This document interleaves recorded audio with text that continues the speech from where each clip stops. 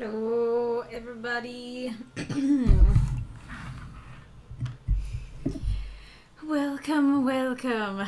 Hello, Ghoulish Misfit, Magistrate Ironlung, and Deathshead 419, Danika Girl. I am Sam is me, Makokam. Mr. Strangely. Welcome, everybody. And Magistrate Ironlung was like, who else is usually here? Magistrate Ironlung's usually here, and there he is. Ahoy!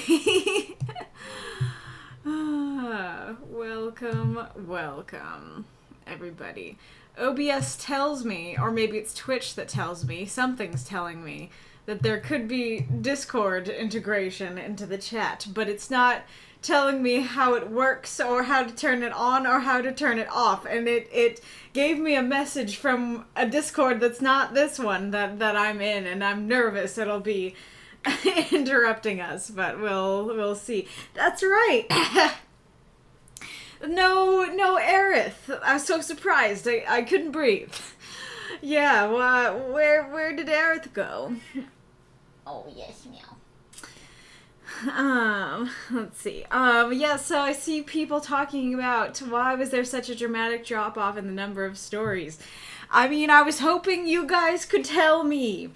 It could be Memorial Day, but I don't feel like that's everything. And I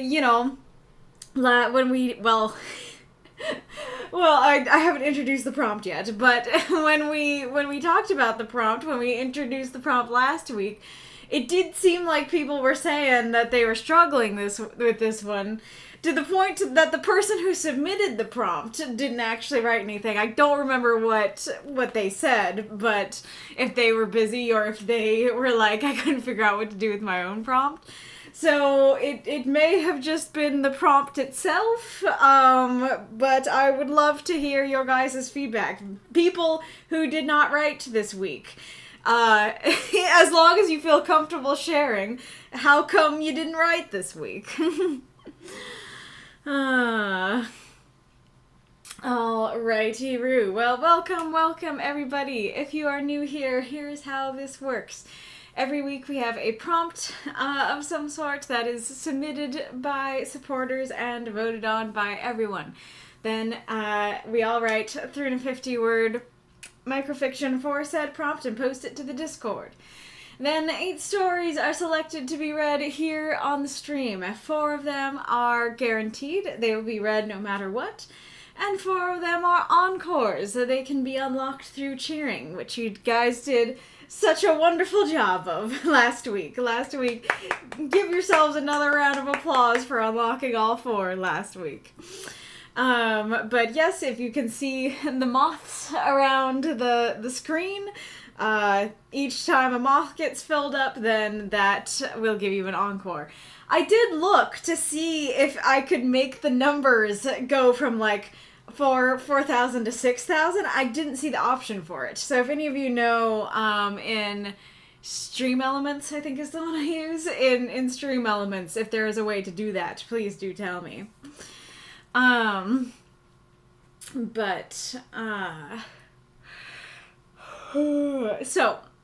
couple things. So we are dog sitting a dog. If you recall, we oftentimes dog sit this little chow chow dog. And so we are dog sitting her again. So my mom is currently at a hair appointment, and so I may need to check in on her every once in a while. If she whines and stuff, I'll need to go down there and like let her outside and stuff like that, so that might interrupt us a bit. Thank you so much for the cheer, Marks. Hello, everyone. Indeed. Doggo, yes.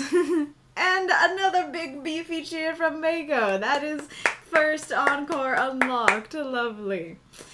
So Deathshead is right that there were exactly 8 stories. I think that, well, not I think, I am. I am gonna do, that 5th supporter one, though, still as only a bonus 5th if we have time. Because A, doggy, B, I was already late, and C, because my mom is feeling lonely and it would be nice to end the stream when I can still hang out with her. I'm gonna have that be the bonus fifth only if we are making really good time, because if I were able to end early today, then that would be very helpful. Thank you for the other big beefy chair, Ghoulish. Another big beefy chair. Really appreciate that. That's all I got for now. This is Mako. Very fair. I'm still a fan of those dark colors I put on those moths. But our prompt for this week was chosen one by accident.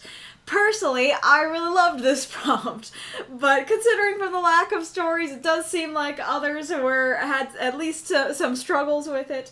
But I enjoyed it, and I will enjoy reading folks' takes on it. Hey, there's Aerith!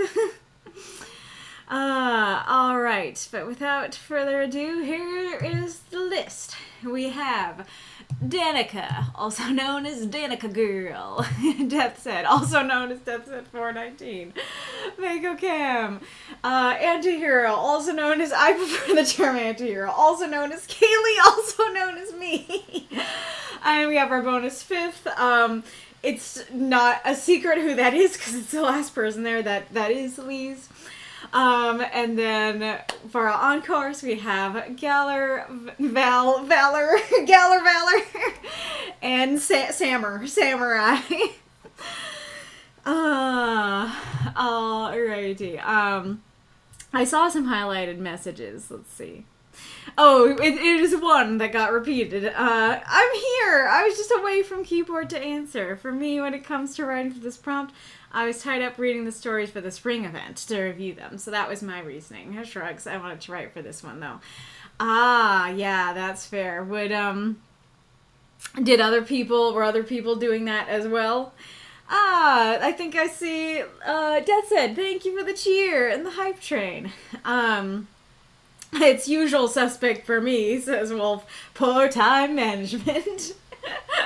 I'm just imagining you looking at a lineup of criminals. It's like, it's the usual suspect. It's that one.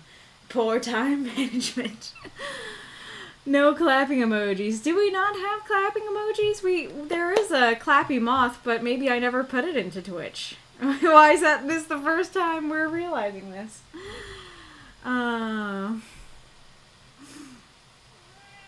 Meow. Yeah, I wonder who the secret one is. Lee, maybe? Danika, oh no. Danika says, I'll be honest, this one I'm disappointed in by myself. I wrote only for the right every day so you can actually get better. Fair enough. I mean, hey, that I appreciate that goal. I appreciate you. Well, not only that goal, but you doing it. You accomplishing the goal. SamRI, Valorai. Valorai does sound like a cool fantasy name. Yep, and I was having trouble with this prompt. But you're someone who did write for it. Right, kitty? Aw. You pretty little kitty. I do have the Switch ready to go once again, so during the ads we will once again be playing a little Hollow Knight.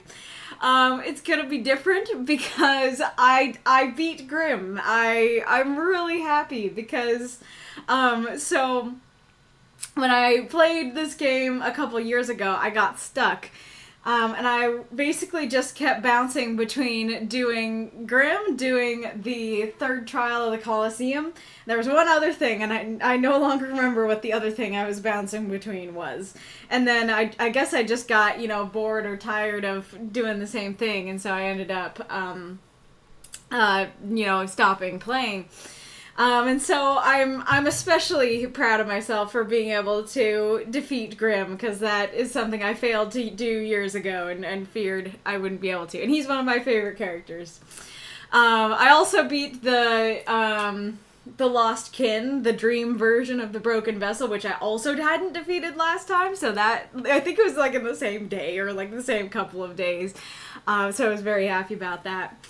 So right now we are working on the Colosseum. I'm nervous because I think that takes a longer than an attempt on Grimm does, but hopefully it's not too distracting just to do those for the ads. But yeah, so you can subscribers can look forward to that. I mean, hopefully you're enjoying it. I didn't get much feedback on those, but I like it. I like it more than sitting around. Well, that it was a successful struggle doesn't mean it wasn't a struggle. And one story was adapted from a scene from a trunk novel. True, but the question we were asking is why people didn't write for it. And so you're basically answering, I struggled, as if you didn't write for it, but you did, you know? So that's all. I'm not saying it wasn't a struggle or anything.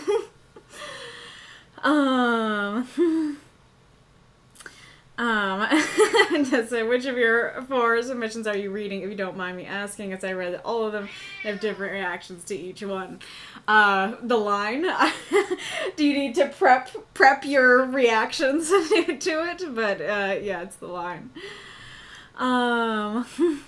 Yes, so with my own story, it is a switch places, where I ask the questions and then you guys answer, so yes, definitely. Yeah, SamRI writing this one down, exactly. Yeah. I don't know. So I guess I'll put this out here. Now I wasn't sure if I should say it just at the end, but I'll say it while I'm thinking about it, just in case I forget. So in the past, many moons ago, Deathshead offered the suggestion to only let people who have written a story for the previous forum prompt, vote in the poll for the next prompt. And I got a chest of something. Nice. So the idea was only let people who submitted for the previous prompt vote in the poll for the next prompt. And my response to that was like, good idea, but that sounds like in practice it would be a logistical nightmare. I still stand by that. However, I think that I might want to try it. Because the past 3 prompts, and maybe it's just been like especially vocal people, but the past 3 prompts, at least one person has been saying, I don't really jive with this prompt. And so it's really starting to feel like the people who actually write for the prompts aren't getting the prompts that they want and that they will write for. And so that is making me want to at least try out, okay, like what would it be like if the people who actually wrote for it are the only ones who can vote for it. You wrote, you vote. I like that. Maybe that's what I can call the channel. You wrote, you vote. And I can actually, and you know, I can see if it is a logistical nightmare or if actually it is a lot easier than I thought it would be. I might, like, there's a lot to it, because, like, I might do, like, a month where we only allow you wrote, you vote. And then maybe, like, the next month I could try you wrote, you vote plus transformed ones. Next, like, you wrote, you vote plus cocooned. Or, you know, stuff like that. I don't know. But I feel like it's worth trying stuff out and seeing if,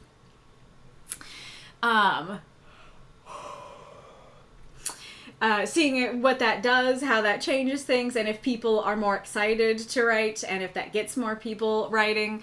If you guys absolutely hate that idea, then speak your piece now.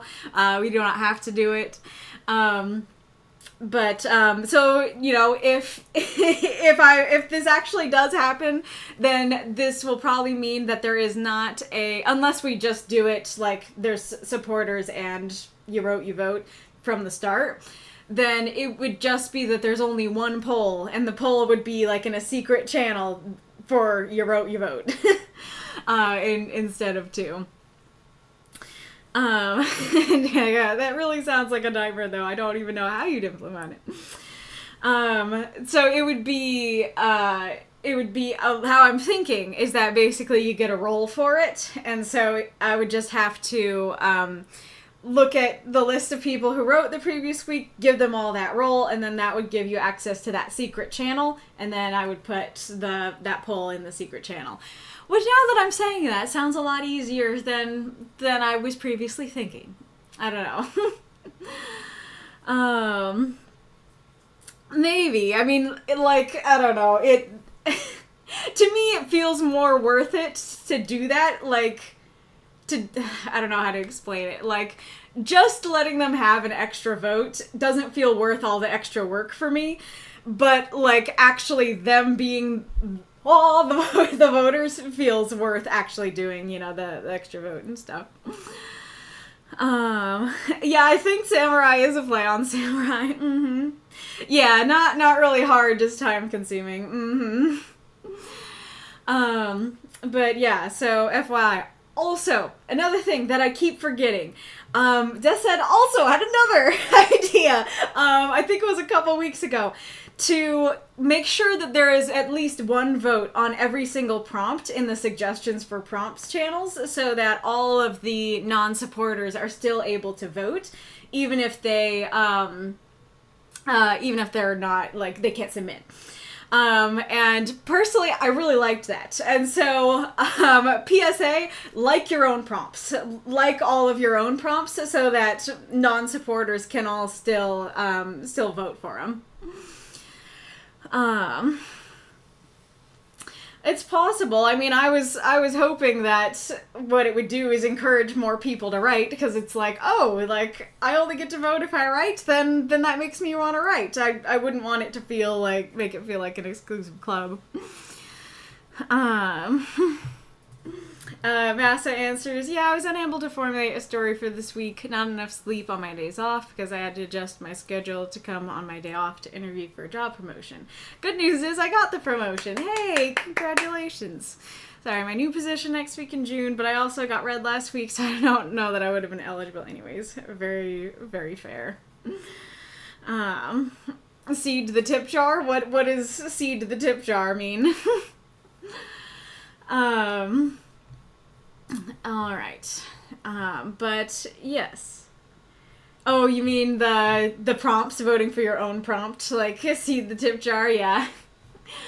Alright. So Danika is here, so we can begin with theirs.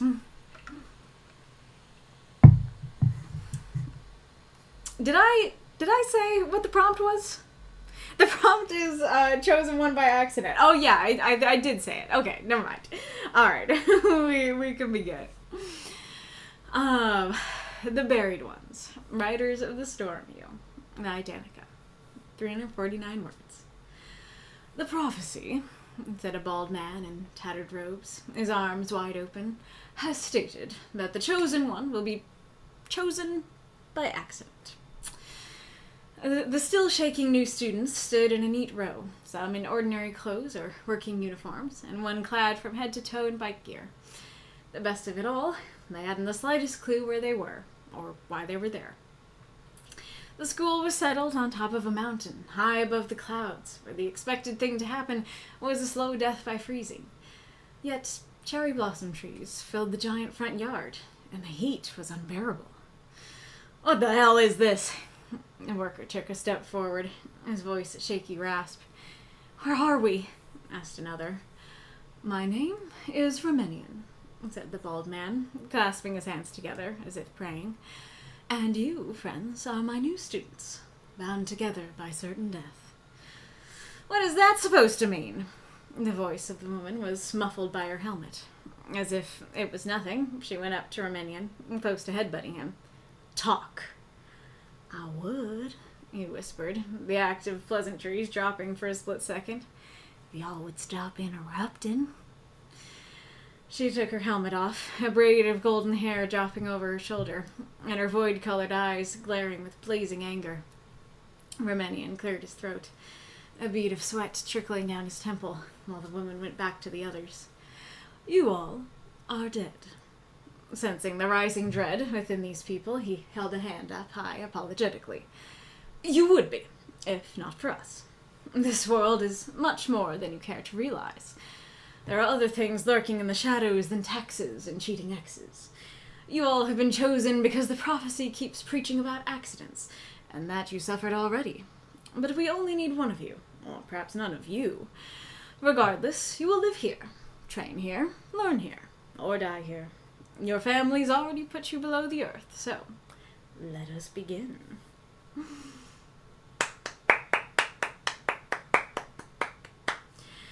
Throw up those moths and monsters, cheer for this story if you loved it.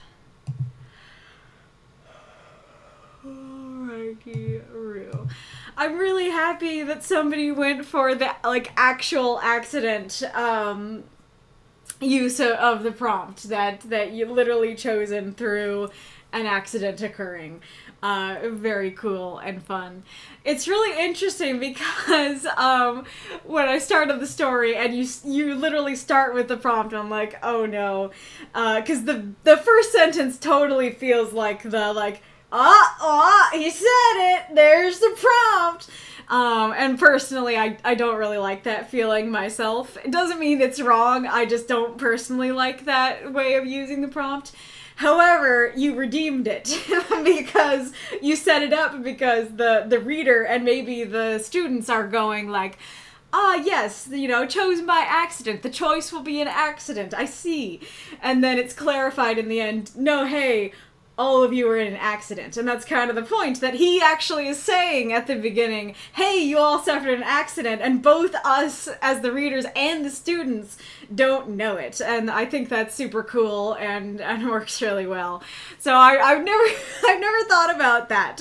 That's a way that you can use the prompt directly and make it work, or at least make it work better by twisting it at the end. Very, very neat. I like the description of the students and how, again, you put all these clues and nuggets that we don't get at first. That it's, instead of it being yes, high school students all in uniforms, it's they're students. Okay, but some are in working uniforms. One is in bike gear. Seems like a motley crew. What's up with that? I think that works really well. I would probably say motorcycle gear, not bike gear. Now, granted, I am in neither world. I am in neither the bicycle world nor the motorcycle world. But when someone says bike gear, I easily think bicycle gear. And so that is not the case. And so I definitely think saying in motorcycle gear would be much clearer there. The best of it all feels a little weird there because, that tends to be used for when there's genuinely something great going on, yeah, there was this party and Janet was there and there was a dog and, well, no, the dog would be the best of it all. Janet was there and cake was there and there were presents and best of all, there was a dog, that kind of thing. And so it doesn't really sound quite right to say best of it all when it's something bad. So I think saying, and worst of all, they hadn't the slightest clue where they were or why they were there. I think that would work better. Or you could just take that out entirely and just say they hadn't the slightest clue where they were or why they were there. And that would work quite well.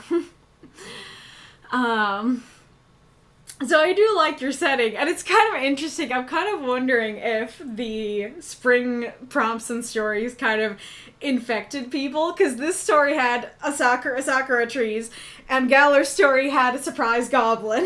So I wonder if that, put these things in people's minds. I do like the setting, and it's very interesting that the contrast of they should be freezing, but they're not, tell you something's really wrong here. Though I do feel like the phrasing here on where the expected thing to happen is a little weird, and it's very hard to describe what makes that so weird. But just changing it to something like, the school was settled on top of a mountain, should be common, high above the clouds. Actually, I think it should be like that, right? The school was settled on top of a mountain, high above the clouds. Where one might expect to die a slow death of freezing, or one might expect to freeze. I think that would sound a lot more natural, but I wish I could tell you why that sounds so much more natural and this doesn't. So if anybody can say, do say. So this one here, despite practicing it last night and reading it like I read it today, reading it as, what the hell is this? And then getting to his voice a shaky rasp and going, oop, mental note, I should make it a shaky rasp. It didn't stick. So I think that I will say about that what the hell is this? While that can be a shaky rasp, it does not sound immediately like a shaky rasp, and so especially because this is so far away, if you just said, what the hell is this, a shaky rasp exited the worker's throat or something like that, I think I would see it, and I would change how I said it. But being so far away, it's too far for me to remember how to voice it, if that makes sense. I like his name. His name is fun to say. I also like your descriptions of him, the tattered robes, his arms wide open, and his, hands together in prayer, almost. Very evocative. I do like the bound together by certain death, because you totally think that it's like, oh, they're all gonna die, that sucks. But then actually it's not. They already died. So I think that's really cool. I'm a little unsure how I feel about the word certain in there, because certain death means, like, death is certain to happen. But then again, does it work to say, like, certain death happened, or, like, death was certain because it already happened? I don't know, I'm a little torn on it. But regardless, I do like just saying they're bound together through death, and it sounds scary for the future, but actually it's scary for the past. I think that's a great little twist. So I like the character of the biker girl, and she is very, like, evocative and memorable and stuff like that. But it also does feel kind of weird that she goes so hard so fast that, it makes sense that she's like, hey, what's that supposed to mean? But her going up to him and almost headbutting him and going, talk, is a little bit odd to me, because, like, he absolutely was talking, like, just the line before hers. And so it would make a lot more sense if either this was the beginning, was the first line, and then they all talked, or he said nothing. It would work even better if he said nothing, and then one goes, what the hell is this? Where are we? And then she'd have to say something different. But she says something, and she's like, talk. Then that could work quite well. But I do like his response there. I am wondering why dropping the pleasantries means he becomes Southern. Now, I don't know if you meant the y'all as just a kind of, I don't know, internet speak sort of thing where people will say y'all, even though they don't have that accent. But it totally read to me like he suddenly dropped into, like, I would if y'all would stop interrupting. Sort of thing. But I do like what he's saying there.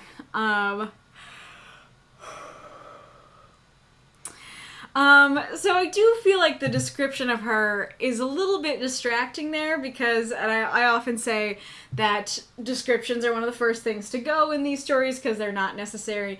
And I'm thinking about it more because, like, you have a description of Romanian, but it really works. Like, it makes sense. He kind of seems, like, wizardy, and you're kind of just setting up that he's, I don't know, he's the teacher. And so I don't have a problem with describing him. I don't have a problem with the students being described. I don't have a problem with her being described earlier. Where is that? Yeah, like up here, like in her helmet and stuff like that. No problems with any of that.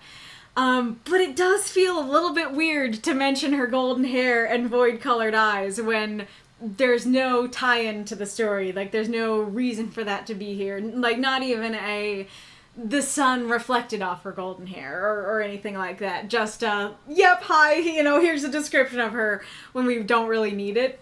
And I think it might be especially, like, take me out a bit, because Void is not a color. At least in my estimations. That black is a color, but void, I would say, is like a thing. A void is an absence. And so it's basically saying her absence-colored eyes, her nothing-colored eyes. And so that doesn't really make sense to me. So it's not bad by any means. It's just like sticks out a bit, if that makes sense. It is interesting that she actually does scare him, and so he doesn't have complete control of the situation. He's not, even though he looks wizardy, he doesn't use like any sort of magic on her to get her back to her seat or anything, so that tells us a bit about him. I do kind of like the, you all are dead. Everybody full of dread, him. Let me rephrase. I do think that's great. I like the description of holding his head, he held a hand up high apologetically. I can totally envision that works really well. I have a little bit of unsureness in the fact that he's like, you all are dead. You would be, if not for us.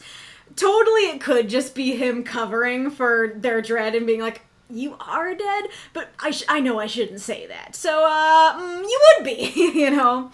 But as is, like, I just kind of take it at face value at, like, oh, wait, no, sorry, you're not dead, but you would be, you know? Like, you're close to dead, you're adjacent to dead, but you're not actually dead. However, he does say that their families put them below the earth. So they're totally dead. So I'm kind of left wondering, you know, what's the situation here? Like, is this the afterlife? Did he grab their souls before they went to the afterlife? Are they zombies? Well, no, they can't be zombies because their bodies are buried. But yeah, like, that's the thing, is that their bodies are clearly beneath the ground. And so what are they is an important question. And, like, it's not that important for me to know within this story itself. But there is a little bit of oddness to going, you're dead, you're not dead, you're dead, you know? But I do like the vibes, the emotion of like, oh wait, hold up, let me correct myself. There are other things lurking in the shadows than taxes and cheating exes. So I do really like there are other things lurking in the shadows. I do really like the taxes and cheating exes. I especially like that X kind of, I don't know that it's alliteration when it's in the middle of the word, but, you know, I like the XX and stuff there. I think that has a great cadence to it, and I like those as examples. However, the two don't really go together in my mind. That I don't really think of taxes as lurking in the shadows. In fact, they're quite out in the open. And, like, cheating exes, sure, while they do their cheating, they're in the shadows. But once they become a cheating ex, they're out in the open. I don't really think of them as being in the shadows, you know? So I like both parts of the sentence, but they don't quite fit together for me. If that makes sense. And then, like I said, I really like how you use the prompt and that you actually use the accident thing. Very interesting that it's like, we only need one of you. And maybe none of you. There are other classes, you know? That would be so, like, I don't know, he tries to give them hope and then dashes it all. That it's like, where are we? What's going on? You're bound by death. Oh no, we're gonna die? Actually, you're already dead.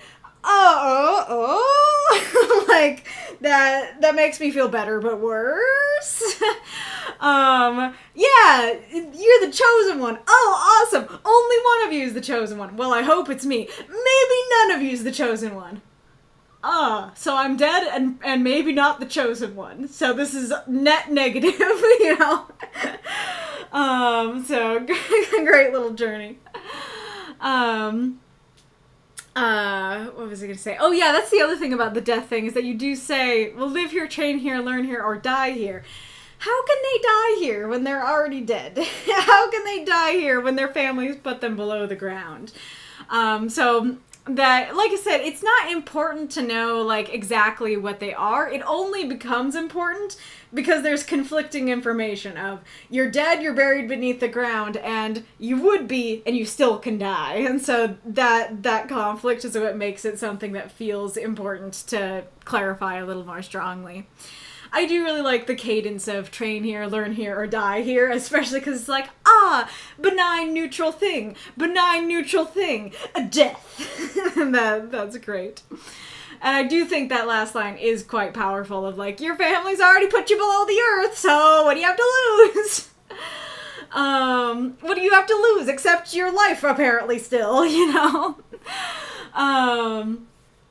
And I do quite like the setting of the classroom and the students, and like I would love to read more in this universe. I don't know if this is like kind of a, because different people have different universes, right? Where some people have a very like clear, cohesive plot of the whole universe, and some people basically write, you know, one-shots, one-offs within the universe. And so I don't know if like this is the continued plot is finding the chosen one from the classroom, or if this is just kind of like, yeah, this is in the same world, but it's just kind of a silly little one-off. But I would love to read more about the characters going through their chosen one training and what this means, where they are, what's gonna happen, who is it gonna be, all that stuff. What was I gonna say? Oh yeah, another thing is that, did I write down more of why I wanted to say this? Where is Danika?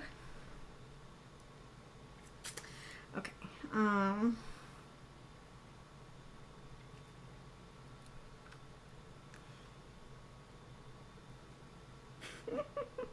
he goes Texan when he drops the pleasantries.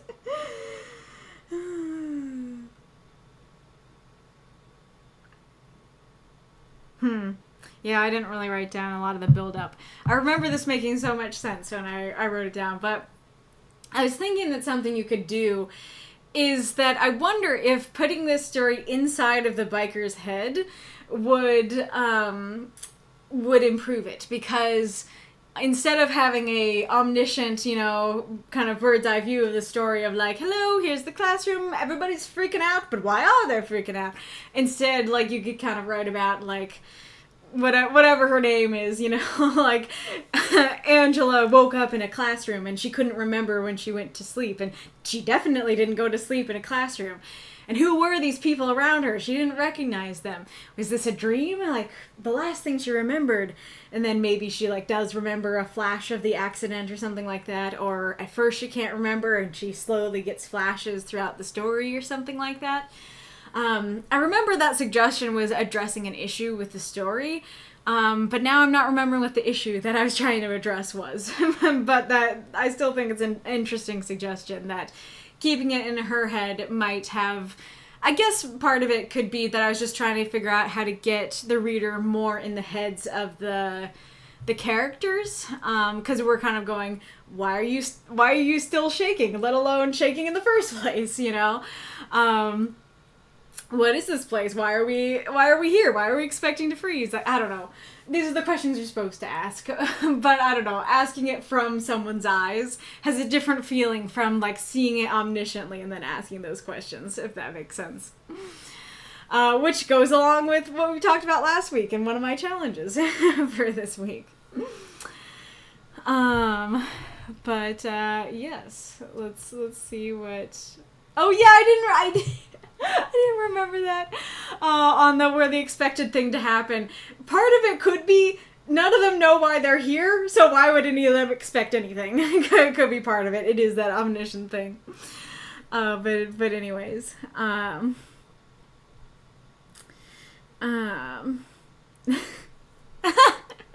Nice. Fear enough. Fair enough. No. Fair.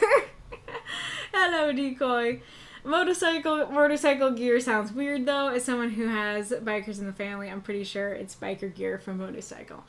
Gotcha. So, okay, well, maybe biker would work a little bit better than bike.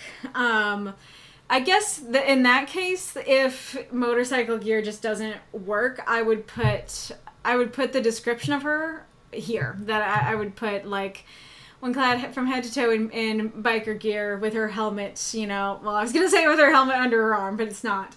Like, I don't know, one looked through the eyes of a helmet, clad from head to toe in biker gear, maybe? Because then it would be clear, like, it's a helmet that goes over the eyes and stuff. I don't know.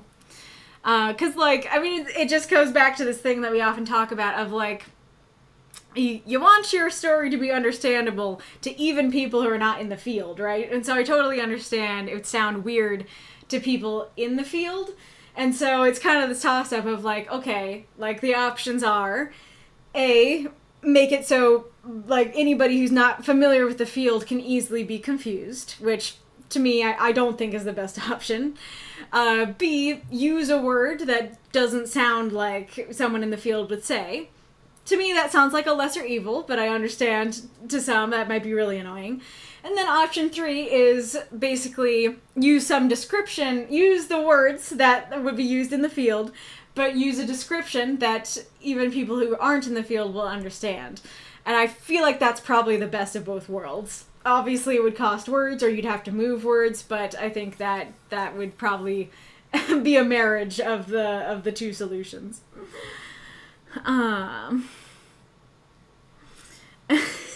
Void color's eyes mean exactly what you imagine. That sounds like you're saying she has no eyes, in which case, colored is not the right word. Because that should be, I don't know, I was gonna say, like, her void of eyes, but that doesn't make sense. It would be like her void of an eye. And saying her eyes were voids maybe is better than void colored, but it still is kind of like, what does that mean? And does that mean that her eyes are like, they are eyes, but they're like endless fathoms? Or does that mean she is missing eyes? I probably would not get she's missing eyes from her void of eyes. But, you know, what did I say? I guess saying something like the void where her eyes should be, that would get across she doesn't have eyes. Yeah, eyes like the void. That would work better. It's just the colored part. You can describe the eyes like a void. Like, even if you do mean they are eyes, they're just like fathomless, you know, space-like things. That works, just not with colored. Just not with the word void colored. But if her eyes basically are voids, then yeah, that comes across. It's like there's space in the eyes kind of thing. Their blackness in the eyes. Yeah, because says voids can be white or black. This is true. Oh yeah, and Ghoulish says, black is the fullness of color, not really a color in and of itself, if you want to be pedantic. Come on, black is a color word. I don't accept that at all. Because I would never make the critique of her black eyes is a problem because black isn't a color. Void is much more of a problem. Like, I don't know if you're basically arguing, well, if you have a problem with void, you should have a problem with black, but you guys can say if you're totally with Wolf here, but to me, void colored is extraordinarily different from black colored. But yeah, Mako said void can be white or black. This is true. I suppose it could be any color. Yeah, great point.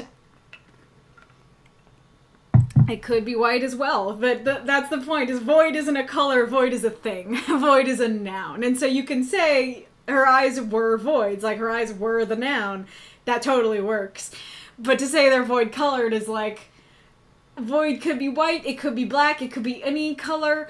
Void is not a color, you know?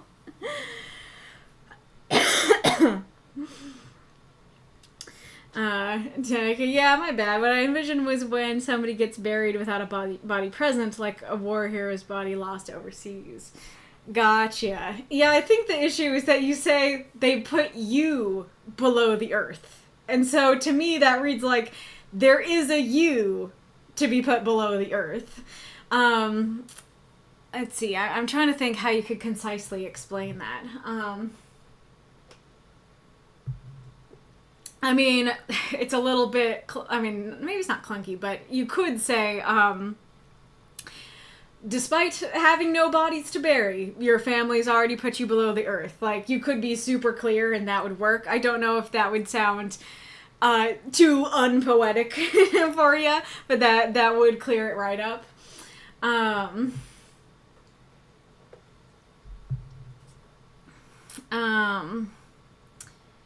Your family's already buried empty boxes. Your family's already dug empty graves. That one might be best. Your family's already dug empty graves for you. That could work. Let's drop the pleasantries. Tears off mask to reveal Matthew McConaughey. Oh, incredible. This one does follow up the prompt of, this isn't how I die. Nice. Yeah, it's okay. It's okay, well. Nothing in the not-so-private chat. Oh. The longer dick. the longer dick. Okay. There are enough hollow tombs in your family's pantheon with your or with your name on it already. Well, I don't think they're all in the same family. Yeah, like, let's see, how could you do that with multiple families? But yeah, I like that phrasing of, like, there are enough hollow tombs already. But I'm not quite sure how to connect it to exactly what you want it to do.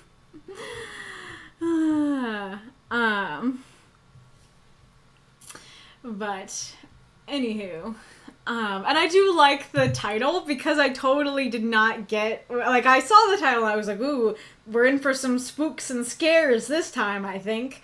And then I kind of forgot about it as I read the story, and then I got to the end and I was like, right, the title. Actually, come to think of it, while I still stand by that I like it, the title could have contributed as well, because if they are the buried ones, that means they're actually buried. That sounds like they're buried. And so then when you add to it, they put you below the earth, then it sounds like you're the buried one, you're below the earth, rather than you're not actually buried, you know? Yeah, so I guess just saying, like, your family's already put you in hollow tombs would work just fine. But anywho, a very fun story, Danika. I would be very curious to read more of this world. Alrighty-roo. It is time for the Deathshead, the head of death.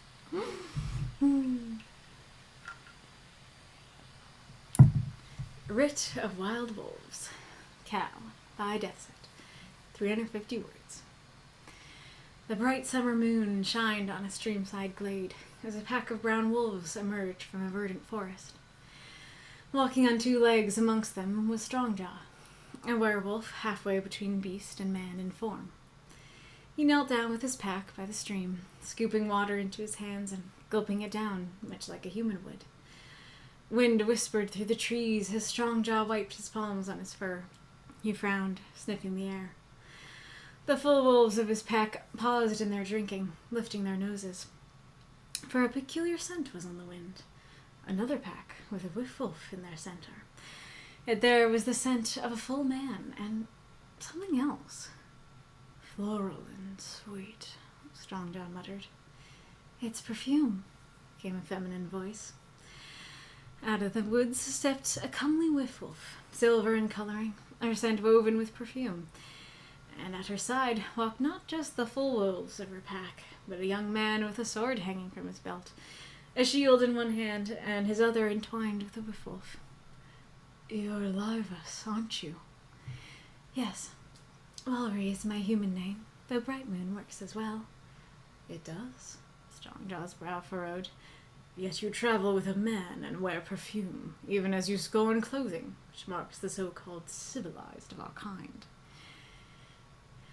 It is warm out this night. It is warm out this night, and I like the scent of flowers." And she stopped across the river from him. With a laugh, Bright Moon kissed the man beside her. Grinning, she said, "And why not take a gallant knight as my mate?" The man grinned, caressing her. "Surely you didn't come all the way to my stream merely to cavort with your mate." "No," Bright Moon said, fixing him with her golden, glowing eyes. "I want to gather all were, whiff, and man-wolves together, that we might drop an accord." "And your packhead agrees?" "Happenstance has left me the strongest Livas," she replied, her expression hardening. "So you propose a kingdom for wolves," Strong John muttered, thinking, "and a queen to go with it." Throw up those lots of monsters. Cheer for this story if you loved it. I just saw the flower allergy struck another victim. Amazing. Yeah, I'm so sorry. I think that's the first time I've ever full-on sneezed in the middle of a story. Thank you for the cheer, Deathshead. Oh, I totally missed that you said, "Can we please skip to the next one?" I'm so sorry. But are you okay discussing it or what? Thank you for the cheer, Ghoulish.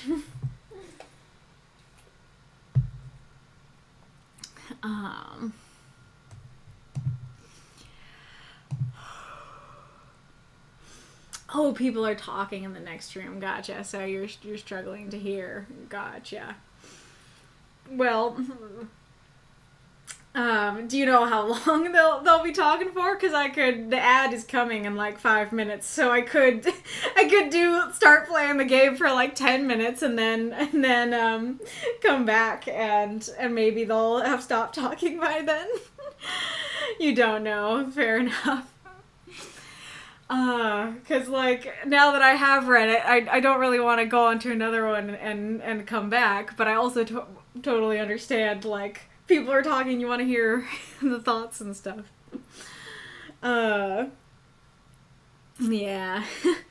You know what? Let's just have a little fun. Let's just do a little extra Hollow Knight time while we're waiting for Deathshead, and then after the ad comes around again, then we'll start talking about it. Okay.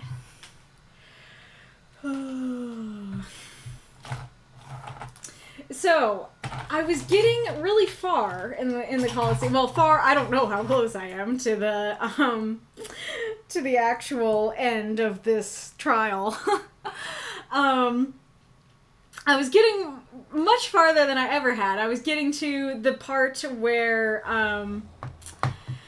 the bars close in, and then there's like an aspid and those, you know, missile flies and stuff like that in there. I forget what the last one that I had landed. Oh yeah, I think the last one I landed on was with the ones that shoot 4 in that enclosed space. I think that was the furthest I've gotten.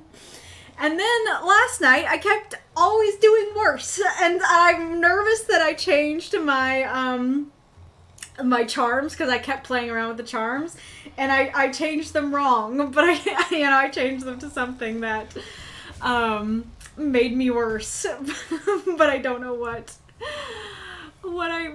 the charms I did good with were. Oh no. OBS, come back, please. There we go. Yeah, so right now I have these ones on. I need Mark of Pride, and I need Sharp Shadow. Those are the 2 non-negotiable ones. I tried using it without Mark of Pride, and granted, now I'm like, was that one of the ones I did well on?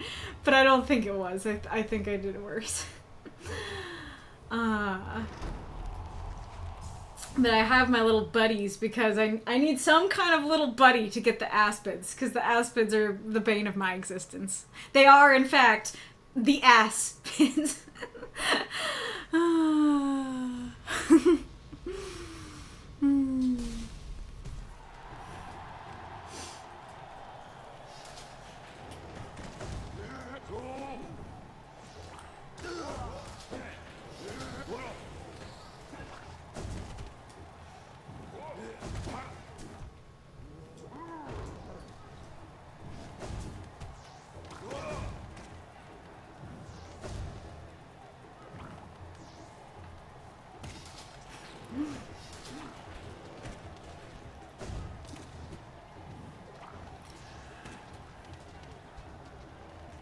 And if you do not know this game, that little orange guy is an aspid. Oh, I got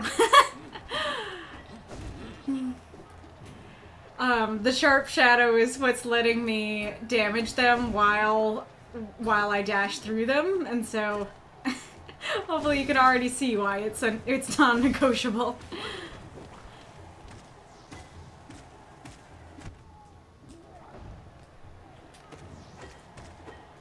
Oh. My little dude messed me up.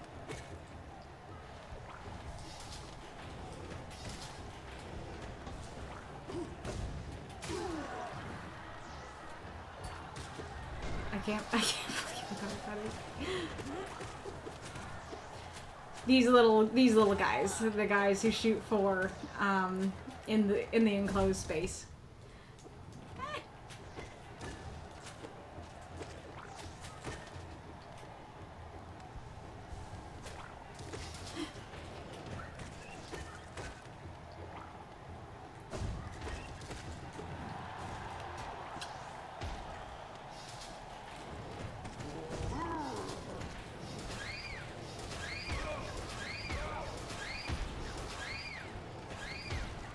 I am curious, how many of you know and like this game, and how many of you have no idea what is happening? Because I thought it was pretty popular, but... I mean, it might still be popular, but... You know, that doesn't mean you guys have heard of it. You watched it played a few times, nice. Why am I going up here? Oh, I was gonna say, did I see 2 ads? I guess I technically did, because I saw the preview for the ad. These guys are annoying. They're not hard, even though I am getting hit by them. They're not hard, it's just... they're just annoying. I just want to get them fast, and then I run into them. And I'm careless, because I know that I can get soul from them. Well, that was more careless than usual.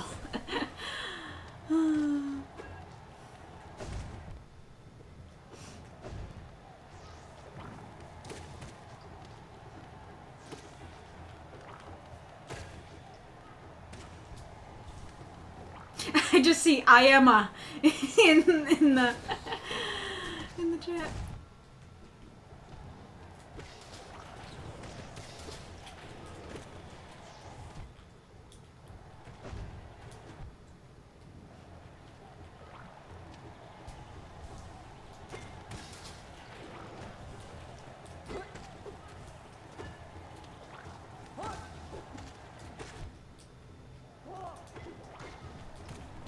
Thank you, Shield. Appreciate it. That is soul. That was enough soul for another life. I do think it's really funny they try to get the centipedes and then... Oh wow, I think that's the fastest they've killed one of these guys.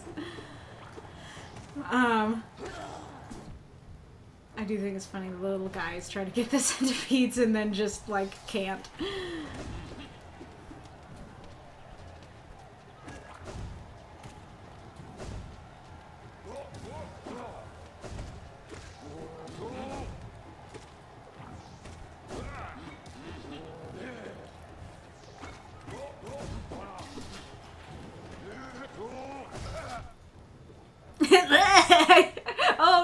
Oh no, my dashing is all off. Okay, good sir. Throw your thing. Let me heal. Oh, throw your thing. Oh, I had no healing left.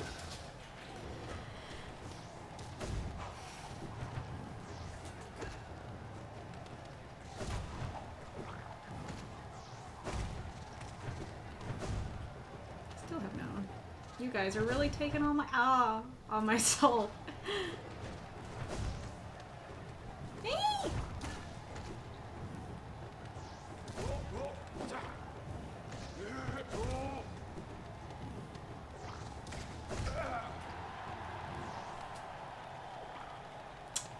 This is not as many lives as I want to have at this point.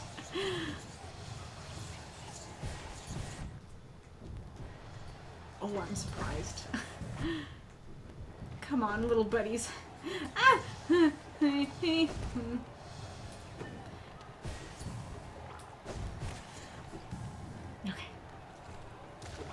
Ah, shield! I wanted that soul! Did you do it again? And then you did it! I need that soul! Ah!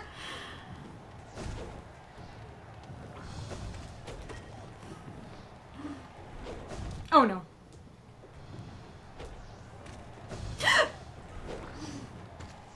Ah! Well, I think it's time anyways. How's the chatter in the other room, Deathshead?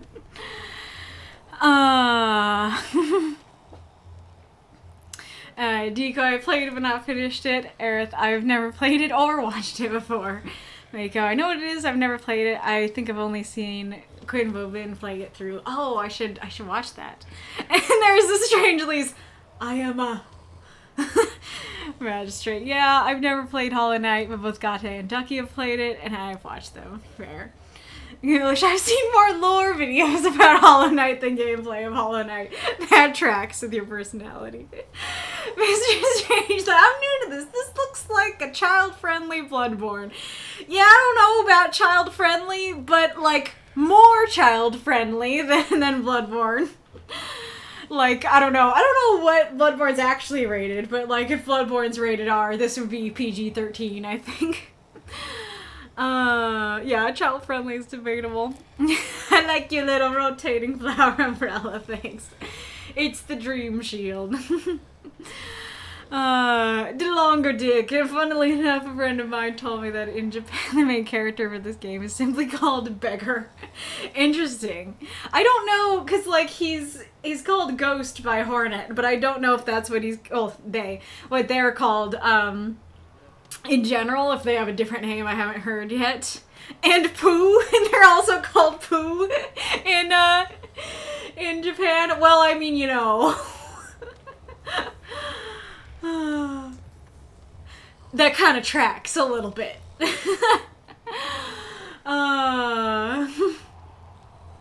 Okay, Deathshead says, I'll try to concentrate.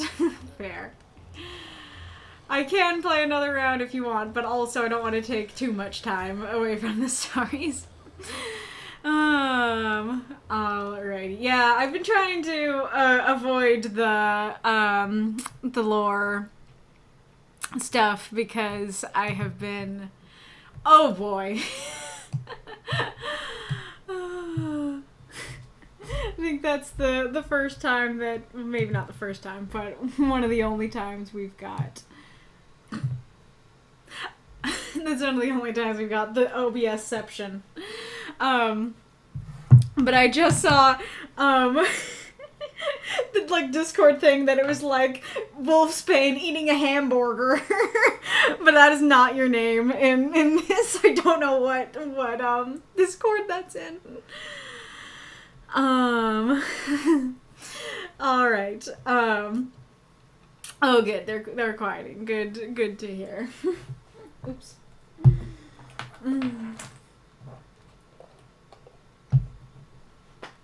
Okay. So yep, your setting is very beautiful and great. As always, very evocative. I can really imagine it. Very interesting how like he has this combination of human and wolf mannerisms that he like uses his hands to pick up the water. I like him like wiping his palms on his fur. That feels like a great integration of wolf and man, that a man would be like wiping their hands on their clothes, but he has fur, you know, that kind of thing. And then again, great imagery on the there's a peculiar scent, and he immediately is able to recognize exactly what's going on, what it is. There is kind of an element of, you know, saying that there's a peculiar scent on the wind and knowing that he's at least part wolf makes me feel like the scent's pretty far away. And so it seems a little weird that, like, she's, like, right next to him. That kind of reads like, I'm getting something. Like, I'm smelling something on the wind. I think it's a whiff wolf, and And there's also a man? And maybe some other wolves. And then she's right there. And like, hey, like, you're not smelling it. I'm right here, you know? Well, you are smelling it, but I'm also right here. So I do like the, like, fluid transition from the scenes. The scene of him, you know, at the river to, or stream, I guess, to, like, her talking to him and stuff. And so it's hard to figure out how you'd fix that without adding too many words. Like, you'd have to either just not have her reply, because I think if you had her just walk out, you know, then that might be a little bit better, because it's like, okay, he smelled her from off. Okay, there she is in the shadows, and rather than like she's right behind him talking to him, you know, kind of thing. But so that could maybe be an option, even though I like the line. You could make it seem less like it's far away, or actually you could put it first. That might be best. That if that if you said something like, you know, bright summer moon shined on a streamside glade as a pack of wolves emerged from a verdant forest. Oh, yeah, okay. Walking on two legs amongst them a strong jaw werewolf halfway between beast and man in form. A peculiar the full wolves of his pack paused and they're drinking from the stream. Did you say stream? Yeah, streamside glade. The full wolves of his pack paused and they're drinking, lifting their noses, for a peculiar scent was on the wind. Another pack with a whiff wolf in their center. Yet there was a scent of a full man and something else. Floral and sweet, Strongjaw muttered. He knelt down with his pack by the stream, scooping water into his hands and gulping it down, much like a human would. Wind whispered through the trees as Strongjaw wiped his palms on his fur. Maybe, I don't know, that there is an awkwardness to that, because this does flow very well of like, yeah, here he is by the stream, he and his wolves drink, some wind goes through, there's a scent. You know, that does make more sense than what I did. I was just basically trying to, like, have it be scent goes first. I guess, okay, maybe I'm overthinking it. Maybe it would be best just to do, like, there was a peculiar scent on the wind.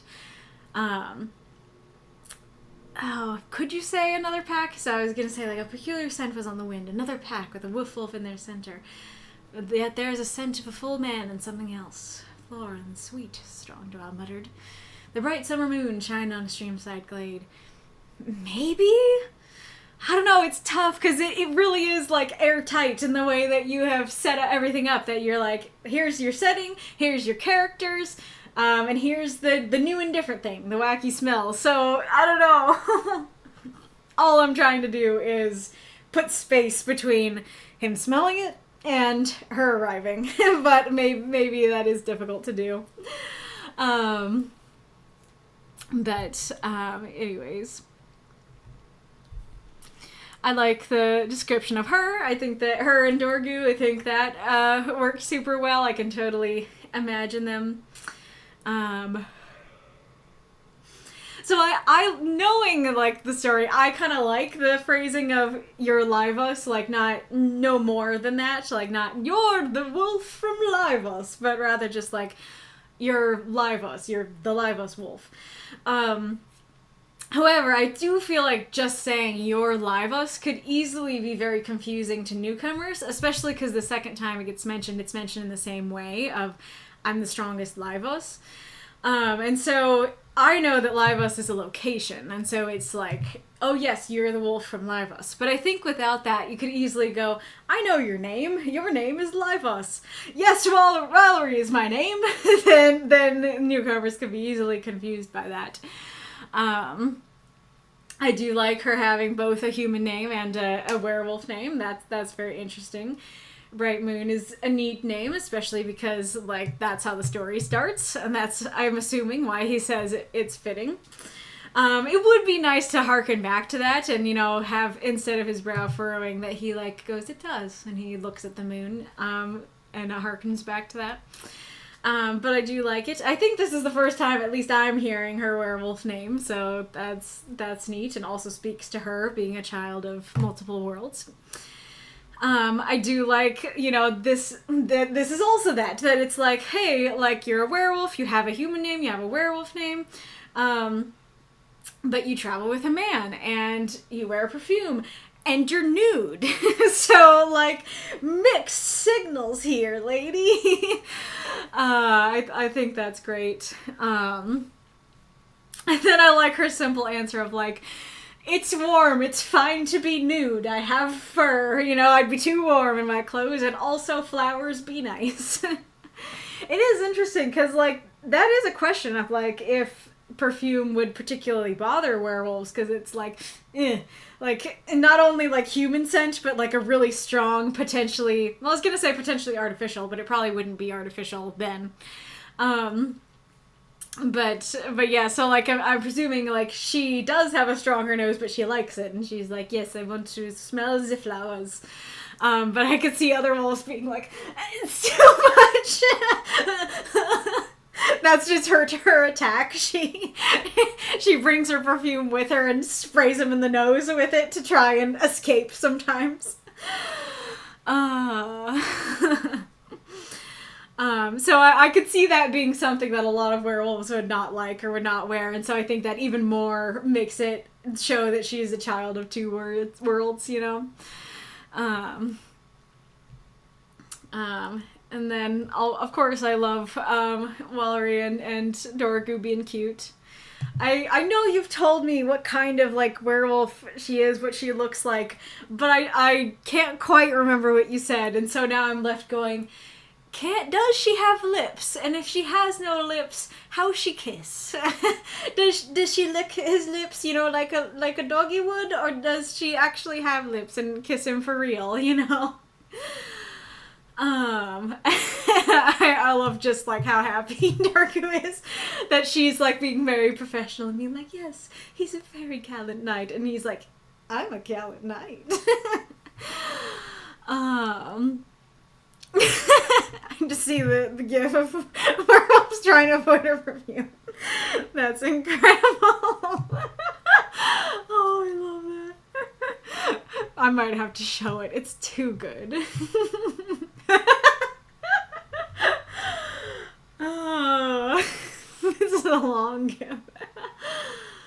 Oh, I love it. It's so good.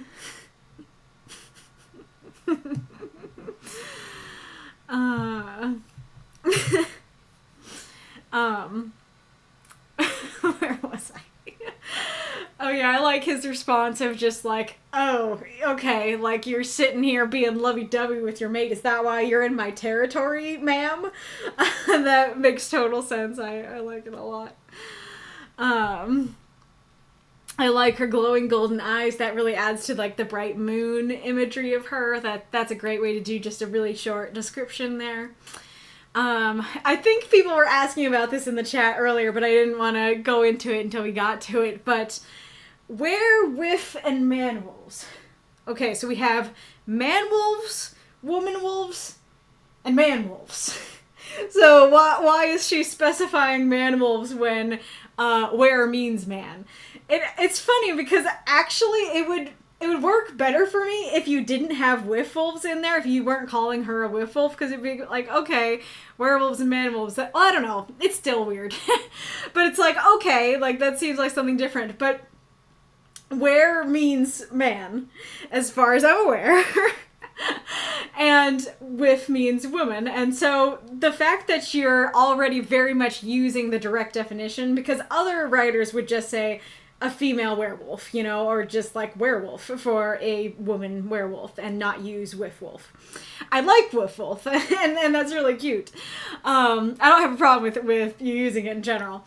But the fact that you use the definition, because if somebody was just like, yeah, like a werewolf and it's a woman, a werewolf and it's a man, then it might be like, okay, like, we have werewolves and we have man-wolves. They're not using the traditional definition. Like, were might mean something different to this author.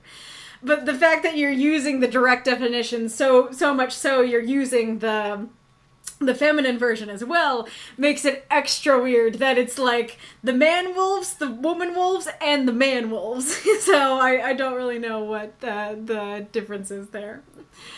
Also, my sincerest apologies. I wasn't sure if you'd like the joke if I just dropped this gif under the story. But whenever I hear we might drop an accord, I think of Melina going, "I offer you an accord." One is more manly than the other. Yeah, the werewolves are the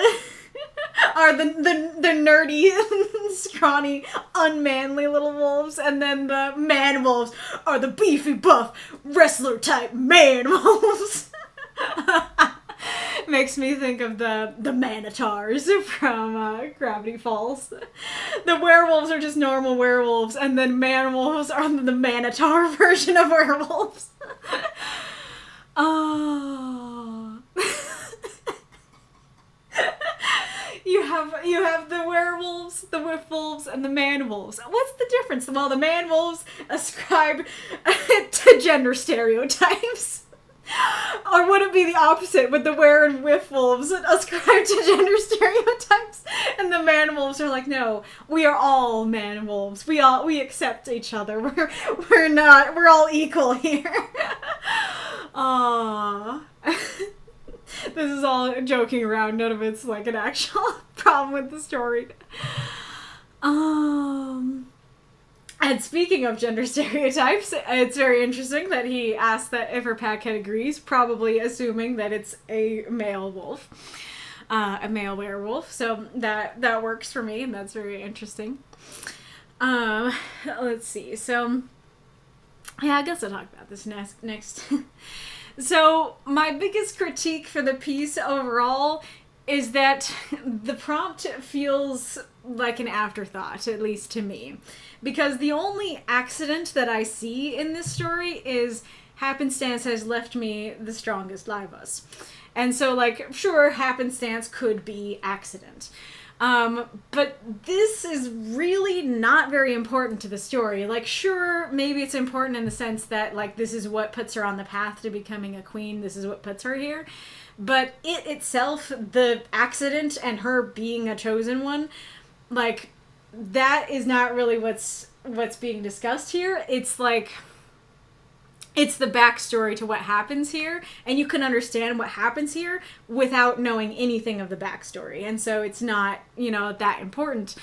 And so it feels like the story as a whole doesn't really fit the prompt very well, because there's just like a line in here of like, yeah, there was an accident and I'm strongest, I'm the chosen one sort of thing. And the thing is, like, I know you struggle with this prompt, but, like, I feel like, let's see if I can remember them, but I remember saying in the council that I was like, I can think of 3 uses of the prompt within this story, like, with this story premise, that would be stronger than this. And so, let's see if I can remember what they were. So, I don't know if I'm remembering what I was thinking of yesterday, but, one could be that you could make this really the point of the story, that you could talk, at least have her talk more about it, him ask more questions. You could have her be the viewpoint character and her kind of be thinking about it and thinking like, oh wow, like I can't believe that I'm the strongest Livas now, because of this accident that happened. I think that would really work.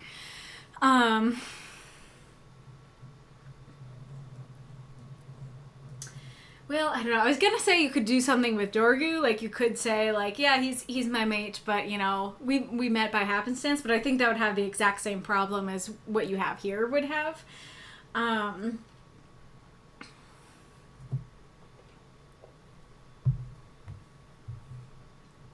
Oh, it could be, like, her choosing him. Like, her choosing Strongjaw, or, like, choosing to go to him first. Yeah, like that could be just like a single line, but it could totally work, where at the end that he could be like, am I the first person you're talking to, the first werewolf you're talking to? And she could be like, yes. And he could go, why did you choose me? And she could just be like, you're just the first I came across. And I think that would work because, like, sure, there could be an element of, like, okay, maybe it feels a little bit tacked on at the end, but that's, like, the point of the story. The point of the story is that she came to him. And so if you had that be like, yeah, I chose you, but I chose you by accident, you know, then that would work really well. Or like, I was looking for your predecessor and I came to you, or something like that. So, was there anything else I was thinking of with it?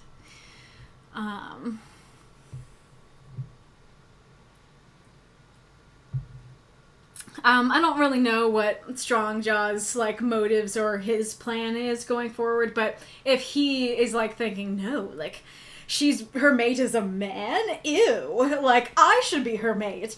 Then you could have him be like, yes, I'm choosing her. She's mine. You know, and you could go for, like, the choosing thing at the end.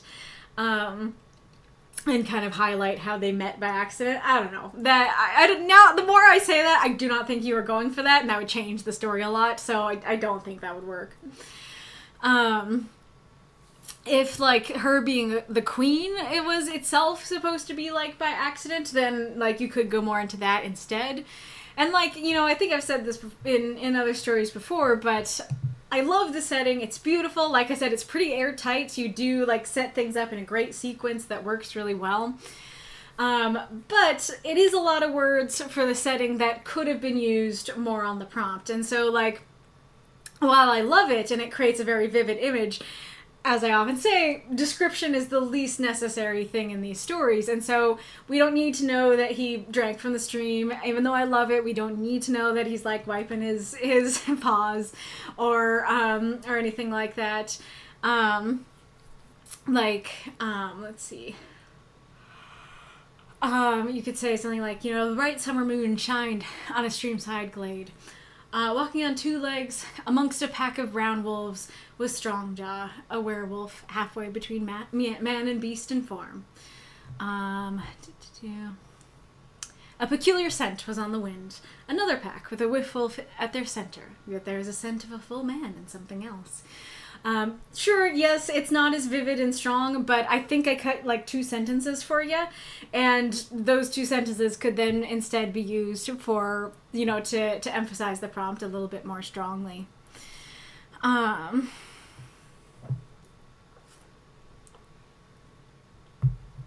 But going back to the end here, so I'm very curious about this idea. It very much thinks of, like, Pirates of the Caribbean and like Elizabeth becoming the queen of the pirates and stuff like that.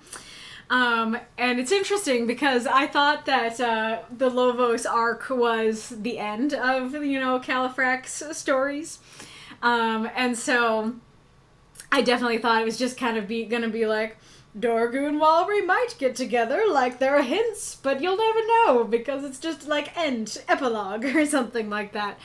So it's really interesting that not only are we getting, like, more stories for them, confirmation about Walry and Dorgu getting together, but actually, like, a new arc being introduced of, ooh, there's gonna be a queen of the werewolves and stuff like that. I'm very curious as to why the werewolves would be cool with this. Because presumably, like, werewolves being, like, you know, in some way part wolf, I would assume that they're more in tune with their animalistic and territorial instincts and stuff and sides. And so it seems odd to me, because you probably couldn't go to, like, your dog or like 2 dogs who have, like, their backyards and be like, all right, but this dog is the queen dog. And she has dominion over both your yards. They'd be like, no, this is my yard. What are you talking about? And so, like, obviously, werewolves have more intelligence than just like, this is my yard. But I feel like, you know, and I might be completely misunderstanding how your werewolves work. But I feel like a werewolf would have enough wolf in them to be like, I want my territory. Like, I get that humans have, like, kings and queens, and I get there's merit to that, but no, this is my yard. You know, this is my place, and I want it. Like, something deep inside me needs to have my yard. And then, like, I especially feel like they'd have a difficult time accepting it being Walry, because, as he pointed out, like, her mate is a man. And I feel like a lot of them probably wouldn't really be cool with that. And she'd be wearing perfume and having human names and doing lots of human things. And so I would guess that the werewolves would be like, if we're gonna have a queen, we want her to be all werewolf all the time. Like, okay, if I'm willing to give up my yard, I need the queen to be full, all werewolf all the time. All wolf all the time. So I'm curious why they'd be into it. Now, granted, you did not say he was into it. He was just like, interesting.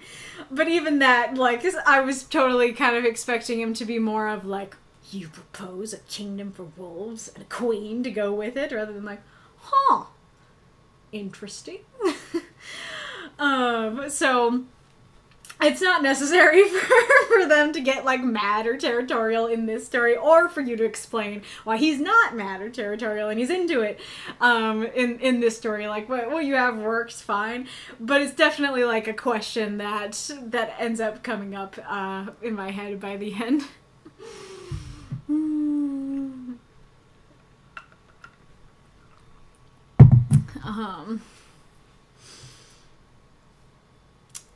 Well, let's see what folks have been saying.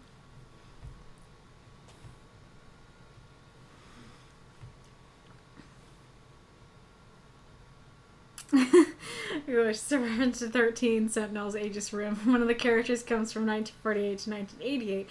He likes hamburger steak, which he calls hamburger. Nice. And I'd lose the injection of her speaking. Oh yeah, for you just take it out. Fair enough.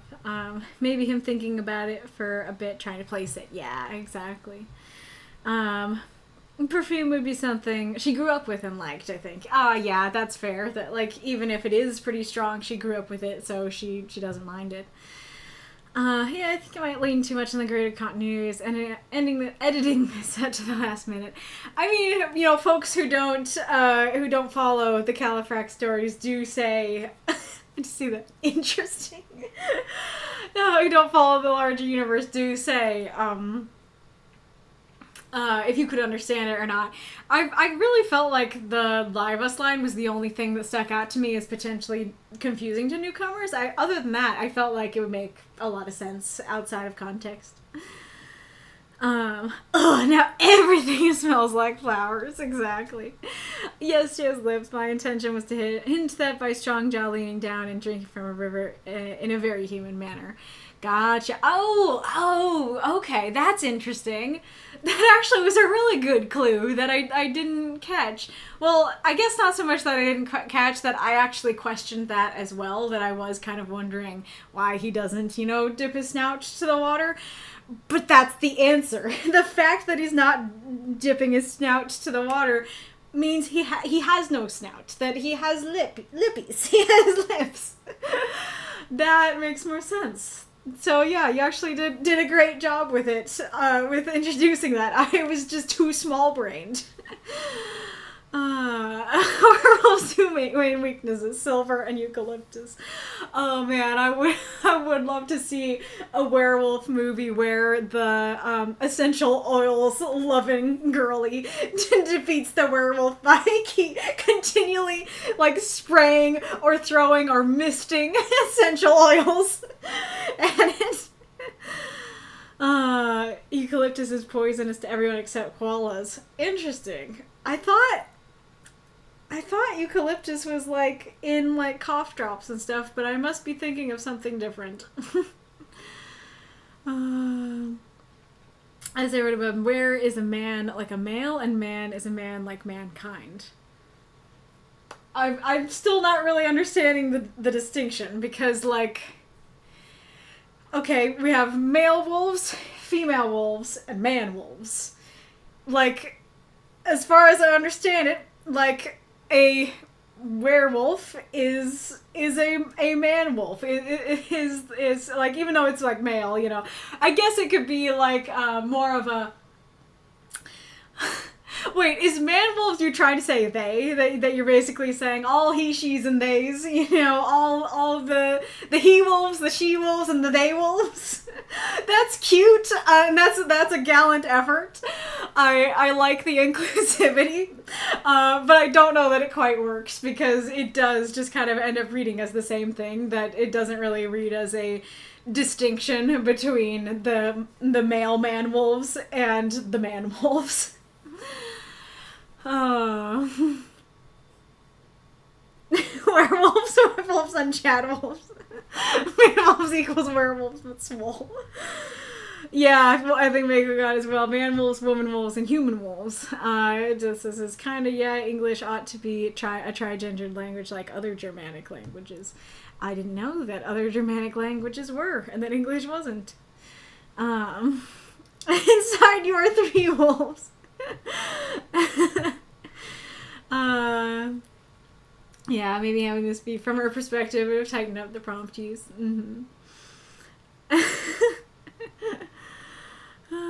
It's the end of Califrac's story. At this point, Wallery, Dorgu, and Pasoran are established and intrigue me enough that things will continue with them.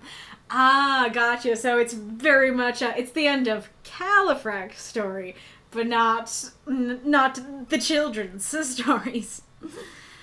I think it was that strong that I was curious where Wallery Bright Moon is going with this, and so I was willing to follow along for now just to see what happens. Gotcha. Is that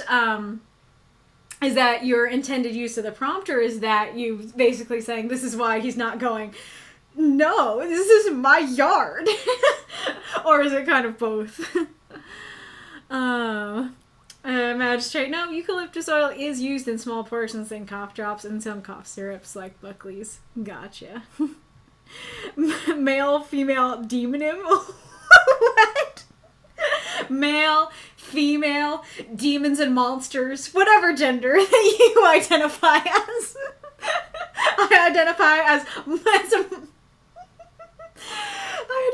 a monster. My pronouns are D and Mun. Yeah, like Englishman, Englishwoman, and English,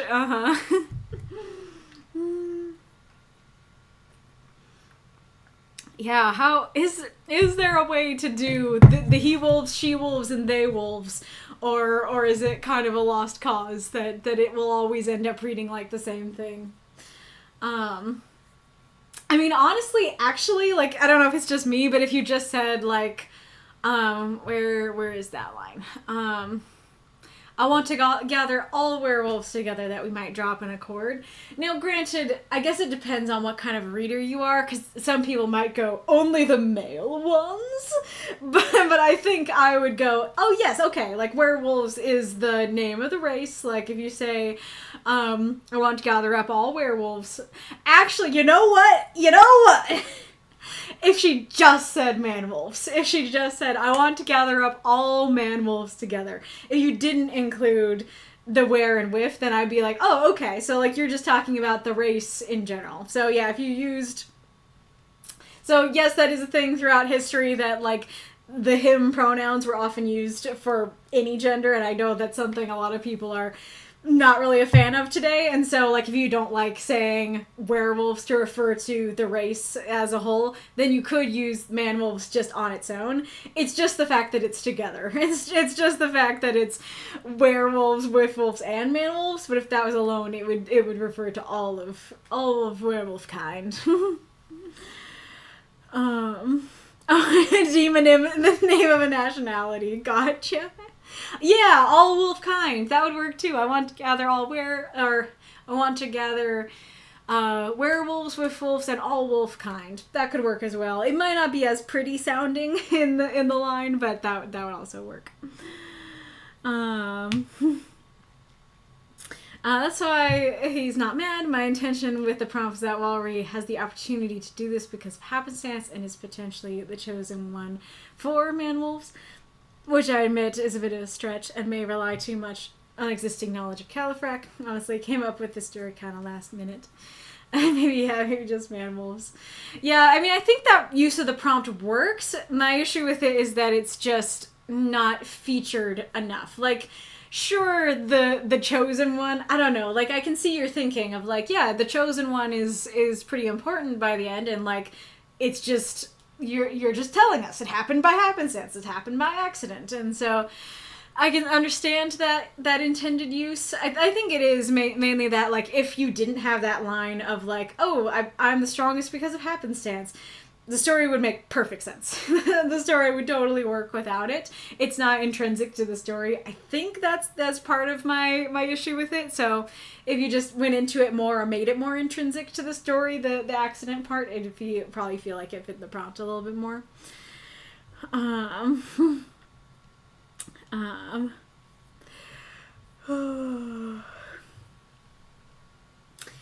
Alrighty-roo. Well, this has been very fun. Very, very much enjoying the cute wolfness. I too am liking the continuation of the journey.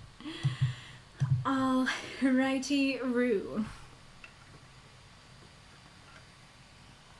Let us go on. Thank you so much for submitting. Let us go on to Makokam's story. The one. Chronicles of the Dragon. Berri. By Makokam. 350 words. The reporter sat down across from a woman in a busy coffee shop. She had large eyes and soft curly hair. She also had cat-like ears, but they were hidden beneath a knitted hat that passingly resembled a raspberry. Her jacket practically swallowed her, which was probably the intent of how she slouched in her chair. Despite, or perhaps because of, her recent online fame, she seemed intent on remaining unrecognized, if not unnoticed.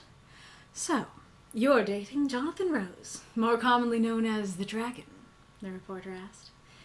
Have been for a long time. So, you spend a lot of time with him? He shrugged. He moves around a lot. We spend a couple months together each year. Do you feel like you know him well? I can think of only 2 people alive who might know him better. And who would they be? If you don't know, I'm not telling. And she stuck out her tongue. The reporter made a note to look more into the stepsister and any connections with the World League of Protectors. Have you known what he was the entire time? She shrugged. Not exactly. Not at first. But I had a good idea. So what made you decide to reveal your relationship with him? When everyone found out about him, there were tons of comments about how hot he was, and people saying how they wanted to be with him. So I wanted people to know he was taken. By posting provocative pictures of you with him online? She smirked, settling deeper into her chair. Nothing quite says the most feared and dangerous man on the planet is yours than slapping a leash and collar on him. So you believe he's faithful to you? I believe he'd burn the world for me. They made some notes. And you're not bothered by that? Her expression soured. You'd have to get to know him. They changed topics. How did you meet? I was being chased by psychos who wanted to kill me. She smiled wistfully. And then he appeared out of nowhere and killed them.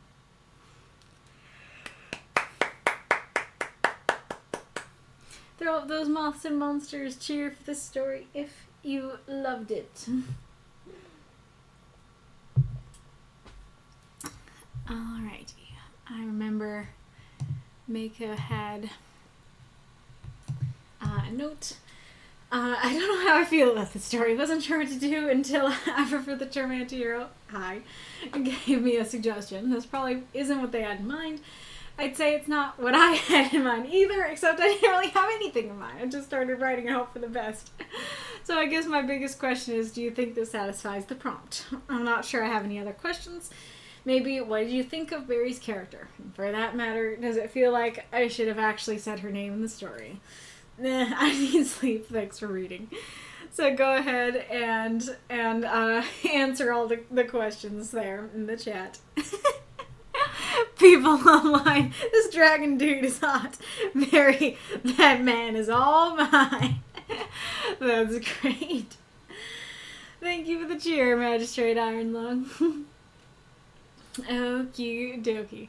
Well, I quite enjoyed the story. I mean, I am the one who gave you the idea, and you know I love Berri, so of course I'm gonna enjoy it. Oh, what accent is that? Of course I'm gonna enjoy it. Is that like New Yorker? Oh. But anyways, so I like the setting. I like the setting of the coffee shop and the description of her and everything like that. Sounds like New Jersey. Gotcha. But there's also like a hard to identify clunkiness to this beginning part, and I'll see if I can try to identify it. But I'll talk about the thing I can identify about the first paragraph first. So she also had cat-like ears, but they were hidden beneath a knitted hat. This is interesting because I want to say my critique of she can't, or not she, they, the reporter, they can't know what they can't know. That if the ears are hidden by the hat, then we're not seeing the ears. But the ears were assuredly in the provocative pictures online, and so the reporter can know, yes, she has cat ears, but they're under the hat right now, and like that is something you would genuinely be thinking in that situation. And so it's really interesting in that way. However, I actually think the bigger problem with that line is neither of those parts. The problem is that it's not important. The problem is that it's not at all important to the story to know that she has cat-like ears. And so, especially with the fact that, like, there's kind of there is this a bit of clunkiness of, like, she has cat-like ears. Okay, imagining cat-like ears. Loading cat-like ears into imagination. But they were hidden beneath a knitted hat. Do you have X-ray vision? Like, genuinely? Maybe it's just me, but when I read that, I'm like, okay, she also had cat-like ears. Yep, imagining cat-like ears. Here they are, but they're hidden beneath a knitted hat. I totally envision like her Berri hat, and then like an X-ray into the Berri hat where you can see the ears underneath it. That might just be me, but yeah, like. I do think that at least switching it and at least going like she had a knitted hat that passingly resembled a raspberry. The reporter knew that she had cat-like ears hidden underneath it. Like I do think that would work a lot better. But I also feel going back to Manchars.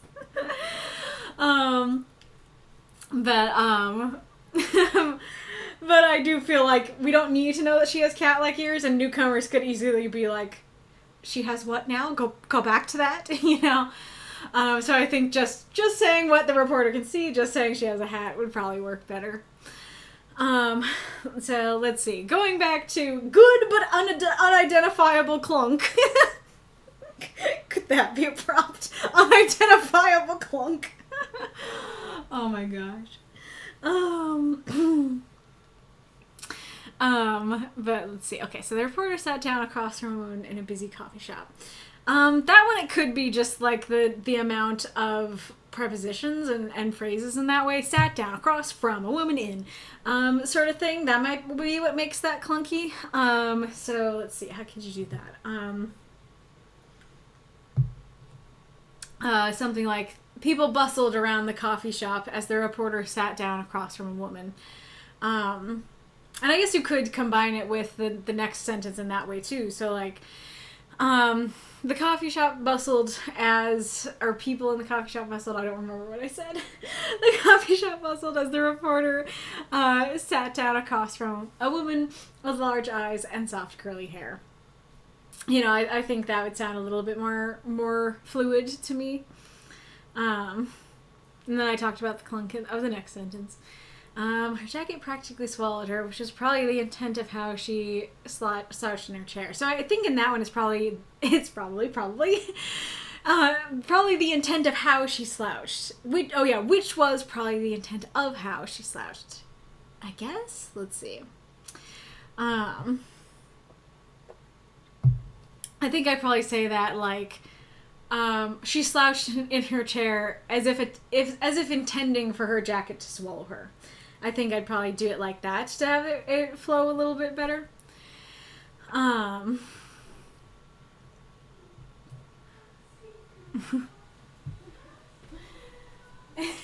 don't know if you could hear her, but that was my mom getting home and saying hi to the dog. And then, you know, despite or perhaps because of, it's clunky, but intentionally clunky. That one's meant to be that way. And then I guess, like, so she seemed intent on remaining unrecognized, if not unnoticed. I don't know, it's interesting because, let me think. I think something like, despite or perhaps because of her recent online fame, she seemingly didn't want any passerby to recognize her. I think I'd do something like that. I don't know what exactly is about this that like doesn't quite, I don't know, it's weird because like it makes sense in the sentence here of, hey, she's had some online fame, so she doesn't want to get recognized or noticed in public. That makes sense. But it kind of ends up reading like, I don't know, like an oxymoron. It ends up reading like, she's super famous online and thus doesn't want to be recognized and unnoticed. Rather than like, oh, she's famous over here, she wants to be unnoticed over here. It just kind of reads like, she's famous over here and she also wants to be unnoticed over here, if that makes sense. Like, just, she's generally well known and generally doesn't want to be noticed, which seems to conflict. But I don't know exactly why it has that vibe, except for the fact that you don't have the words in public there, which also could maybe be how to fix it. Let's see. Despite or perhaps because of her recent online fame, she seemed intent on remaining unrecognized, if not unnoticed, in public. I do think that would help. I do think it is that she seemed intent on. That has a little bit of clunk to it there, and I am being rather nitpicky here. So I do still think that my earlier suggestion of, you know, despite or perhaps because of her recent online fame, she seemingly didn't want to be recognized by passerby. You know, I think that'd be a little more active too. Like, instead of just saying like seemed intent, it would be like watching the passerby and not wanting to be recognized, you know, kind of thing. I don't know. It's weird because, like, I don't know. Then you can always tell me if I'm being too harsh. But yeah. But I think I was mostly noticing the clunk in my practice last night. That I felt like I was really tripping on the this first paragraph here. And, like, granted, it could be me, it could be my own tiredness and stuff like that, but I do think that making things more active and stuff like that would polish it up a bit. I like the framing device. I like the story of it being an interview with a reporter. I think that's great, and I think you introduce Jonathan as the dragon right away really well. Like, we don't really need to know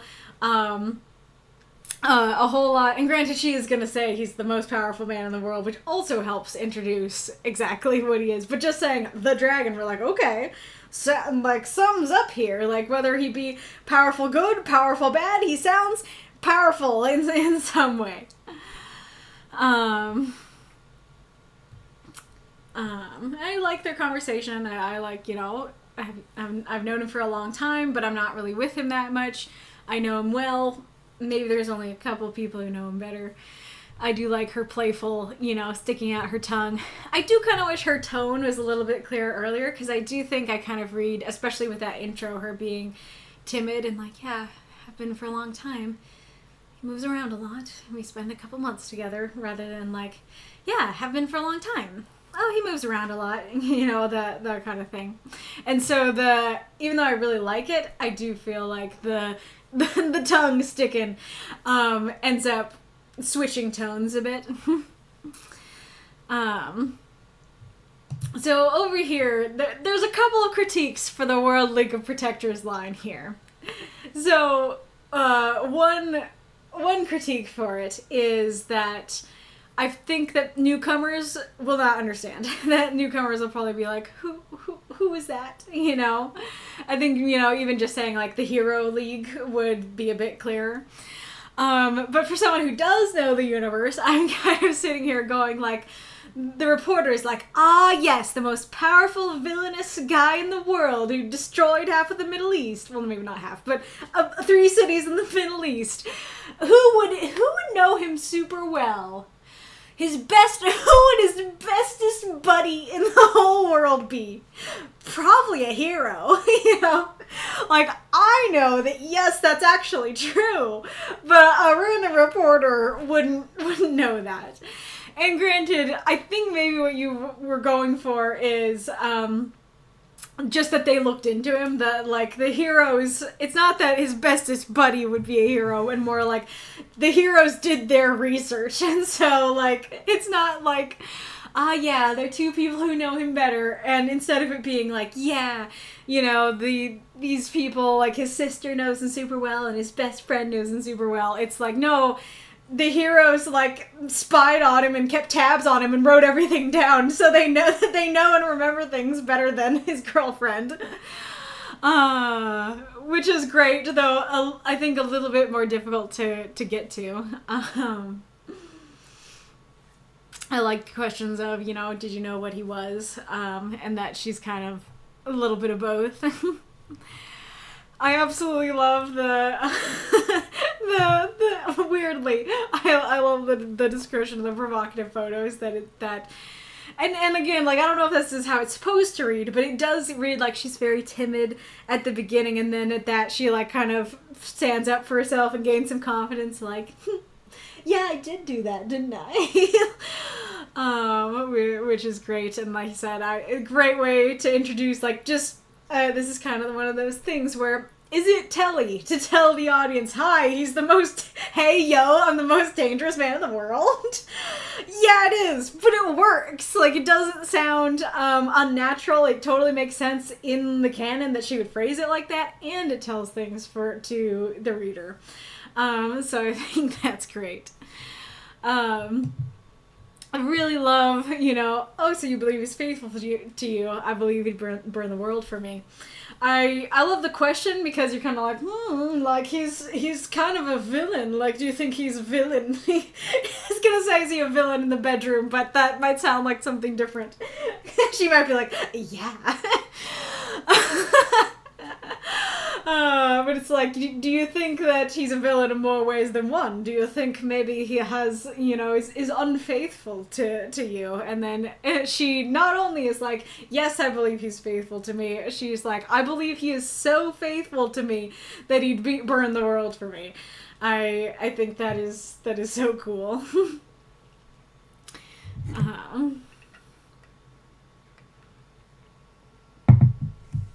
And then, like, these 3 lines are my favorite lines in the piece, and they all flow really, really well together. So you believe he's faithful to you, I believe he'd burn the world for me, and you're not bothered by that? Then it's like, yeah, I believe he'd burn the world for me. And that is something that, you know, you might just say as a romantic hyperbole in a relationship. But I do love it when it's, like, a real threat. It's a real thing, and then the reporter recognizes it's a real threat, and it's like, you know, that's a little bit concerning to me. How about you? And I do especially love that, you know, I know the characters, and so I know there is an alternate universe where he does burn the world. And guess who's the reason? Guess who he does it for? Her. So it's especially cool that it's like, this is not just hyperbole or, you know, romantic sappy speak. It's extremely real. It is exactly what would happen. I think I've talked about this before. I could probably go and try to find it because I now have the physical copies, but in the manhwa of Who Made Me a Princess, there's like a wizard character and stuff like that, and the princess, I think, kind of sees like the future where everything's burning, And he's like, like, okay, what would lead to a future where everything's burning? Like, I don't think that the villain, in our story would burn the world. That's not really what his MO is. Like, he wants to be the king. He's not going to burn his kingdom and stuff like that. And so he's thinking, he's like, I don't think, he'd burn the world. But I would. But I would if she died. And I was just like, oh, that's so cool. Oh, that's so... this is the man that you want. This is top tier. And so I love the idea. I think it works really well here as well. Well, hey, it's getting to be ad time, so maybe I can go look for the book while it's ad time instead. Yeah, I do have a lot to talk about the last bit, so, well, let's do it. I'll go grab it.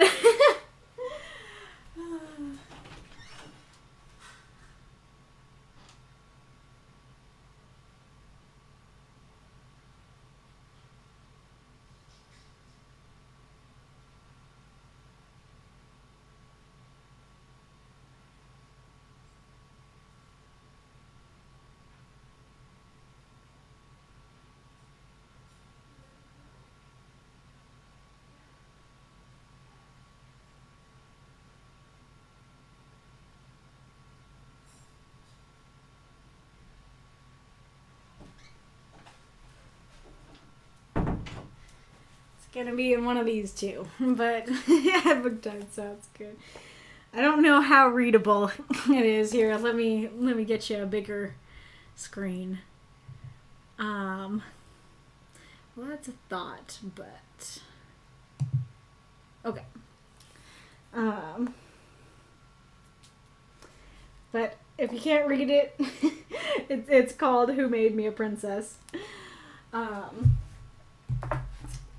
Let's see. Can I find you?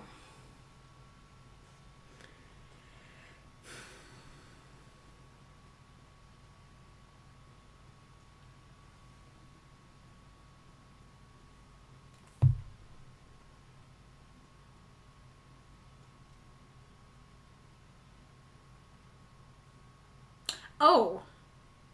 No, it's not this one or that one. It's this one or it's that one or the one after it. So we'll see if it's in this one, and if it's not, it's in the one after it.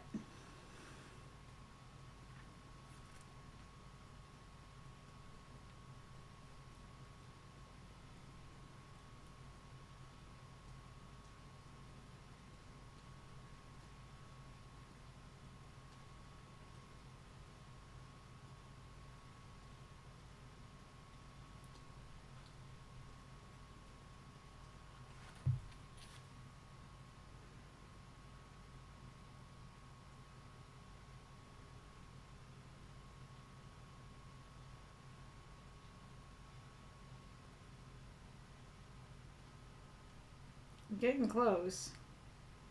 This is the scene where...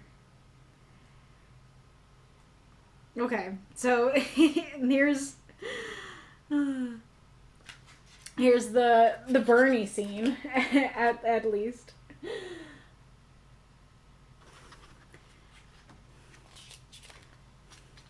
I do love that shot, especially contrasted with the blue on the other page. This is making great wallpaper.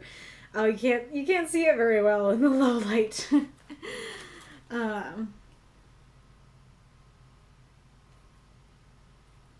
Okay, so there's what she saw. There's the line. There it is. Let's see.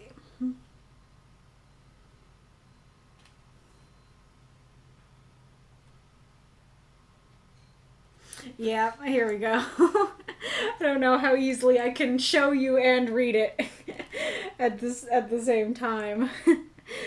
But yeah, so Lucas, I had a dream. The palace was all black and burnt to the ground. Absolutely nothing was left. The palace? Did a revolt occur? It seemed like all of Obelia had burned down. I don't have a good feeling about it. Do you think my dream was a prophetic vision? That, for example, the late Emperor will instigate war if we fail to help Daddy? Well, even if he did, would he really burn down all of Obelia, given it's his empire to rule? Oh, that's true. So there's that page. The glare.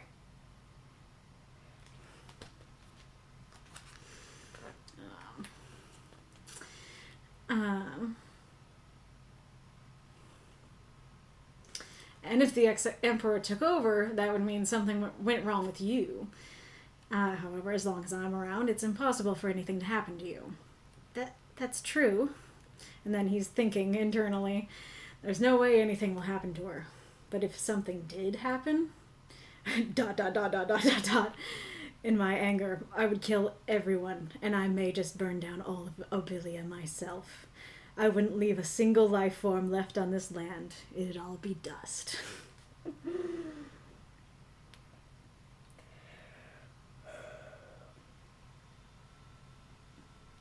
I think that's pretty much... Yep, that's pretty much it. But, yeah, so there's the line. But it's especially neat because... Wait, let's go back.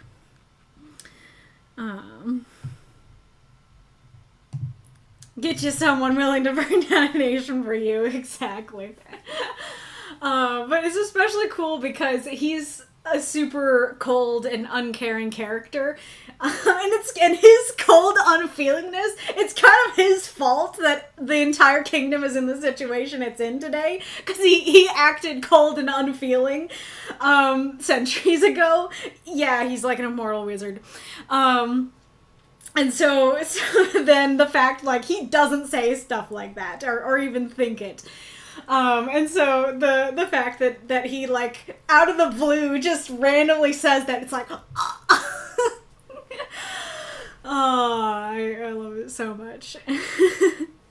Cool, yay, yes. But, anyways, okay, so as for the ending, so they changed topics.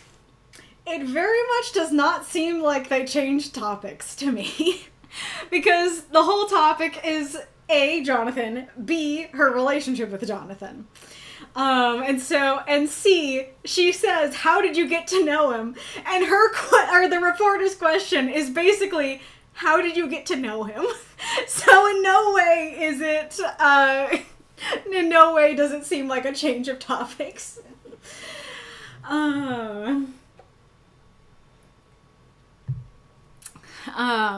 But as for,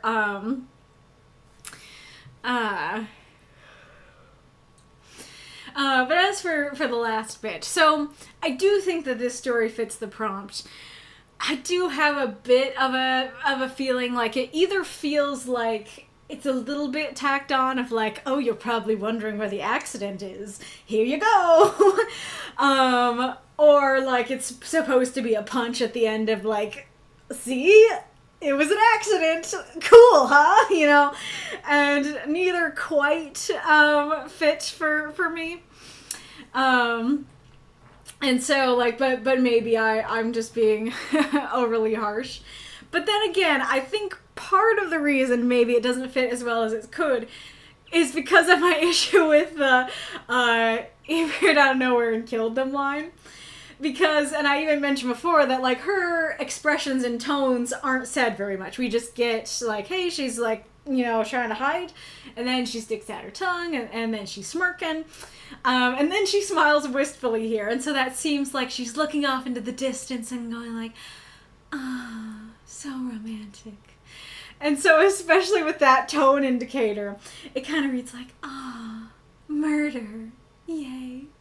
And it's like, cool that you're alive, cool that he saved you, but no yay murder. Like, let's not yay the murder. Like, the saving you was romantic, not the murder part, though.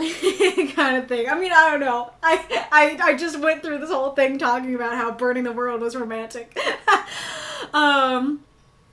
But but the thing is that, like, I think there are a couple ways to still do this idea, but make it work better, at least for me. One is just add the word first. That if you just said, I was being chased by psychos who wanted to kill me. She smiled wistfully. And then he appeared out of nowhere and killed them first.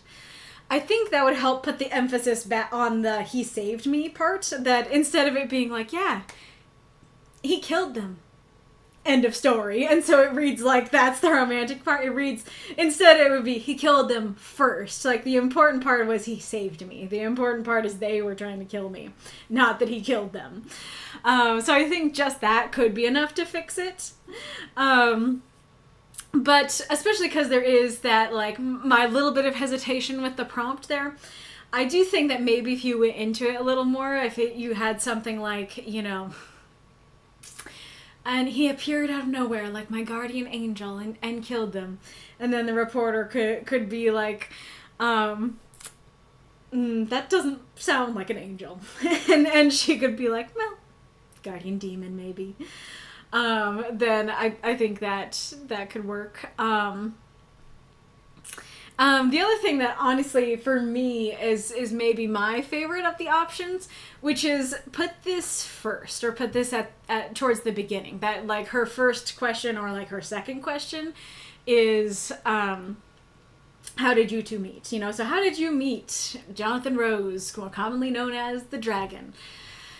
Well, you know, I was being chased by psychos who wanted to kill me.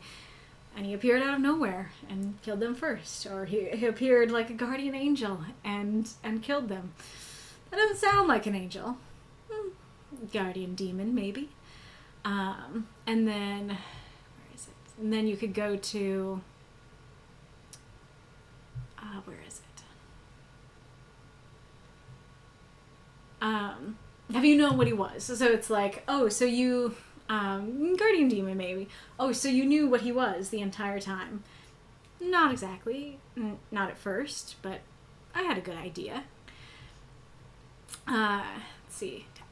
How long have you been dating him? A long time. You spent a lot of time with him? You know, I think that would work super well, and starting with it, I think would help the prompt feel a little bit more integrated, that instead of it being like, you were looking for the prompt, there it is. Instead it could be like, hey, we met on accident. And then the whole story, which is the chosen one part, and the chosen one part is great. The chosen one part works really well. That it could be like, here's the accident, here's the chosen one part. And then I think that would make the prompt feel more thoroughly meshed into the story, if that makes sense. But again, like, maybe if you did just end with like, oh yeah, guardian demon maybe, or something like that, then then, oh, what was my train of thought? Then maybe that would fix my complaint about the the prompt use. I just saw my comment. How romantic! He murdered.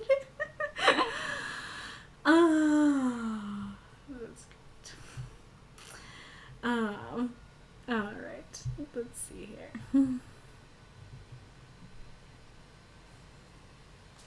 Alright, I kept wondering if Berri's comment about the pictures is literal, that she had Jonathan wearing a leash and collar. Yeah, it was literal, she did. Regarding the cat ears and hat, aside from letting people know Berri's a cat girl, I just thought it'd be something the reporter would notice. Well... The thing is, it's not noticeable right now. Like, you could, you know, like I said, if you did the switch that I offered before, and, like, you had the reporter notice that the cat ears were covered, that the reporter notices, she's wearing a hat. Oh, but, like, I guess that's to cover her ears that I saw in the picture, you know, something along those lines. Not that exactly, but something that conveys that idea. That would work. But as is, it reads like he's noticing the cat ears through x-ray vision. You're like, he's noticing the cat ears, but the cat ears aren't there to be noticed.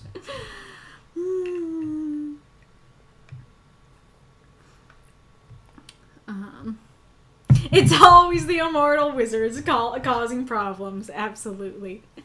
Save the princess, save the world. Exactly. See, that's the other thing I really like about it. That it's like, you know, and fitting with this prompt of like, you know, that main characters can kind of have this syndrome of, like, even if they're not a literal chosen one, that it's like, but they have to survive. They of course they have to live. And I love the idea of, it's like, no, they have to survive because because Wizard will burn the world if she doesn't. So it's like, it's nothing about, like, what she does and how she has to be the one to save the world. It's just, we don't want to deal with him, so keep her alive.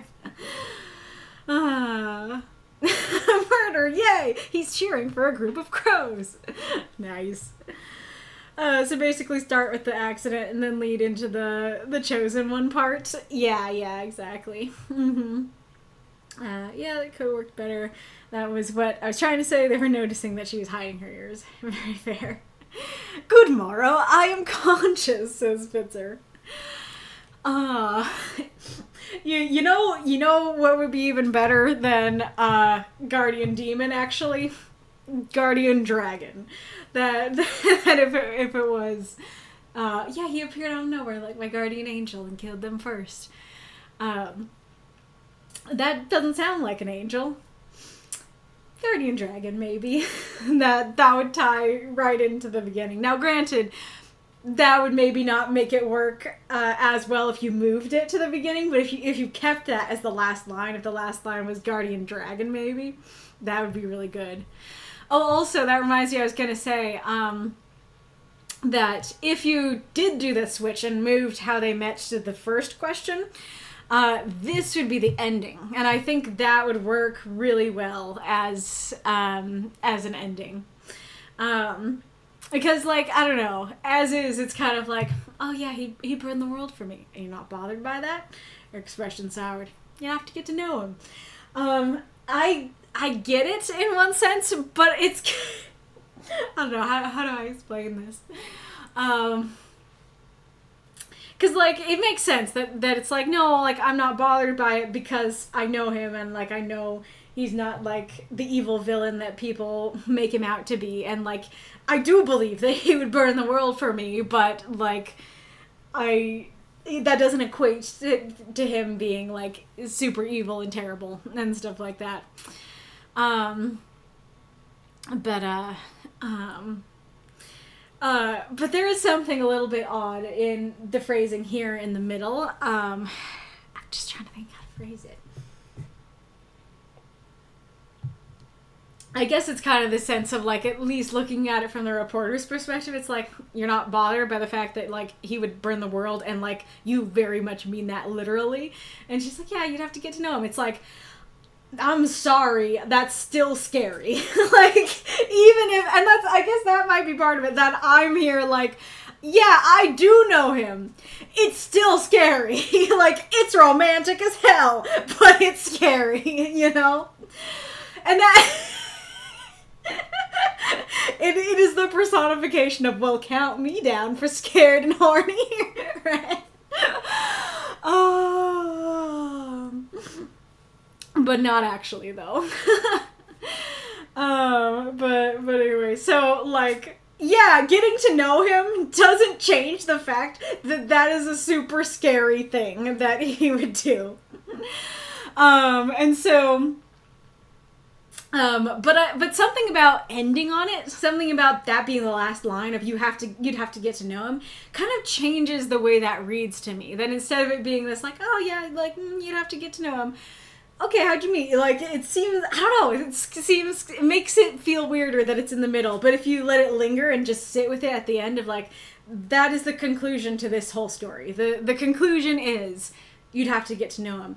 That really works for me because we start at the beginning of, like, yes, he's more commonly known as the dragon, and that's kind of the point there of, like, he's super scary. I posted provocative pictures because he's the most powerful person in the world. And so then we get to the end of, you'd have to get to know him. We get to the end of, hey, he's a person. And all of that is conveyed through the story as a whole. That the story shows he's a person and he loves this other person. He loves this cat person. And so I think that would work super well as a conclusion to the story, where it might have, like, a slight awkwardness in the middle. He won't burn the world because he's a dick. He'll burn the world because you're a dick. Oh, that's great. What's better, Ghoulish's comment or my suggestion for you'd have to get to know him being the end? That would be funny if Berri responded that way, of like, oh no, don't get me wrong, like, he's not an asshole, but he would burn the other assholes in the world. But he's not an asshole, but the whole world is full of assholes. And if one particular asshole is assholey enough to kill me, he would burn them all. like a spicy meal.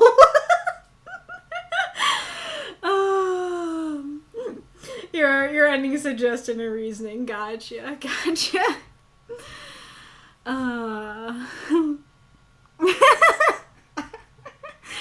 I love the going back to Mantar's.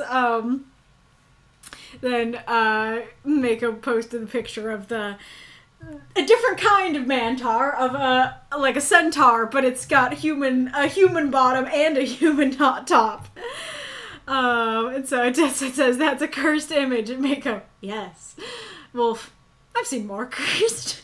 Massa, sadly, so have I. I just love the, like, oh man, that's horrifying. Yes, it's meant to be horrifying. You haven't even started to see horrifying yet. Jonathan finding out Berri's dead. Well, guess they all have to go. Exactly. Was there anything I didn't answer? Yeah, I can't really say what I thought of Berri's character because I already know her. But I am curious what others thought of her, like, being timid and then revealing she's, like, super kinky in the middle. I wonder if people thought of her as one of those girls who it's like, oh yeah, she's, like, super sweet and nice and shy and gentle, but, like, she's super kinky in the bedroom. You know, if that's what you thought was going on, or if you drew a different conclusion from that. And I didn't even notice that you didn't use Berri's name. I don't know if it's because you said it in your title, if it's because I'm just so used to her, or what, but it worked fine for me. Oh, wild. We got a tentacle bowman, a tentacle archer. I don't know, you know, he's kind of cool though. He's kind of a bro. Tentacle Archer Man is kind of cool. I still vote that Mantar is more cursed. Now I know I'm inviting more cursed images, which I don't really want to invite, but that's my stance.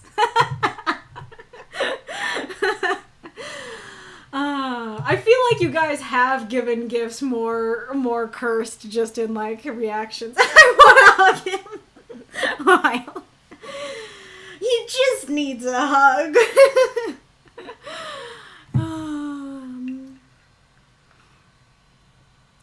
That's horrifying, but cool, yes.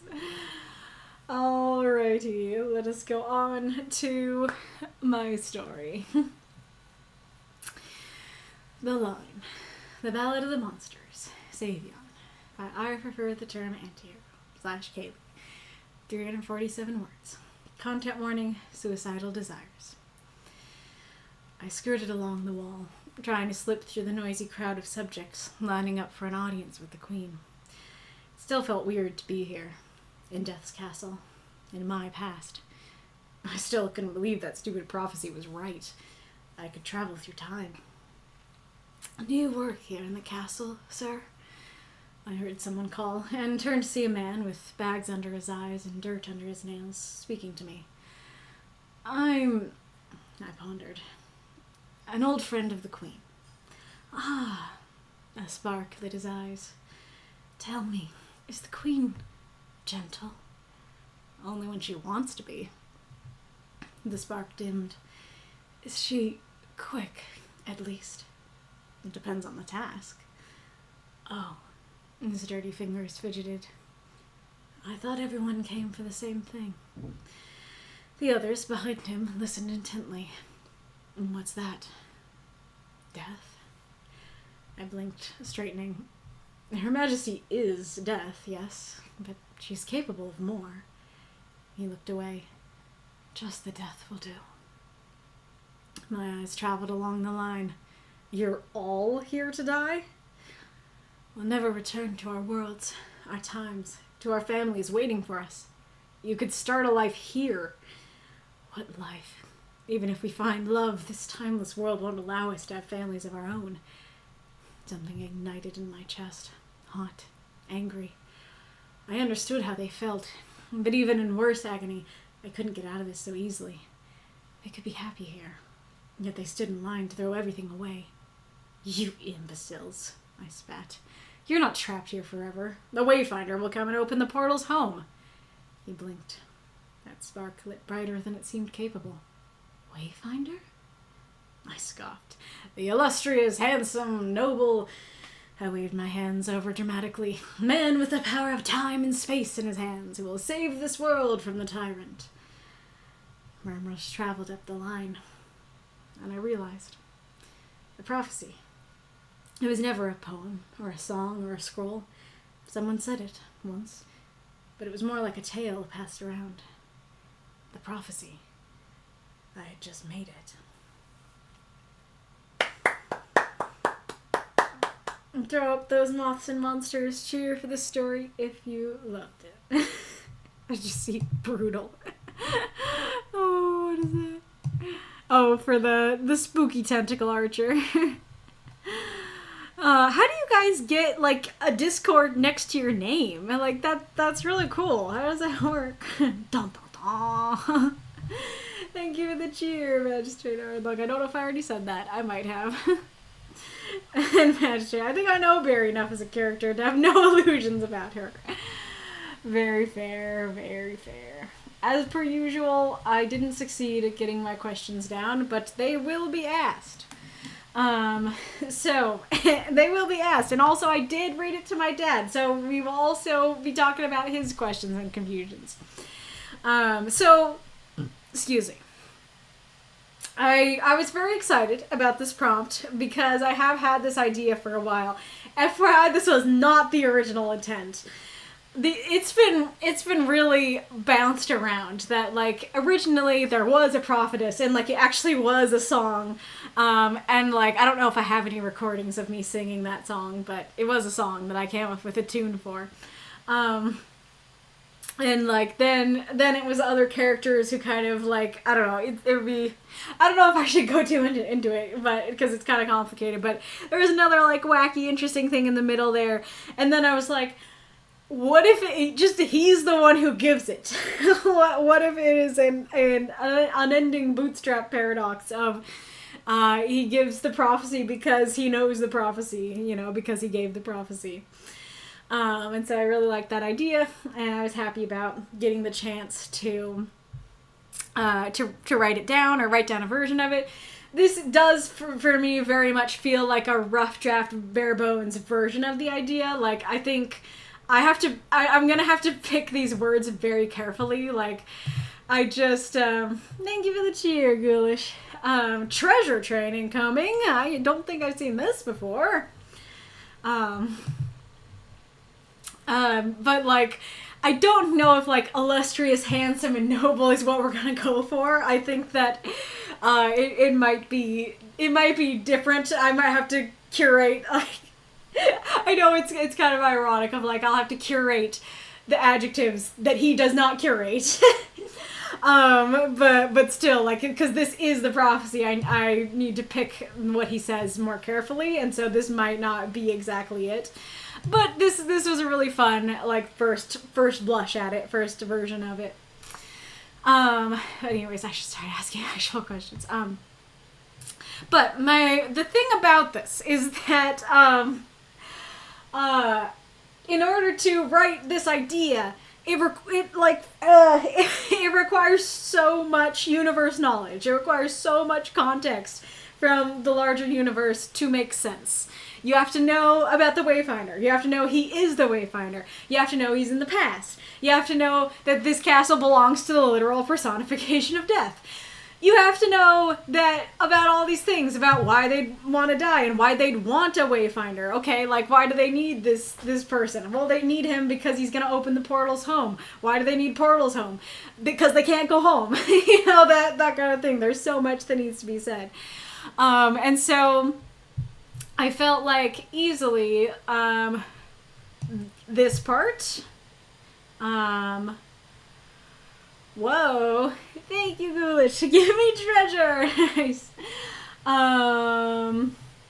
This part. And really this part.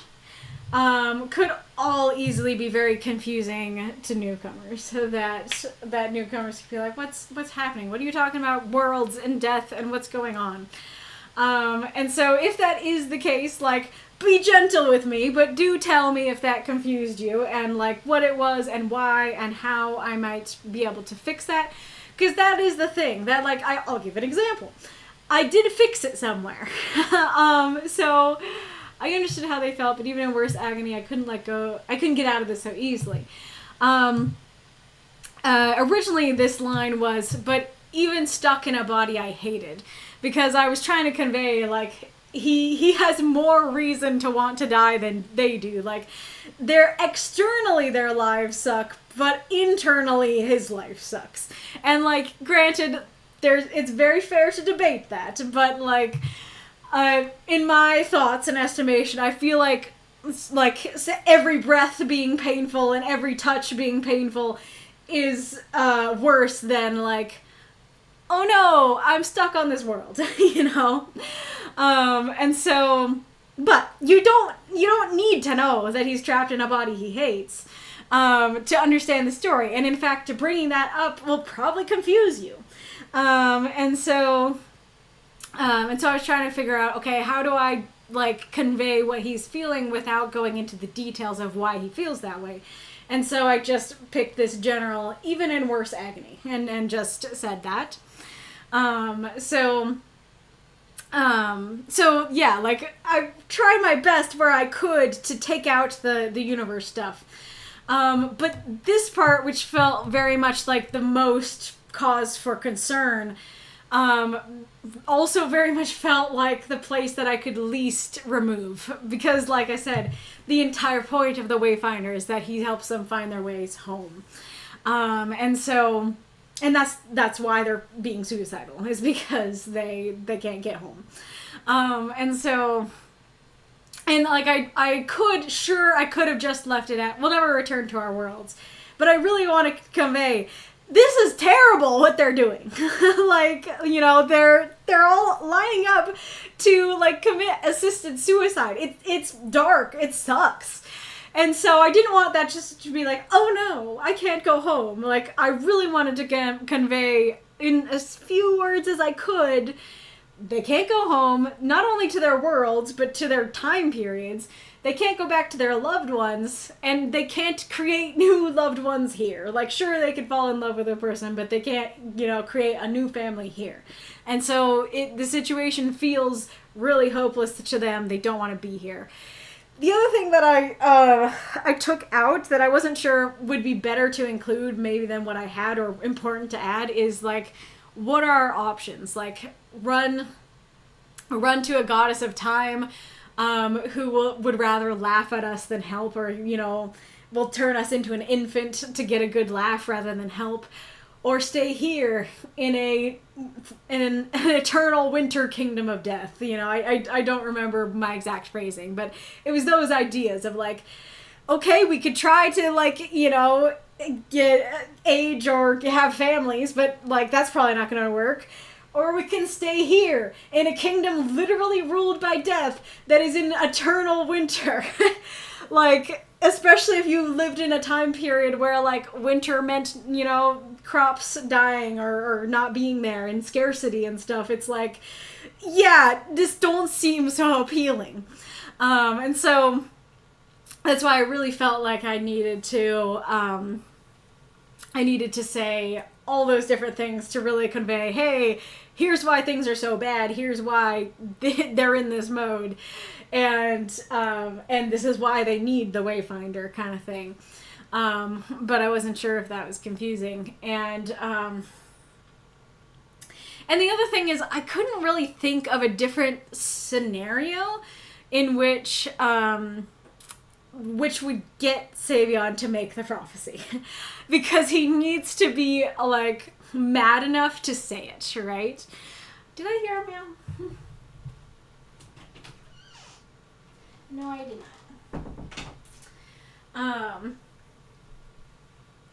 not. He's hey, we've collected all the level 1 emotes. How awesome. Such strong support. Wow, much support. such cheers. Thank you so much, everyone.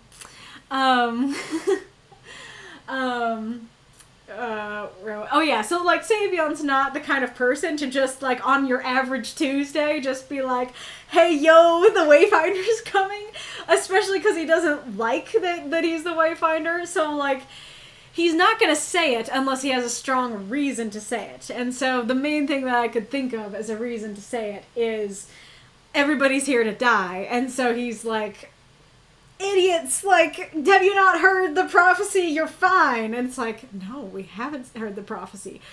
Oh crap. So yeah, so that's the other reason why the whole death stuff is there, because it would have been nice not to have to mention that the queen is death, because that was just another added thing. But I couldn't figure out another scenario where this would come up. If you have ideas for like other scenarios that would cause him to talk about it, do tell, or if it worked for you and you were like, I had no problem, you're overthinking it, then do tell that as well. Okay, but going back to more specifics. So I didn't have any plans for what he was doing. I don't know why he was in the throne room. Or wherever she could answer requests. I just was thinking he was just, I don't know, trying to get to the kitchen or something and had to go through the throne room and was trying to get through the crowd. There was no real purpose. But did it feel like what he was doing was very purposeful? Did it feel like, ooh, yeah, like he's trying to get past them to do something? And if so, what, was that a problem? That there was no purpose. There was no revealed purpose to where he was going. And would it have been better if he was just like leaning against the wall, people watching, or something like that? Also, I don't think I said, but you guys feel free to share just like your general thoughts on the story and stuff like that. What did you like? Did anything confuse you? That sort of thing.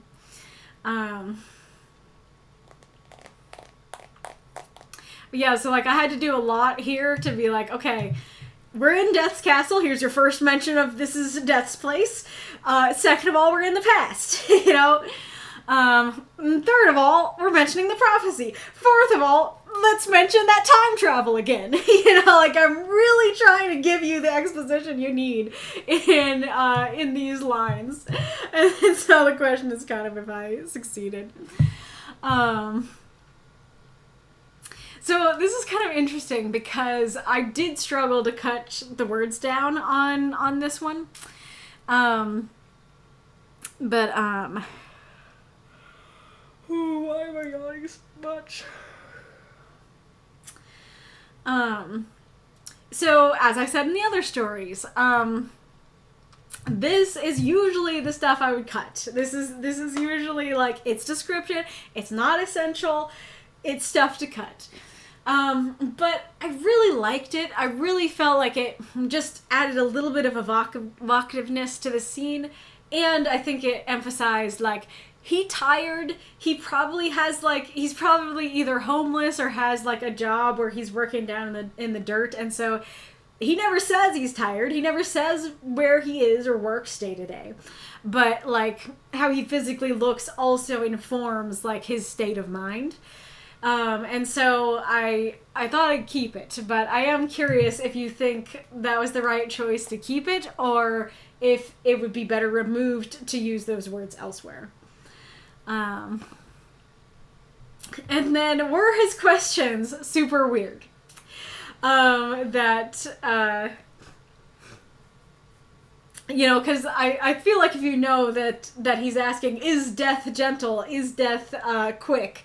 Then it makes a lot of sense. But if it's just like the queen, then are you like, why are you asking if she's gentle? And if it was confusing, is that okay? if you're like, why are you asking this? Once you realize she's death, where you're like, oh, makes sense now.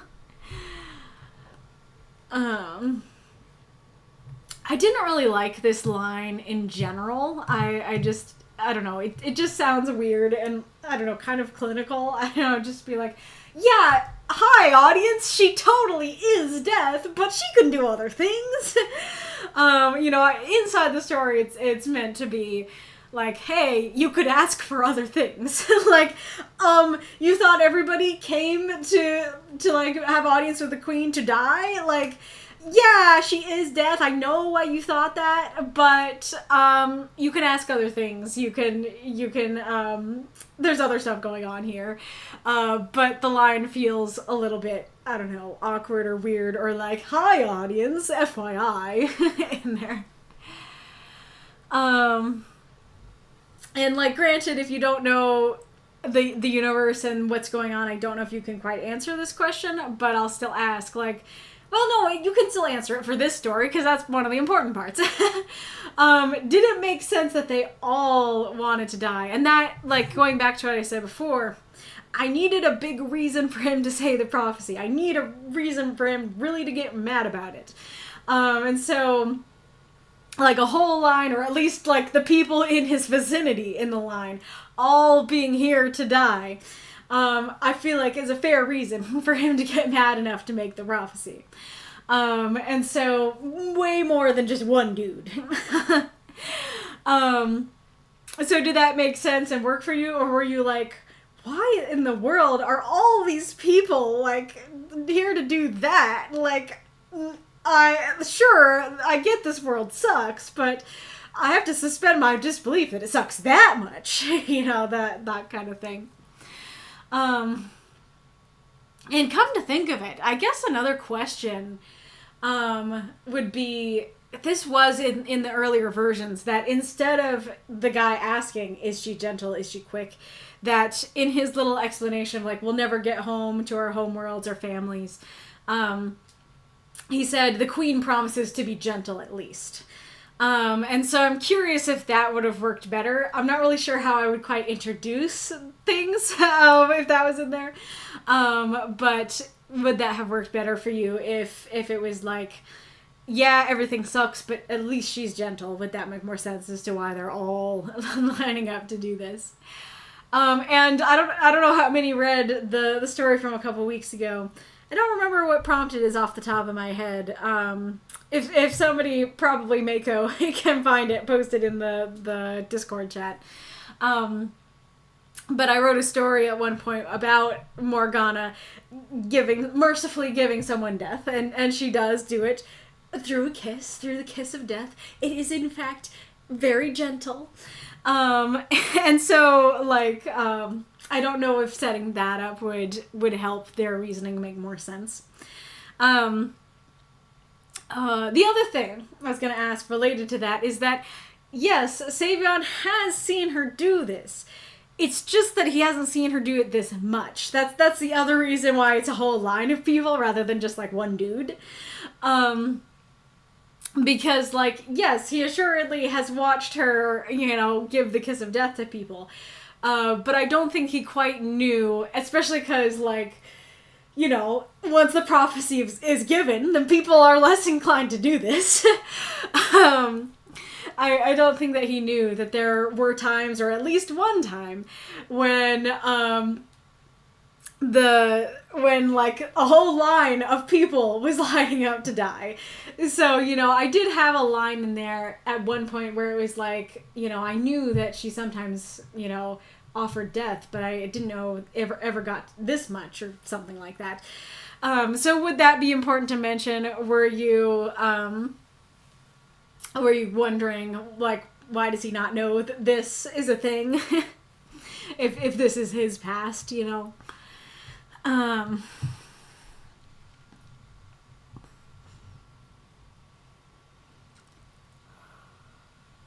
Oh yeah. So his anger, the thing about Savion is that it's not so much that he would care that they want to die, and he himself has killed a lot of people before, and so it's not like, wow, how terrible, I can't believe that you all want to die, like, what terrible desires you all have, like, have you no hope? It's not, that would never be his attitude. I was trying to convey here with these lines of like, no, he has been suicidal / may still be suicidal. He just can't. He just can't get out of this. This being life. And so it's more of a like, I am in worse pain than you, and like you're over here acting like there's no hope. Like, and like, and I can't get out of this, so I don't want to see you guys get out of this. You know, if I can't get relief, then no one can. Like that kind of thing. Of it's not like, wow, what terrible desires you all have. Have you no hope? It's like, no. If I'm not getting out of living, then you're not getting out of living. Especially because I deserve the relief of death way more than you. That's kind of the attitude there. So I'm really curious if that came across or not, if that's how this read. I could definitely see this line as reading as like, oh, I can't get out of being the Wayfinder so easily. And granted, maybe that still works, but it is meant to convey I can't get out of this life so easily. So I'm curious how you read it and stuff like that. And, like, I don't know if I said this, but the other aspect of it is, like, I can't be happy because me is the problem, because my body is the problem. You guys can be happy. Like, your circumstances are the problem. Your circumstances can change. A, they can change because, like, you can make a good life here even though you can't get home. And B, your circumstances can change because you can get home. It'll just be in the future. I'm curious how the spark stuff worked. I originally had this line at the beginning of, like, a spark lit in his eyes, but it only seemed to light so much, or something like that it was kind of this idea of, like, like, there's a little bit of a spark in there, but, like, it's covered in darkness, sort of thing, that, like, he's got depression in his eyes, you know, and there's like oh, cool, you'll be able to answer my question, but like a spark of, oh, cool, you'll be able to answer my question does not fix the depression, you know, that kind of thing. But I had to take that line out. Thank you for the cheer, Mako. I had to take that line out for words, and so I just had the reverse of it. I just had the, like, oh, the spark in his eyes didn't seem capable of lighting this bright. And so I'm curious if that worked, if that came across of, like, oh yeah, there's, like, a little joy of, like, yay, you can answer my question. But here it's like, oh, there's actual joy. There's an actual hope in his eyes now. And granted, I was reading it, so hopefully this was clear, but, did you get that he was mocking the prophecy? That he's not being like, yeah, totally. He's totally gonna be illustrious and handsome. 100% genuine. Rather like, oh yeah, like this guy, you guys know. You know, that guy everybody talks about. He's gonna be all these things. I'm also curious if, especially if you don't know Savion, if man falls flat. I wasn't sure if I should say hero, but I was like, no, it's actually super important that the word man is in the prophecy. And so it makes sense for him that he would be like, that man would be something like, hold it, wait, the man, you know? But I could totally see it kind of reading it as like, the illustrious, handsome, noble man, sort of thing, with that break in the middle. Also, this is interesting because I rarely read something out loud and find that the way I wrote it is not how I end up reading it out loud. But yeah, this should totally be like a period or an exclamation point. I kind of like the exclamation point, the exclamation point. Because originally I intended it, like I wrote it as like, yeah, the illustrious, handsome, noble, I wave my hands over dramatically, man with the power of time and space in his hands, who will save this world from the tyrant. That it kind of is, yeah, you know, that guy you guys talk about incessantly. But I don't think that works as well, especially because it is the prophecy, as like just saying like, yeah, the illustrious, handsome, noble man with the power of time and space in his hands will save this world from the tyrant. Oh gosh. SamRI says the white part will be the sexy beast of a man. Dramatic hair flip. He would never in his life use the word sexy to describe himself, even mockingly. But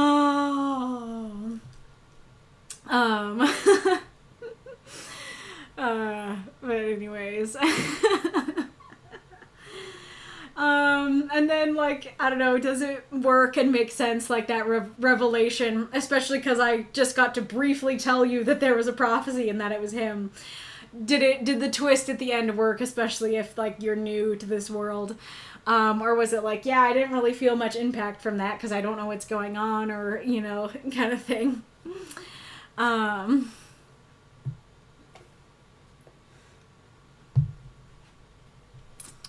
And I did, the By Your Bootstraps story is a sequel to this, because my original intent for this story was to have him, like, zip out and then, like, in the hallway, like, collapse, like, hyperventilating sort of thing, and then just be able to go into his thoughts and stuff and kind of explain and exposit to the audience what's up there. But I ran out of words in everything before that. I was way out of words before I got even close to that. And so I was like, okay, I guess I'll just write both. I do think that one works better as a standalone, though it's funny because I forget who said it, but I think, or maybe I only got one comment on that. But somebody was saying that they thought that one didn't work as well without this, I think. Oh no, yeah, I don't know. It doesn't matter. Somebody said it. Somebody said that one didn't work as well without this one, which is really, really interesting because I thought it was the opposite. But anyways, yeah, if you want to read about him freaking out about it, you can read that. But yeah, so the question from that is kind of like, does it work just to end there? Do you think it's as dramatic as I want, but not like melodramatic? I want it to be dramatic, but not like, oh, horror of horrors, fainting, kind of thing. That was me, said Marks. Gotcha. I was like, I think I only got one review on it, and then I remembered your DM, and I was like, I think it's the DM. Yes. All right. Oh yeah. Also, I guess this is kind of gonna be a self-praise, but, so my titles were really all over the place this week because I was posting them all at 3 a.m., which unfortunately is not out of the ordinary for me and is a large reason why the questions don't get posted.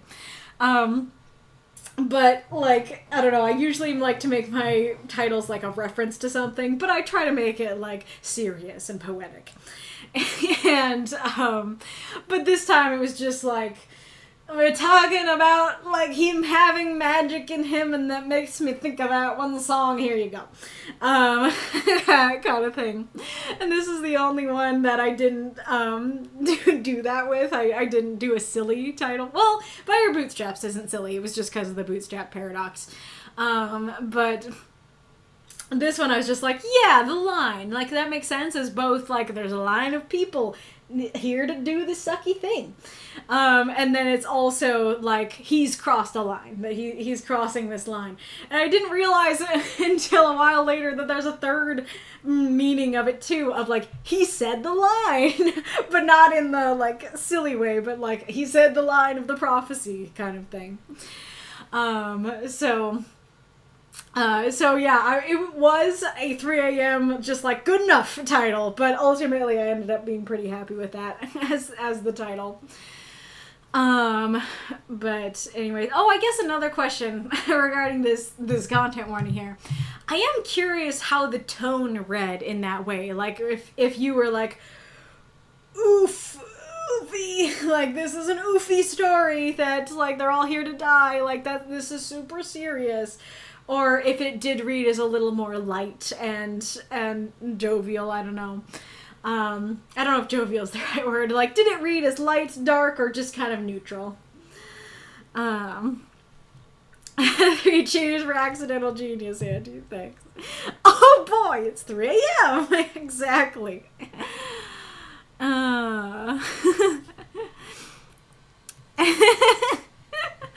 Well, what do we want? Death. When do we want it? Crowd is dead. Speaker is dead. Hey guys, sorry I'm latecomer is dead. Exactly. Other guy. One guy, normal day. A line. Something's wrong.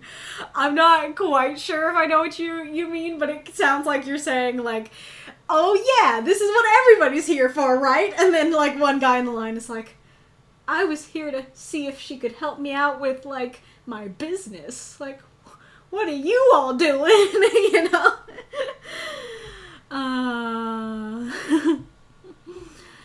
Alrighty. Let's see what folks have been saying. Yeah, it does. I mean, it could be that those words are misquoted later on the line. Mm-hmm. Yep, that was another thing I was thinking about. I do still want to be a little more judicious with the words I pick there.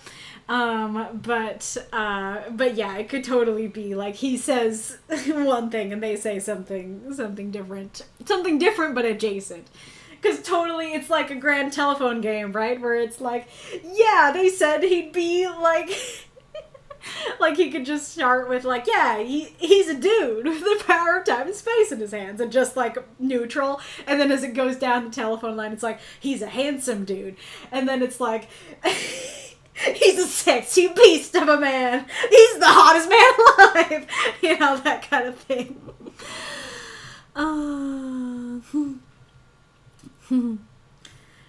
Level 111 is a Neurosama emote. I don't know who Neurosama is.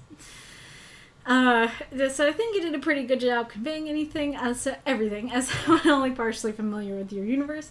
Capitalizing Wayfinder tells us that it's important and a proper title, which I think we can infer is the chosen one in this tale. Yeah, great point, that a capital can be a helpful thing, for sure. Val, welcome, Val. Honestly, I felt like the exposition needed was properly given. Thank you to the parts that you highlighted. The Savion being the Wayfinder part came to me when he rattled off the adjectives. I feel like it was well done from someone who has no idea what the universe entails. Aw, that's lovely to hear. A lot of folks who are here come to the streams weekly and have a pretty good knowledge of my universe, so it's really great to hear from a true newcomer who doesn't know about the universe. There you go. I did think you covered everything quite well. Great to hear. Thought he was passing through the courtyard. Ah, interesting. I mean, I don't think I properly gave a setting, so that's fair. But I'm curious what made you think courtyard instead of inside. I don't know if I would have had the words for it, but I probably would have described everybody shivering and chattering if they're in the courtyard. He wanted to get a grilled cheese. Yeah. This one chef in the past, I remember, he gave me a grilled cheese and I have to try it again. You know, that's pretty cute. Hello, sir. Have you heard the good news? Wait, no, crap. Oh yeah, I forgot to ask. does it make sense that he didn't realize he was giving the prophecy? Or were you like, you little dum-dum, how did you not know? Like, you're in the past. It was very much meant to be, like, the Wayfinder is something, it's the cosmic telephone game, right? Like, everybody talks about him. It's, you know, passed around all the time. So he just kind of assumes, like, obviously people know about it. Everybody talks about him incessantly. And so he's kind of like, what's wrong with you? Why don't you have any hope? Like, don't you remember the guy that y'all talk about all the time, the Wayfinder? And then it's like, no, they don't talk about him all the time yet. Yeah, so the question was, does that make sense? With the line being out the door and down the street. I never said it was. I think that's something that your over-imaginative brain added in. But yeah, it was just a line for the on-seat with the queen. Narks. I assumed he was going to see Morgana for some reason. Interesting. So you thought he was in line himself, or he was trying to, like, get in front or something. Man.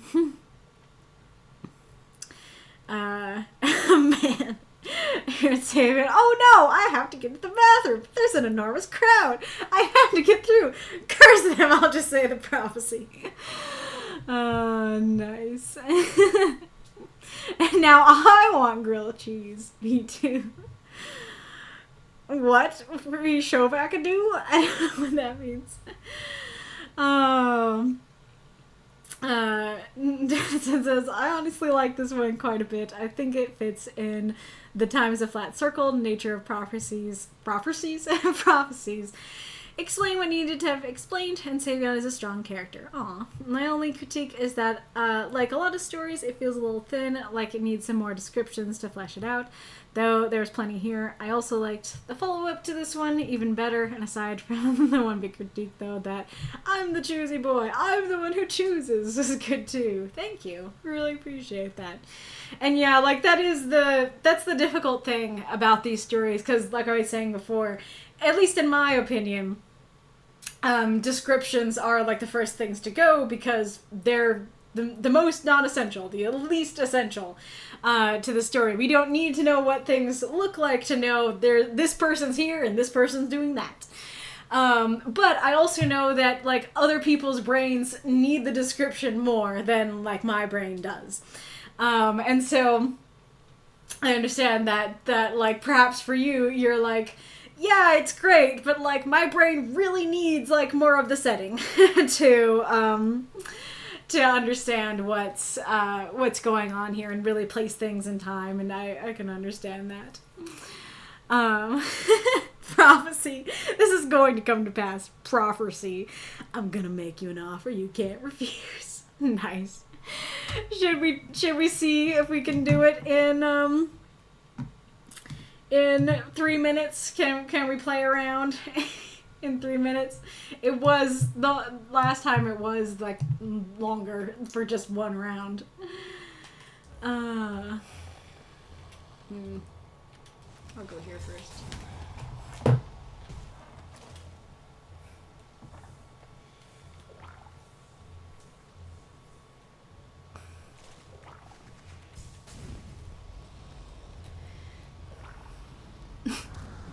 Squirting as I ride the crystals on the wind.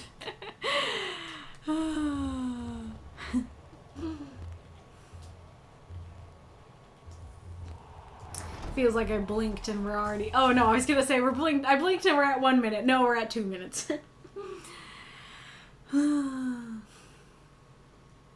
We have all 3 encores? Oh, my mothies are not on this screen. But that's awesome if so. Thank you all so much.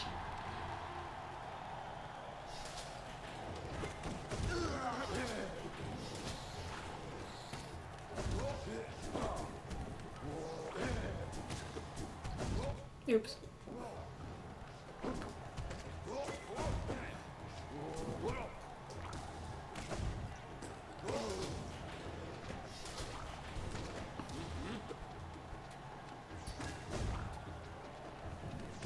See? They're like little homing beacons.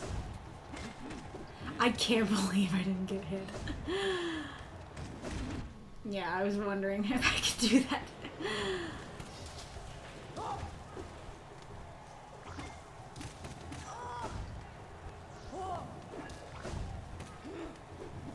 Oh.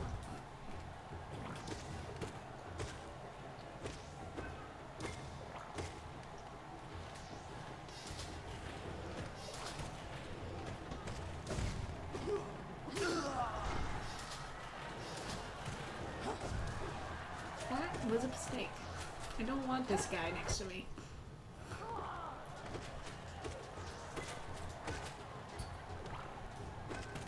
Yep. I think I said this when I tried to play this on stream a while ago.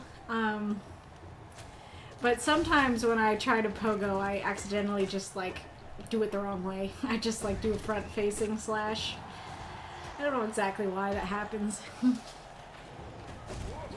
Oh, I see the ad's over. Maybe I'll pause and see if I can resume in the next ad. Or like at the end. Okay.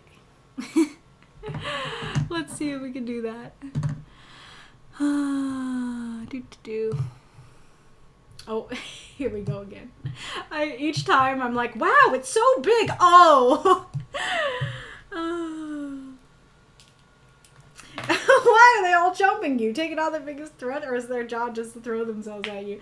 I don't know which, if you're talking about that last bit or just the whole thing. It's the Coliseum. We're all gladiators here, basically. We're all, you know, fighting to the death.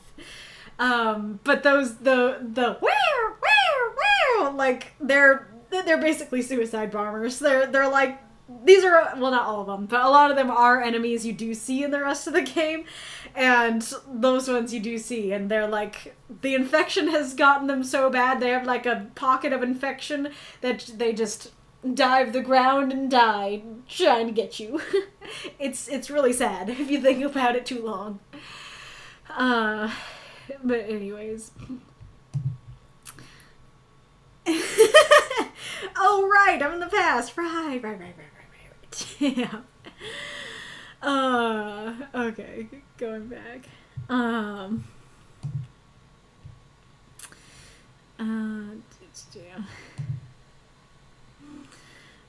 Marks, personally, I was as confused of the questions as Savion, but I like the payoff of it. Oh, the gentle, quick thing, fair. And if everyone is hopeless, so many seeking death tracks, fair. Yeah, but like that is kind of the point, that it's like, first of all, like it is meant to show like she is death, and so like she does personify death, and when she rules, literally death rules. Kitty.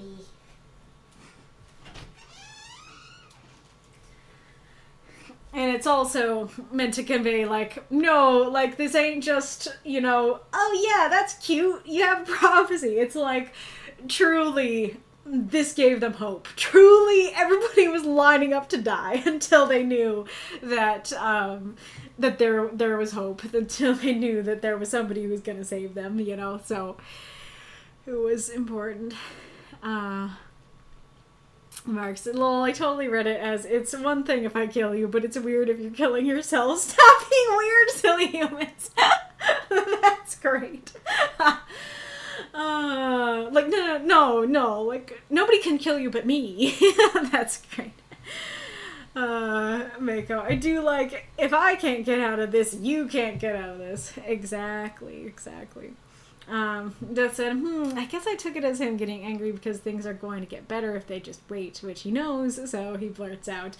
Yeah, much more hopeful take on it. I don't mind that. Like, even though I had like a different vision for what he meant, like that works for me as like a reading of why he got angry. Thank you for the cheer, Mako. And there's the Wayfinder will be this sexy beast of a man. Dramatic hair flip.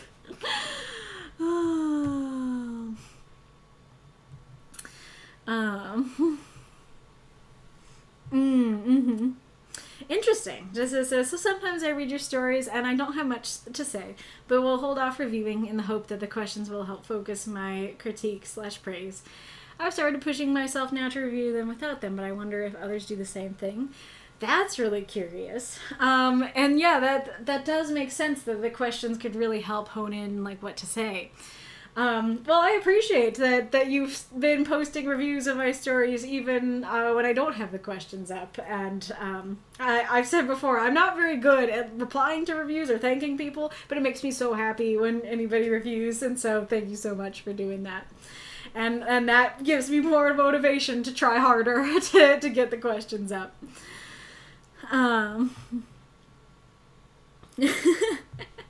Mako, the people. We want to die, Savion. SAD, move out of the nighttime side of the world. What is SAD meant to stand for there? Well, that's the thing. It's like, granted, I haven't entirely figured out how, like, travel between the different areas is gonna work and how easy it is. But whatever it is, I don't think it's easy. Even if it's literally, like, just, like, you can walk there. Well, hey, you, somebody from, like, I don't know, a 1300s farmer who got stuck here in the winter side of the world. Now you have to walk to the dawn, the sunset, or the day.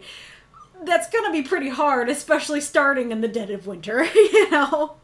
So, like, sure, it's a thing that can be done, but, like, death would be easier, though, you know? Yeah, I know that in real life that means seasonal affective disorder, but I was kind of assuming that Mako would meant something different, but maybe he didn't. That it was like, oh yeah, I don't remember the exact words, but it's seasonal depressive disorder. In other words, yes, that's it. Thank you, Bitzer. Yeah, okay, yeah. So it literally is just you saying everything's nighttime, and so you're depressed. Get to a better place.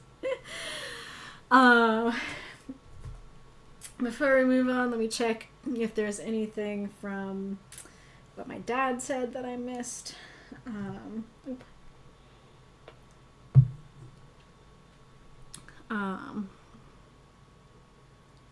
Is it important to know why he came back to the past? Spoiler alert, it also was an accident. At least, I haven't totally figured out how it's gonna practically work, but either way, it's not really like an intentional thing, I don't think. At least not in his part. It might be somebody else wanting to send him there. But, yeah.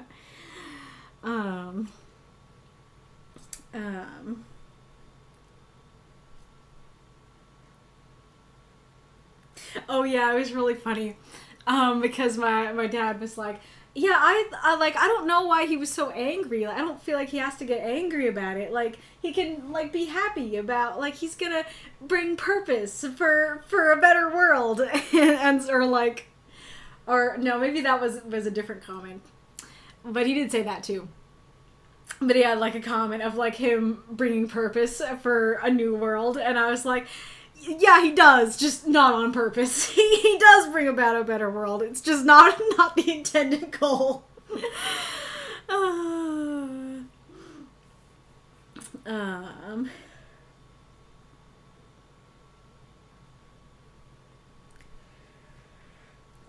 Yeah, don't really have to talk about it. Anything else? What? Oh, you mean going back to, like, our past to play video games of worse quality than we have today? Oh, righty-roo. Why do you go back to the past? What were they thinking?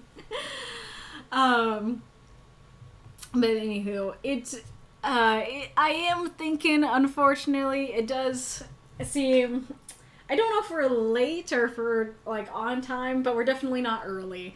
So it is seeming like I'm probably just gonna go to the Encores afterwards, so my sincerest apologies to Lee for that. Your story is lovely and super cute and funny and great, and everybody should go read it or go listen to it in the backups.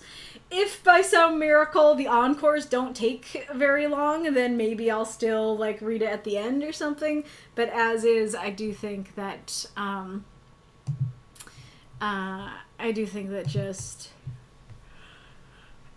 just doing what we have of the 4 and the 3 encores would probably be better, because we do have all 3 unlocked, right? Yes, we do. Which is awesome. Alrighty, but we need a question. Does anybody have a question? I saw Sam earlier. I don't know if Sam is still here. Sam DM'd me a question that I keep forgetting to answer. If you're cool with me answering it live, I can't answer that live during question time. But it's not super general, so I don't know if it'd be good to have that as like our actual midstream question, but that's a thought I'm having. So yeah, what do you guys think?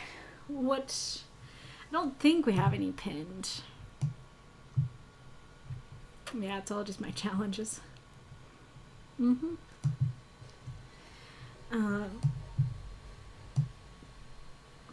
guess I could ask something kind of related to what we were talking about at the beginning of like what makes you not want to write for a prompt, what makes you not post for a prompt. That could be interesting. Hello, Dire Taco Man. Great name. Is that like you're in dire need of tacos, or like you are the Dire Taco Man? You're like a spooky little taco man. Either way, I enjoy. But welcome if you're new here. We are a writing group. We post, what is my shorter speech? We post 350-word microfiction to the Discord for a prompt every week, and I read some of the stories from the community live on Twitch today. Yeah, it's a good time. We'd love to have you. Somebody can hopefully give you the link to the Discord so you can join if you're interested in writing with us. Right now, we are going on to a midstream question. Unfortunately, you arrived right before I'm going to take a break, but we're going to talk about something to do with writing or the group in the chats, and then I'll come back and look at your responses. I make primal tacos. I'm not a taco maker gone feral. Nice. You make tacos from the pre-Cambrian era. Oh gosh. Fair enough. Yeah. So let's see.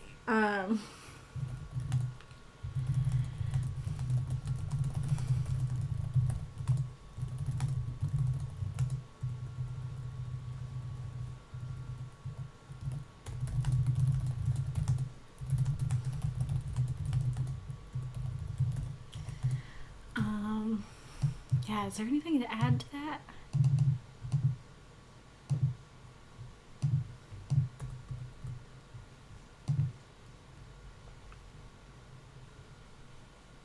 I guess, like, I don't know, how could we mitigate this?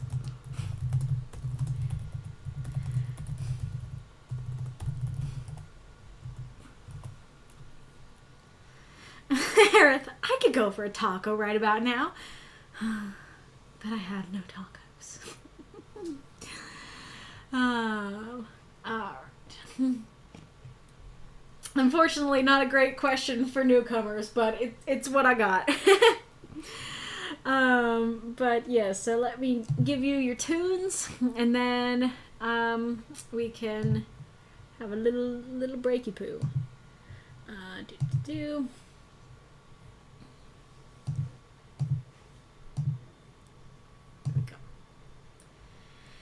Alrighty. I will talk to you guys in a little bit. Hello. Oh. Kitty. Look. Oh. wanted to show you that Kitty was right next to me, but I couldn't turn the laptop in the right way. He's so cute. So cute, little purr. Yeah. Aerith, for me, it's very. Oh wait, let's do the one comment in the not so private chat first. Massa, what keeps me from writing for a prompt? Mostly a lack of energy. Whether I'm burned out after completing a long form story, or work is wearing me down, or I get sick, whatever it is, that's what makes it hard for me to come up with solid ideas for the prompt of the week, or rob me of the motivation to explore an idea more fully. So I don't think there's anything that the writing group can do to help me with to help me. It's a life issue. Anyway, I have to take off and get ready for work, so I'll catch the responses in the VOD. See you later. It's a life issue. Also, I have to get back to my life issues. Very fair. Yeah, that's a good point. It's just like, it's nothing to do with the prompt or the group. I just have no energy. Have a loof, yes. One of the perks of the stream, indeed. Aerith, for me, it's very, very rarely that I can't come up with ideas for a story. Mostly, it really is external forces. Either a physical illness, like the flu, or a mental health issue, depression, too anxious or stressed out. A specific day, Wednesday evening, I write my stories and often have other things going on, like appointments or other stuff. So I struggle to write if I don't do it in the right space. Again, all this is external, and nothing folks here can do to change that. Very fair. Well, there is one thing that folks here could do. This is something I've thought about before, but just, I don't know, it just never seemed worth doing, but I'll throw it out there. To mitigate external forces, I could give 2 weeks for every prompt. That instead of us having a weekly prompt, we could have a bi-weekly prompt, and then we could figure out something else to do on the stream days, the Saturdays, you know. That, I mean, I guess I could just do my reading streams, because I have been doing a very good job of doing those. So like, I could just do reading stream and then writing stream, reading stream, writing stream. Nose, please cooperate. Cooperate. So like, is that something that a lot of you would be like, oh, that'd be super helpful if we had 2 weeks for every prompt? Because then, like, any external forces that are causing you trouble, you know, hopefully if you're feeling super anxious this week, then hopefully it'll get better next week. If you have a scary doctor's appointment this week, then maybe you won't next week. Well, hopefully you wouldn't twice in a row. And so, yeah, like, would a lot of people really like that, or would a lot of people not like that? You know, I think that's the one thing I can think of that we could do to help with that. Oh, need to close the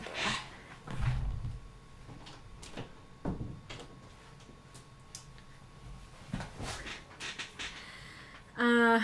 Mako, big border purple, cool. Mako, I rarely don't want to write for a prompt. In fact, I don't think I've ever not wanted to.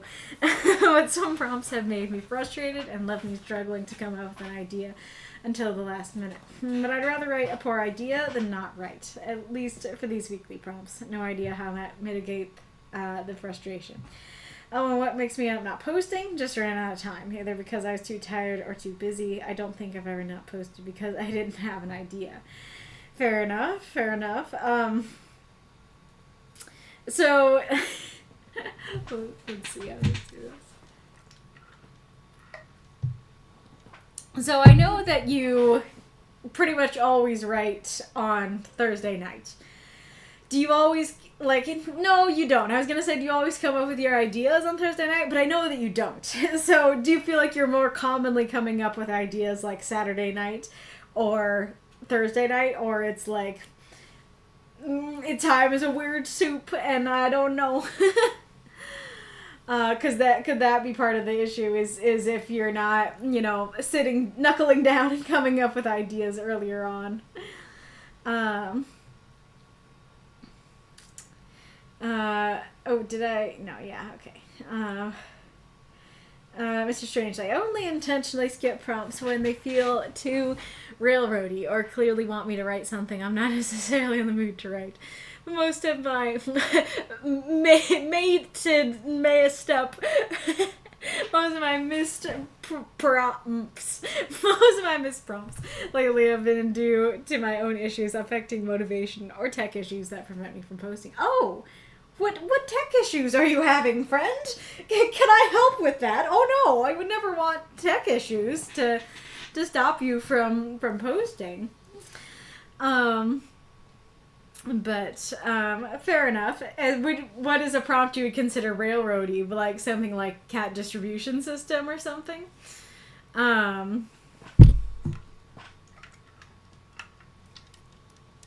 Or like, well, I was gonna say like this prompt, but you did post for this prompt, so obviously, well, unless you occasionally do write for one you think is railroady, then it wouldn't be this one.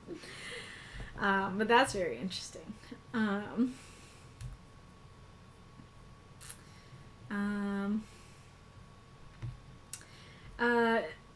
Dire Taco Man. Typically the only thing that would prevent me from writing to a prompt is lack of inspiration. Short and to the point. Very fair. It does that. I've written at least one story for every prompt since joining, so I can't really answer this one. Fair. If it's not ready for prompts, it's a me issue more than a thee issue. I either lack a decent idea or the first words / punchline do not come to me. There have been a rare few occasions in which I've been too busy in meat space to write anything. Again, it's a me problem. Interesting. Yeah, I don't recall when last you wrote nothing. You are one of our writers who writes every week, so that is interesting. And that's especially interesting, your comment about like the first words or the punchline not coming to you, that you really need those first words to get you going.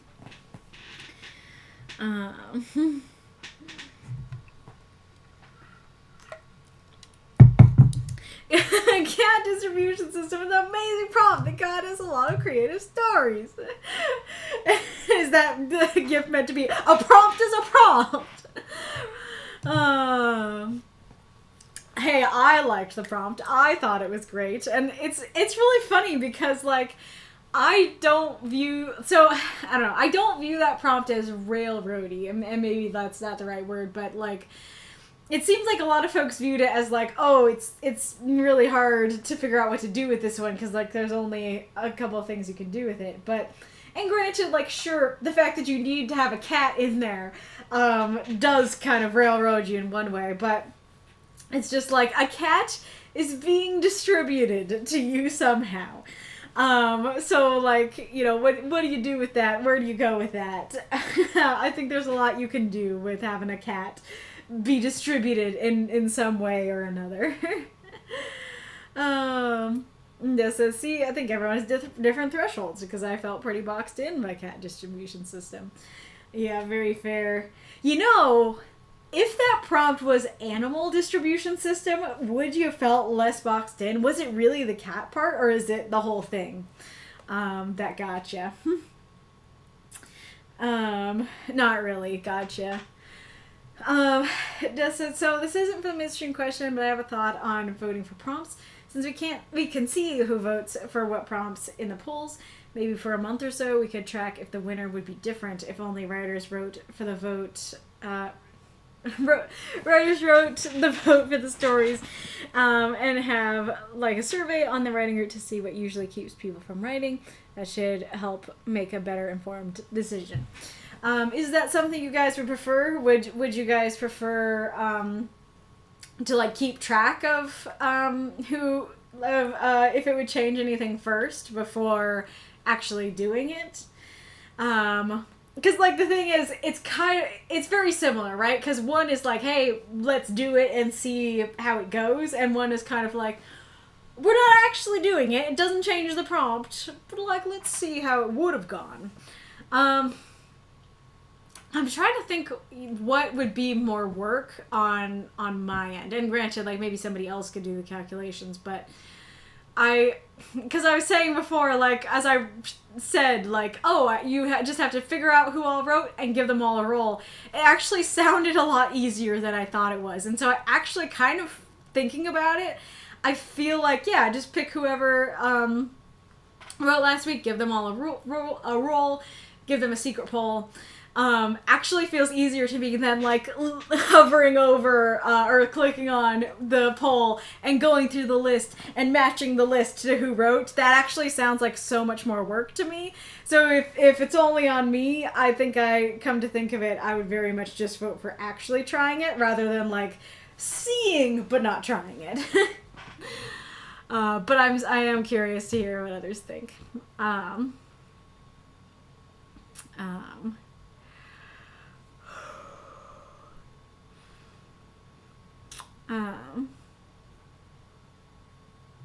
Mako reading the answers make me feel like the people who are here watching the stream are probably the worst people to ask this question, i.e. we're the most dedicated and invested. Super fair, super fair. Yeah, everyone was like, oh, I want to, I'm just too tired.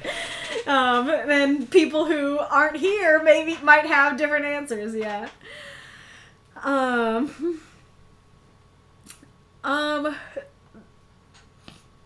That's what being a supporter is. That like being a supporter, that is one of the perks, is you get a soft announcement of the prompt early.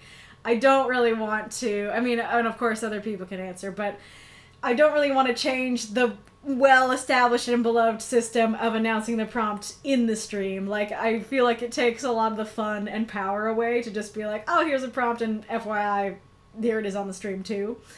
And like I said, like, that is meant to be, like, a supporter perk, that, like, the people who are paying for that perk get that perk, you know? Mako, I don't feel like 2 weeks would help me personally, but that was really fair. Knows, corroborate, and listen, Stott is back with a brand new invention! Nice. So I personally really like the weekly nature of the prompts, that there's always something new already, there's something new always on the horizon. Super fair, super fair. I checked the winning vote after I checked the stream. Val credentials. I've been a serial lurker since a few, months before the writing group migrated from the Tail Foundry. I usually end up writing 3 to 4 drafts, none of which ever develop properly. It's always been a matter of inspiration and dedication for me, both of which I've struggled with. Interesting. So you do have something, but you're like, I don't feel like it's good enough, or you can't get an ending in there. Very interesting. Well, that's definitely something I'd encourage you to go over to the writing workshop and post it in there. And then I don't know if everybody like checks that and helps out, and so if they don't, you can just go to the writing group chat and be like, hey, anybody up to help? You up to help with story creation? You know, kind of thing. Aerith said tracking it before enforcing a change sounds like a good idea to me. Oh yeah, I see your point there. I agree. Trying might be a lot easier and therefore better. I love that. I'm like, oh yeah, great idea. Oh wait, also great idea. I mean, since this is my suggestion, I can track who's voting in addition to the numbers that I usually do, because I'd really hate to have a change that cuts out some of the community while delivering nothing different. Gotcha. So you're really wanting to know, like, would this make a change? Gotcha. This is, I suppose not, but by announcing the winner on Friday, we could have extra time to brainstorm uses of the prompt in the hours before the stream. No, it seems like if we're brainstorming ways of getting more people to write, giving people more time with the prompt might be worth exploring. Yeah, that's fair, but like for the people who don't post, I don't know if that one conversation on Friday would change things compared to like having that conversation on Saturday. But hey, folks who have that problem, if you're here, do tell if you're like, no, like that Friday would make a huge difference to me.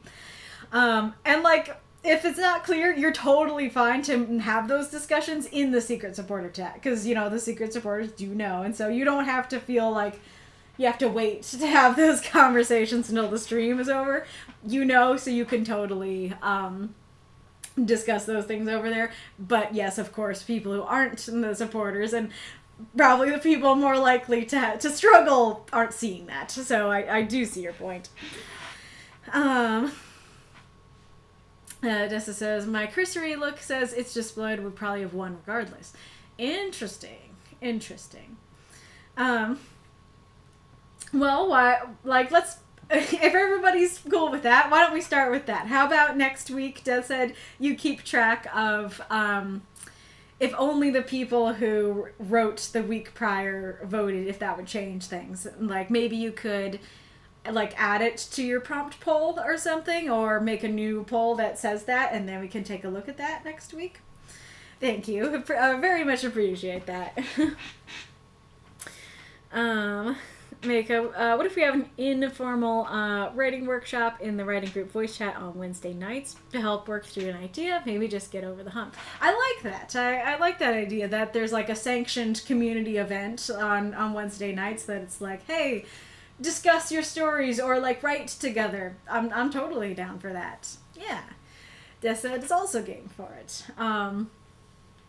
So yeah, like, just a quick, put some feelers out.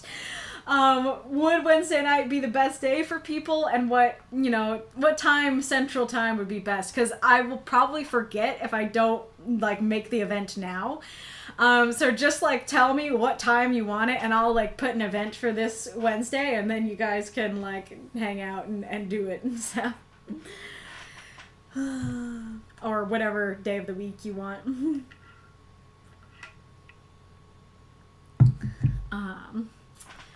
But yes, very interesting discussion. Okay. Let us go on to Galler. I don't know that it's really gonna work, but I'll still try and put a timer on to see if I can in any way go downstairs before my mom goes to bed. Alright. Yeah, it says I might not be able to help at that time, as that's the day and time I write my story for the week. Very fair. I mean, it's kind of a question of, would that make you a prime candidate to join? Because, like, you can be writing at the same time, or is it like, no, like, we'd be talking and distracting me from writing? Both are super fair. Art.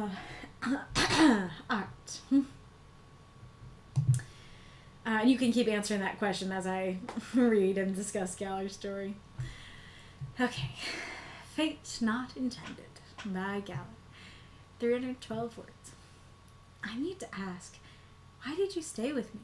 Nadia asked Durandal, a man with silver hair and metallic emerald eyes.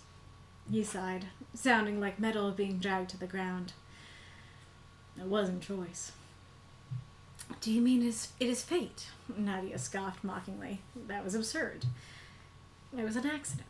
Look, the moment I landed on your lap was purely coincidental, Durandal admitted. I was being chased, and you got involved. Not to mention, we got bonded together after that. Oh, that's fantastic, Nadia said cynically. First they laid me off the job, then I got bonded with a hunk that so happens to be a freaking sword. And the cultists are still on our tail, Durandal deadpanned. Thanks for reminding me of that problem, Nadia sighed. I'm no hero. I talk with the goblin neighbor and I don't have my life put together. I'm a goddamn civilian. And that is why I am not only protecting you, but I am going to teach you how to help yourself, Durandal said. After all, in spite of me being a sword, I'm from heaven, very close to being an angel. Nadia growled. She didn't like this situation. She suspected Durandal also hated this, but she needed to trust him, unless she end up dead in a ditch somewhere. Okay, fine, Nadia reassured herself. What do I need to do first? Durandal smiled warmly, yet Nadia couldn't help but sense danger. First off, a lot of exercises. Then, I will teach you how to mock physics later, Durandal said, his warm smile turning sharp, like the edge of a blade. Nadia now felt that she made a deal with a devil instead of agreeing with an angel. It wasn't like a little bit of corporeal agony wouldn't be difficult to overcome. No pain, no gain, right? Right?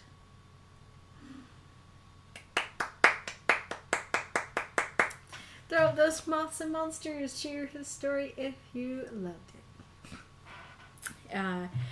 Aerith, unfortunately for me, I sort of need to be privately writing in my own way during that time, as being involved with other stories would likely distract me too much. Sorry about that. No need to apologize. That's totally fair. Yeah, we could do a poll and see what day and time works best. Yeah. Anyway, because says maybe start at like 3 p.m. and then have it be all evening, and with people coming and going. That's fair. That's fair. Yeah, the idea is sit and voice chat and write, asking questions to help you make progress. Aerith, I think it's a good idea. I like it, just may not be able to participate to finish my own story. Super fair. Super fair. Applause for Gather's story, yes. I don't know how easy it would be to make the poll on the stream. I think it might be too hard, so I'm gonna put in the council. Oops.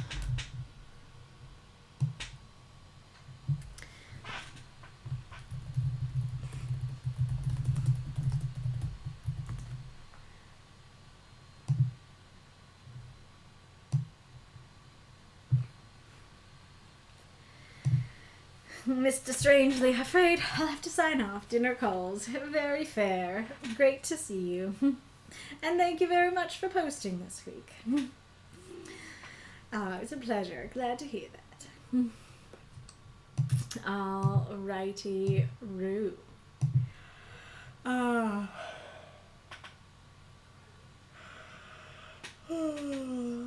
So, I really like your idea here of there being a person who's also a sword.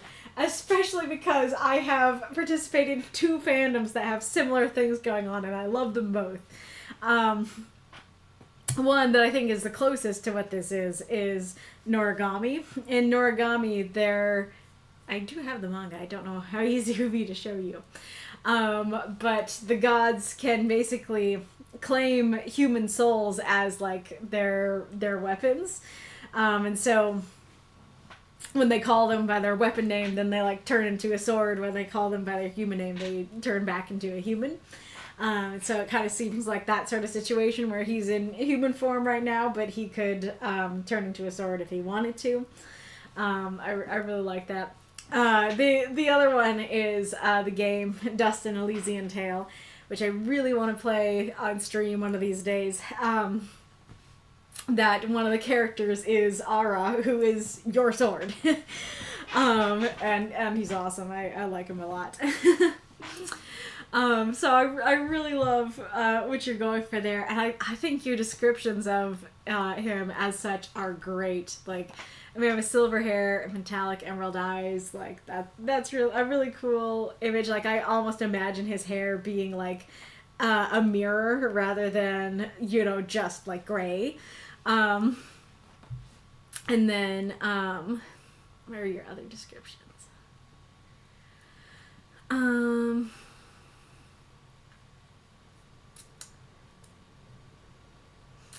His one of smile turning sharp, like the edges of the edge of a blade. I think there was one more. Yeah. I can't find it, but it was very evocative. The sounding like metal being dragged to the ground, like super creative, super evocative. I love that you're using the sword imagery, in not just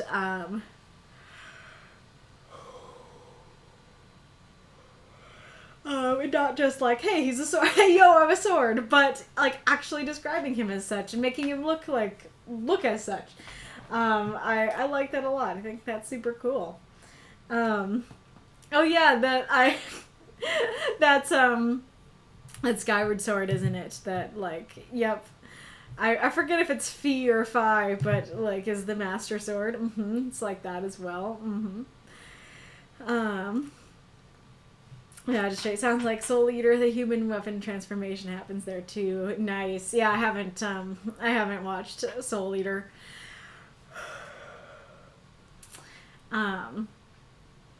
I saw that the ad was incoming. Did I see that correctly?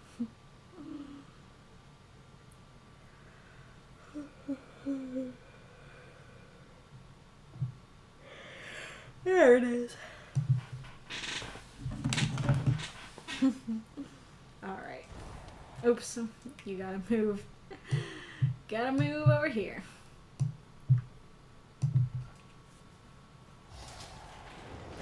Oh, yeah. You guys. See, that's what I like to see. Dying immediately. Appreciate it. Appreciate your service. Oh, yeah, and I usually have Grimchild. Grimchild, he's my boy. He's one of my favorite, I don't know, charms, minions.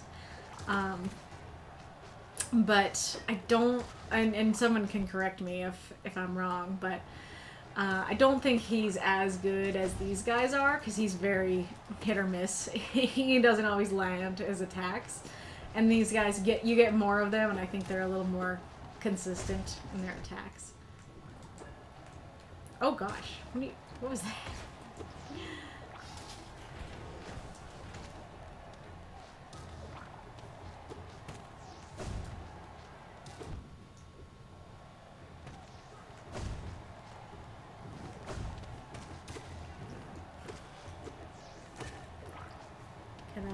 Can I heal?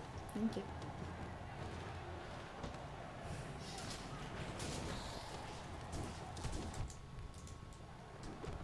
Ah.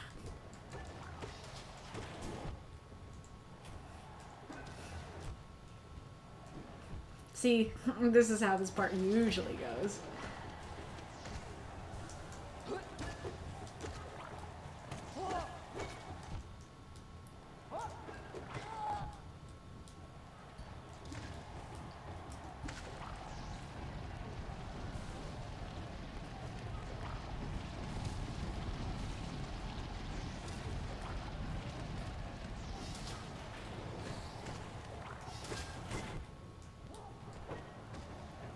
I really don't know how you do this well. I mean, granted, I know I did better last time.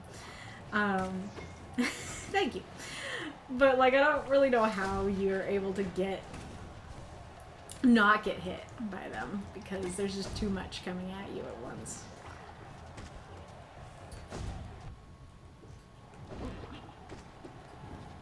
No, thank you.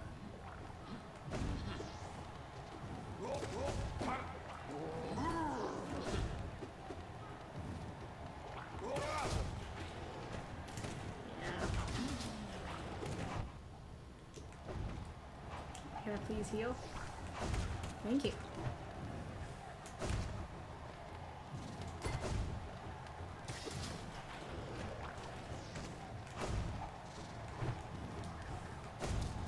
Oh, can't believe I didn't hit the second one. Oh, I didn't pay enough. Ah! Excuse you. How dare you put me on 1 health?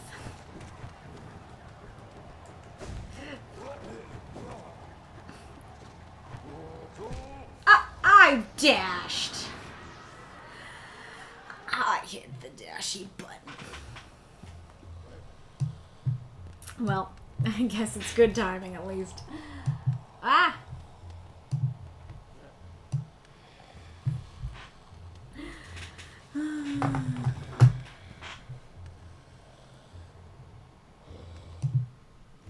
Okay.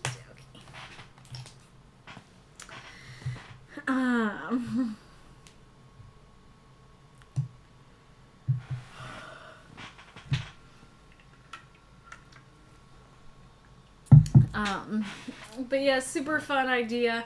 I will note that my critique for it is I didn't quite understand at first, because, like, I didn't know, like, Durandal sounded familiar, but I don't actually know. I know he's like a fantasy sword, but I don't actually remember what the sword is, what it's from.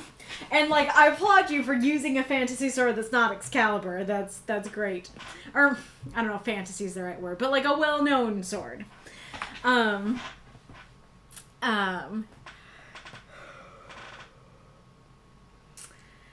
But, you know, when I got to, like, he just so happens to be a freaking sword, I kind of thought, like, I was like, does she mean that literally, or is that, like, his profession? And granted, like, I did, I was wondering about this description of, like, that's a very unique description. Like, what does that mean? But I didn't quite connect it at first, and so I was like, is he actually a sword? Is, like, his job is just to, like, protect her, like, be her sword, kind of thing. So I'm not sure, like, if that was just me, if other people understood immediately. But I do feel like something a little bit clearer on, like, yes, he is a man, but he is a sword. Like, maybe even her, like, changing him into sword form for a second, I think could potentially be helpful. I mean, I guess you could even say in the beginning, like, you could exposit, like, Nadia asked Durandal, a man who was actually a sword with silver hair and metallic emerald eyes. Actually, I think that would clear it right up. That would be just fine. Like, just straight up tell us he's a man and he's a sword. But once I understood what was going on, I really like it, and I really like your descriptions of it. So the beginning to me sounds like a very different attitude than the middle and the ending, because asking a question like, yeah, why did you stay with me? Sounds like they've been together for months, if not years, if not decades. And she's asking about that. But we learn they just got together, and they're not really happy about it. And the beginning sounds pretty wistful too, like, why did you stay with me? Rather than like, why are you here now? I met you yesterday. Why are you still here? You know, kind of thing. And I do think that, like, I need to ask, why are you still here? Or take out that I need to ask and just say, why are you still here? I think would better match the tone of the rest of the story. Because it did kind of throw me that I was like, oh yeah, like, these people have been together for a while and they're asking about, you know, the beginning. But actually it's like, no, this is the beginning, and that's the point. I'm curious why she thinks that, like, fate is absurd. 'Cause, like, especially with, like, magical swords and stuff, seems like a fair thing to say that it's fate.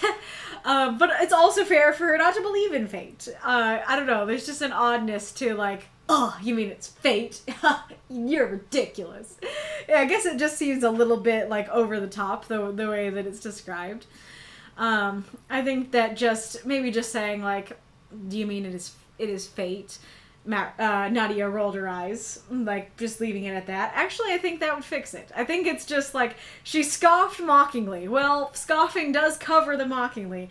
That was absurd, like, adds even more to it. So yeah, I think if you just say, like, you mean it's fate? And she rolled her eyes. I think that would work. No, it's a pity. I don't know that that's what you want. I don't know that you know your own heart.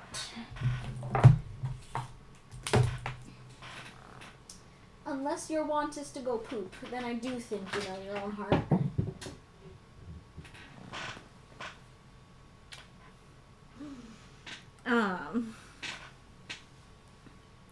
I am curious, knowing that he is a sword, and presuming he can turn into a sword, if the sword itself just literally landed in her lap. That would be very cute and fun, if so. I do, that makes me want to read that story of, like, her being chased by cultists, and then suddenly a sword just, like, lands on her lap, and she's like, I guess I'm using this. I do feel like one thing that I really do need more context on in this story is how they got bonded / what they mean by bonded. Because that's kind of the whole point here, right? Is that they're stuck together because they're bonded together.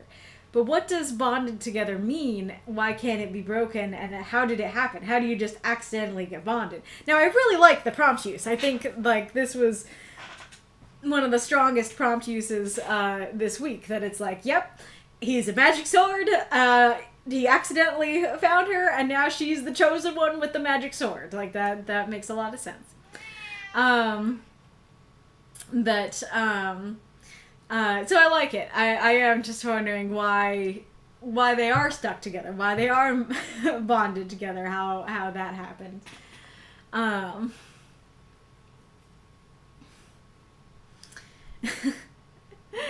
It reminds me of the I don't know if I can remember the full line, but Entangled, when Rapunzel is like, why are you here? You're here for my hair. What are you doing, bud? And like, and then Eugene is like, I saw a tower, I climbed it. I was being chased by a horse, I saw a tower, I climbed it. Totally reads as that. I was being chased, I saw a girl, I landed on her lap.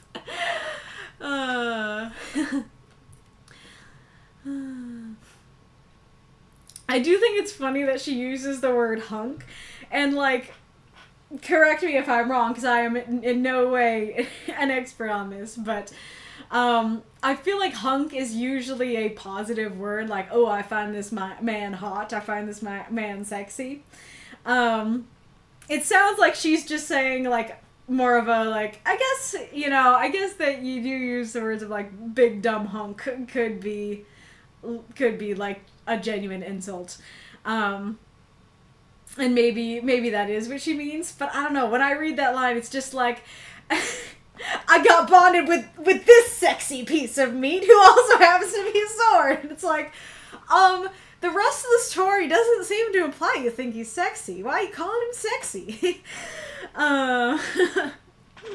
So, I'm curious if that was your intention here, if you just meant, like, this big, dumb, strong dude kind of thing. Like, I'm not attracted to him, he's just big, dumb, and strong.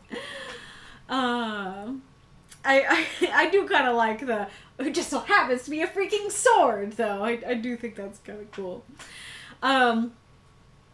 FYI, there was a word here. But it is one of the words that I've said that I will not say on streams. And I thank you guys for, like, this is the first time in what, like, 4 years? Yeah, I guess it's gotta be, like, 3 years. That, like, anybody has, like, well, maybe not anybody, but that I recall that I've actually had to do something about that word. So thank y'all for being good about that. But just FYI, so the word I don't think changes the story that much to remove, so I just simply removed it and I put those little red brackets to say, I know I removed something here. Yeah, so FYI, seems like that's what'll happen if you do that. I do like the calling out that the cultists are still on their tail. That feels like important context that we need to know. So I like her being like, I'm no hero, like, I don't have my life put together, I'm a civilian, like, I'm not cut out for this. I talk with the goblin neighbor. Doesn't really seem to fit with that list. Honestly, just saying I talk with the neighbor wouldn't fit. Like saying, I'm no hero, I talk with the neighbor, I don't have my life put together, I'm a goddamn civilian. It still is like, okay, like, sure, talking with your neighbor is like a normal civilian thing to do, but especially because the other two are so general, it feels so weird to go wildly specific example and then 2 general examples. And so, like, you might be able to make it work with, like, another specific one. Like let me try to think. I don't know. Like, I talk with my neighbor. I go to Taco Tuesdays. I play bingo on Fridays. I don't have my life put together. I don't know. So that, I think that could work better. Or just taking it out and just saying, I'm no hero, I don't have my life put together, I'm a goddamn civilian. I think that also would work. Or if you did what I just said of, like, I'm no hero, I don't have my life put together, I'm a goddamn civilian, like, oh, now I don't remember what I said. It was something along the lines of, I'm not cut out for this. So you could add that as well. I think any of those would work. I do like this relationship of him, like, protecting her, but also training her. I think that's super cute. I do like the mention of him. He's like, hey, I am from heaven. I am pretty close to being an angel. That is kind of like a cocky little thing, it seems like. I don't think it's really necessary to this story. I think that you could take it out just for more flow and more words if you needed it, but I also do like it. Interesting that he hates it too, that they both are like, we're stuck together, but we have to do this. I'm a little torn on this because on the one hand you did say the cultists are still on their tail, but I'm also presuming the cultists are on their tail because of him, not because of her. And so, well, I don't know. I was gonna say, so presumably if she just, like, tried to cut ties with him, then she'd be fine and wouldn't be ending up in a ditch. But I think the whole point is they can't cut ties. But, what else was I gonna say about that?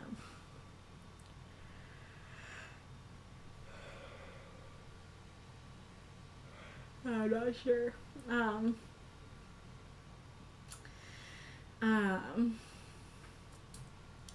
It also kind of nitpicky, but it doesn't really seem like she's reassuring herself. It seems like she's very much talking to him. That he's like, hey, like, I'm close to being an angel. Okay, fine. Like, you're an angel. I get it. We're stuck in this. All right. Rather than, like, talking to herself. But that's not a huge deal. I do feel like a lot of training would sound more natural there than exercises. I do think it's kind of cute, I'll teach you how to mock physics later. And like I said, I like the smile. I'm curious why she suddenly thinks that she made a deal with the devil. I think what you're going for is that he's like, I'm gonna, make you train your ass off, basically. He's gonna train her really hard. And so she's like, oh, ew, training, gross. I do like that. I'm trying to figure out why it doesn't quite get there for me.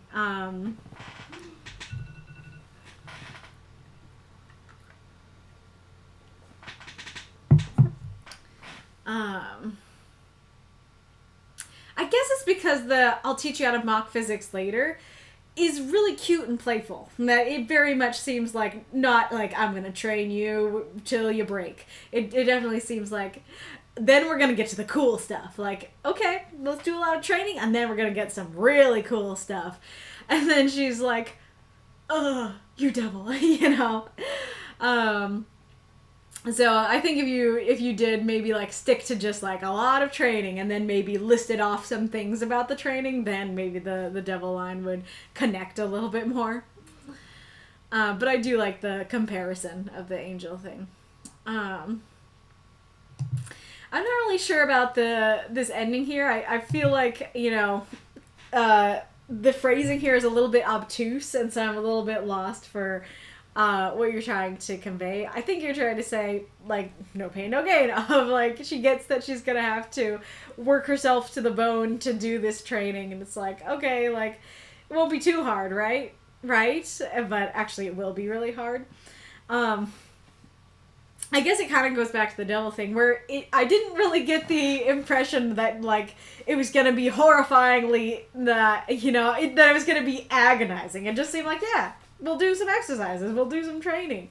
So I definitely think that going harder on, like, yeah, a lot of training, you're gonna do this, and you're gonna do that, and you're gonna do that, then that would make more sense with the ending of corporeal agony. As is, I feel like the, deal with the devil line might work a little bit better as the ending line. I'm trying to think how else you could end it that could tie more into the beginning. Like, maybe something about being stuck with him, that, like, well, like, they were stuck in this together, and I don't know, that sounds too morally and cliche.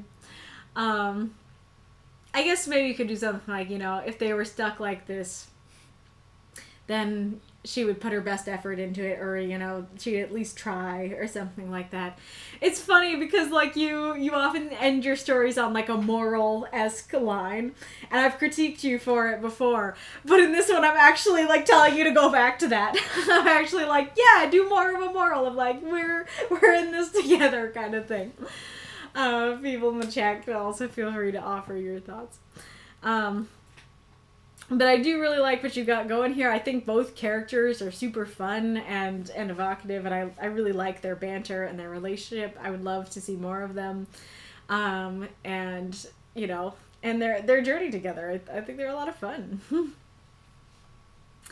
Let's see what folks have been saying.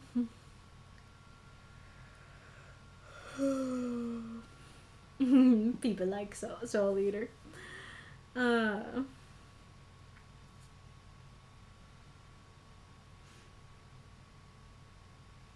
Oh, interesting. Dire Talk, man. I find writing for prompts much easier to write for it than my longer stories. I once entered an Iron Fic contest for an anime convention. I was told I was one of only 2 people that wrote a non-slash fic. The other was my wife. That is so delightful. Get yourself a wife who will write fan fiction with you. I love that.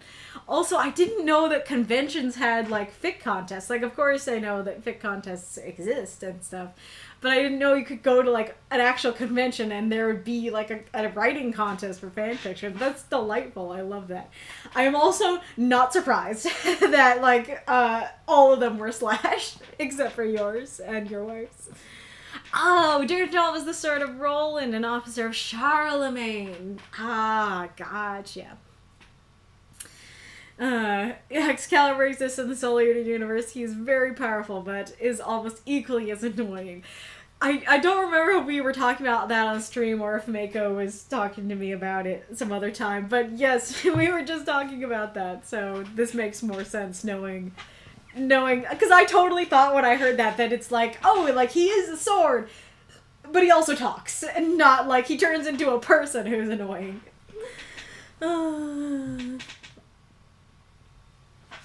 I agree about the tone, and why are you still here? Was that one of my suggestions for, like, oh yeah, that was that, like, why are you still here? Kitty has critique as well. Babby Kitty.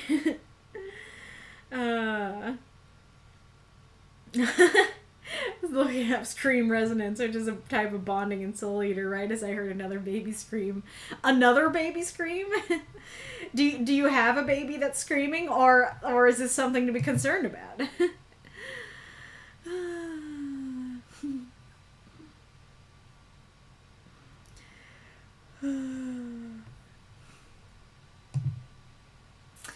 Alrighty, Roo. Oh, and I think I said this before, but I'm going to keep saying it. Please do make sure that you add your name to the titles of your stories now. Oh, scream from my baby kitty. Gotcha. Alright.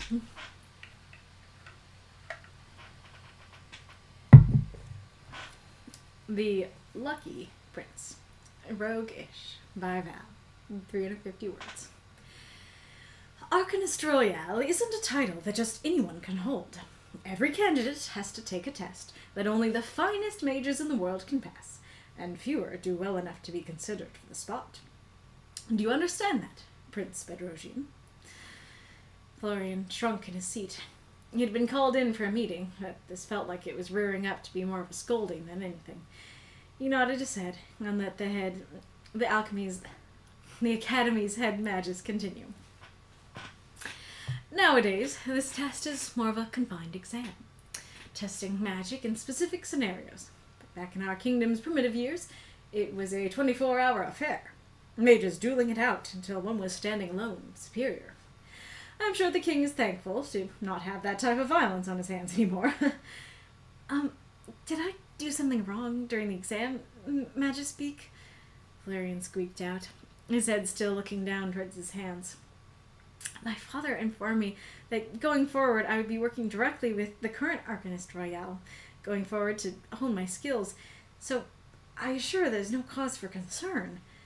Florian was cut off with a chuckle that turned into a hearty laugh as he worriedly looked up, trying to figure out what was so funny.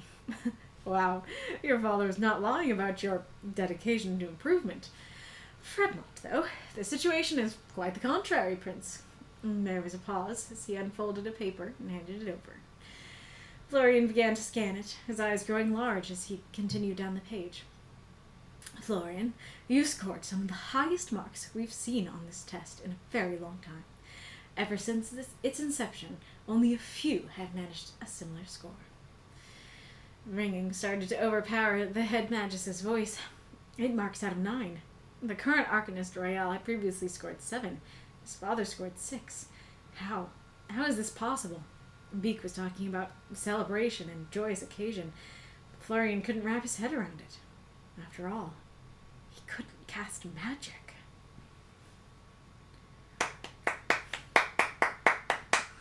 There was Moths and Monsters. Cheer for the story if you loved it. Dire Takaman says, is there a place that I can submit for this prompt? So, it is the forums. I don't know if you have to go to channels and roles to click it. Sometimes, like, I put the settings at, like, show everyone everything. But sometimes the settings mess up. So I don't know if you need to go into, like, the channels and roles to click, like, yes, I want to see all the channels and the archives and everything. But there'll be a forum that says the name of this prompt, which is chosen one by accident, and then you can still write for it. Of course, it's late, so it can't be read on the stream, but you can absolutely still post for it. Yeah. Alright.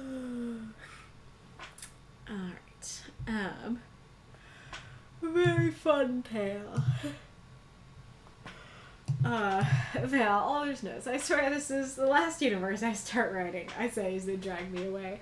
I will maintain this focus and write it consistently. I screamed in a abandoned room. Jokes aside, I started writing this after the prompt was revealed and ended up writing a fairly longer piece that was around 500 words. But I always knew I would submit with that line at the end. My angle on the prompt here is that Florian has been chosen due to a high test score that he wasn't going for nor expecting. I wonder if that came through well. I also want to know if the flow of information was satisfactory to make this whole thing make sense, as well as any personal thoughts that y'all may have as readers. So feel free to answer those questions in the chat. I don't know if I'm saying it right, because I don't know if it's supposed to be like arcanist or arcanist, arcanist. I think I've asked this question before. But regardless, it is very fun to say Arcanist Royale. I think you set things up really well, that it's like, yes, it is like this grand expository speech, but that works super well because he's giving it to him. He's like, hey, do you know what an honor this is? Let me remind you what an honor this is. That works really well. I'm curious about the name because I'm assuming Bedrosian is his last name, but you call princes by their first name, like Prince Charles, Queen Elizabeth, that kind of thing, because they'd all have the same name if it was just their last name. And so why is he not called Prince Florian, I really like the paragraph here about Florian's attitude towards the head magus, that he's like, oh no, I'm in trouble, I'm being scolded. I really relate to that, and I love that he sees it wrong, that he's like, uh-oh, you sound like you're ready to scold me. And it's especially helpful because I wouldn't have gotten that from just the first paragraph necessarily, and so I think that's great that it's like, oh yeah, I believe him. I believe that he has this vibes of scolding. Oh no. How's everybody doing? I saw it go yellow for a second. But I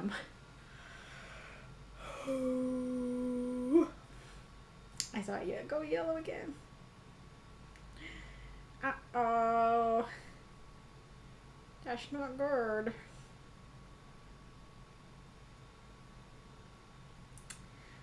How we doing? What's going on? Am I still? Am I? I don't know. Am I talking smoothly? Am I moving smoothly? Do I need to stop or can I keep going?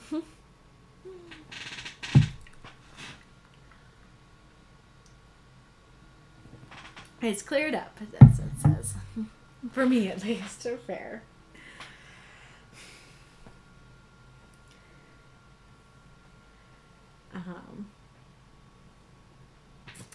I'll wait for one more. It's cleared up. Okay, you're fine to me, Mark says. Great. Okay, I'll keep going. Yeah, so I really like his attitude there. And it's really cool because it shows, at first, it seems like it's telling you about, like, just the head magus's attitude here. But ultimately, it's actually telling you how Florian thinks. And we'll come back to that, but it seems like it's saying how Florian thinks that he is overly hard on himself, and so, you know, somebody is actually complimenting him and he sees it as a scolding. Like, that works really well. I love that. Hello, Raider. Hello, Double Danger Dad. Welcome. Really, kitty? Must you?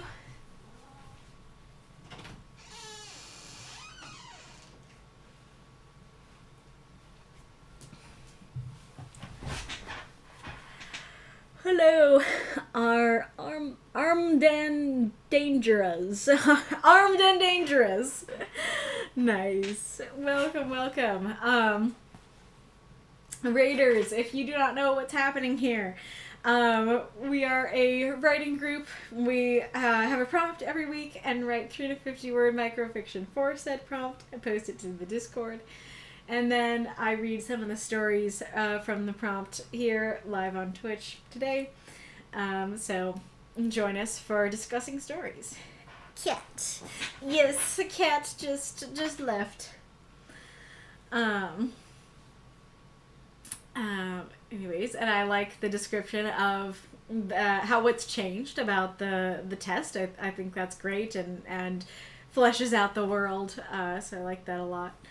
And I do like, you know, oh yeah, it was a 24-hour affair. I bet the king is grateful not to have that kind of violence on his hands. Like, super fun. Really like that. Really great. And then I do like, you know, he's just laughing and happy. And then Florian's like, oh, did I do something wrong? You know, maybe not that bad, but I like that a lot.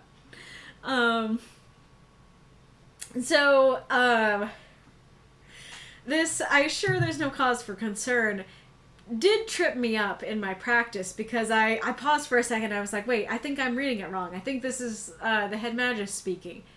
No, it is Florian. It seems a little odd that he's so like, oh no, I'm sorry, did I do something wrong? I'm being scolded. And then for him to say a line like, I assure you there's no cause for concern. That definitely sounds more like the person in authority would say that. And especially, like, granted, he is the prince, so I'm sure he technically does have more authority than the head magus. But it just reads a little odd, especially because his attitude is like more like, I'm scared I did something wrong, for him to be like, oh yes, I assure you, there's no cause for concern.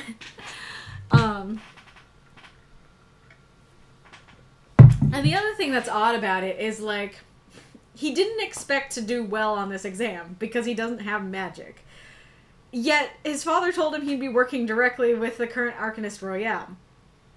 So what's up with that? Like, wouldn't it mean that if the ending is correct, that it's like, or not, I mean, like, if he suspected that he did poorly, why would he be working with the head, the Arcanist Royale? And if he didn't, like, but he doesn't know that he did well. And so, like, how does that connect? You know, if you did well, presumably you'd work with the current Arcanist Royale and learn the ropes. If you did poorly, you wouldn't. And he only learns he did well at the end. And so, yeah, how does that work? That he's already ready to work with the current Arcanist Royale, but then only learns until the end that he did well. And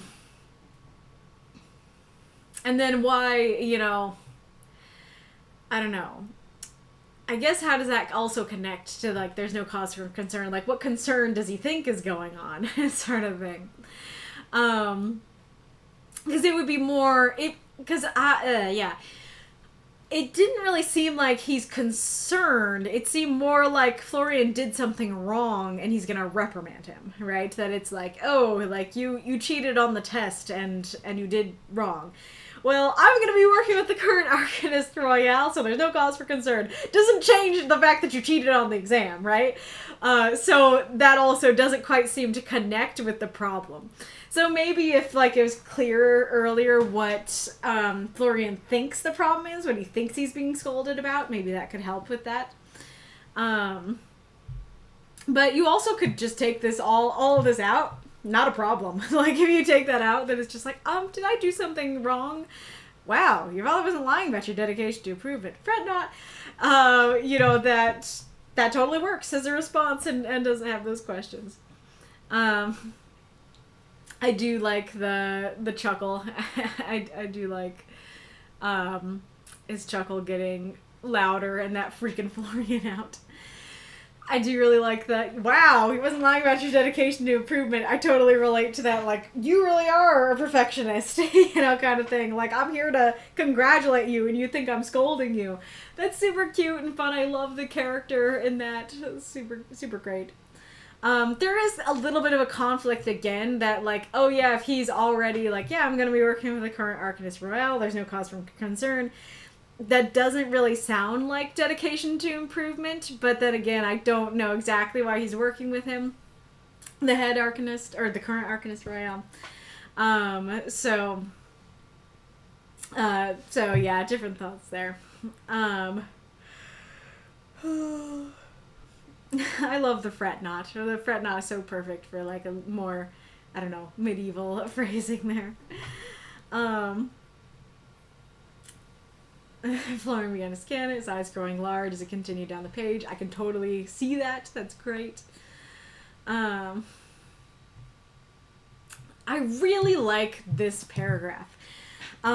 Because this paragraph really stays in Florian's head while also giving us exactly the information that we need. Something like this so easily, you know, the writer might feel tempted to slip into, third omniscient. That it's like, oh yes, FYI, you know, his dad did really well, but not this well, you know, kind of thing.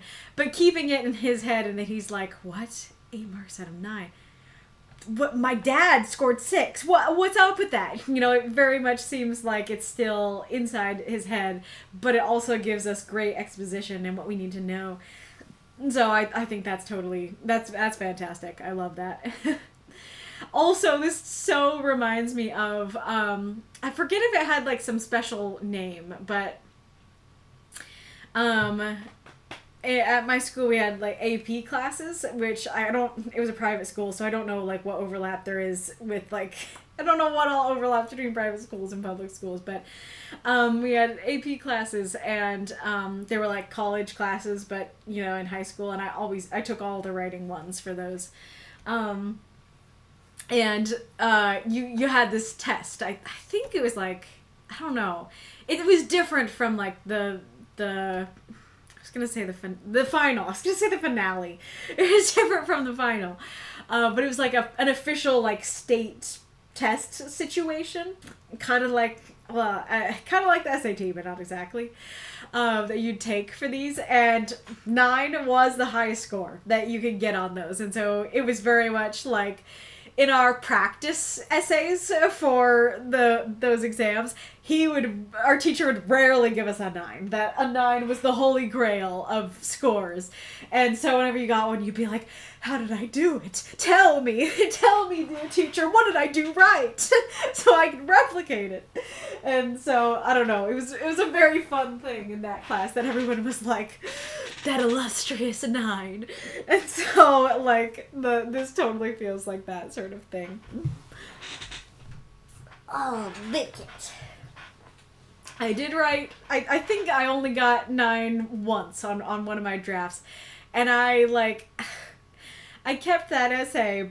I thought I did, but I haven't found, I haven't found it. Like, I meant to keep it somewhere, but I haven't found it again. But anyways, I do really like the twist of he couldn't cast magic. Excellent use of the prompt. Really, really love that. That it's like, yeah, he's the chosen one. He's the Alchemist Royale you established. They're super awesome. But it's totally by accident. He shouldn't even be considered for this position. I do really love that. I do think that's a great way to end. My biggest critique for the story is that the ending just leaves me questioning, how could he take the exam if he can't cast magic? My main thought is that maybe your point in pointing out, hey, they used to duel it out for 24 hours and now it's an exam, is like maybe it's a written exam, and so like you can understand magic without without like doing it.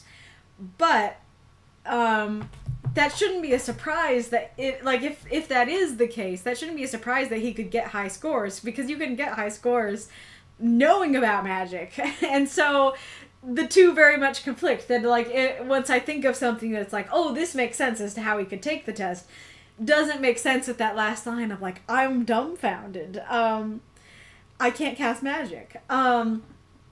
Something that would clear it up is if he was being a sneaky little prankster. If, like, he's like, I know that, like, I'm gonna be terrible at this because I can't cast magic. Like, this test isn't for me.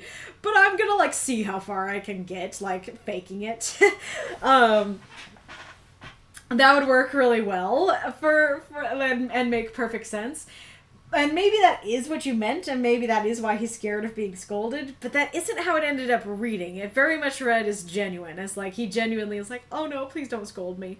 And he's like a perfectionist and stuff like that. And so I really like the twist, but it unfortunately is one of those twists that then ends up leaving a key part of the rest of the story in question. So I get that maybe answering that question somewhere could have revealed the twist. But like, did I write down? Did I write down my ideas for how you could fix it?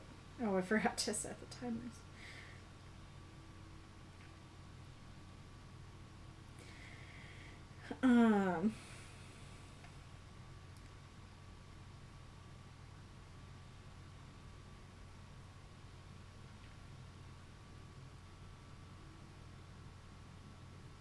No, I didn't.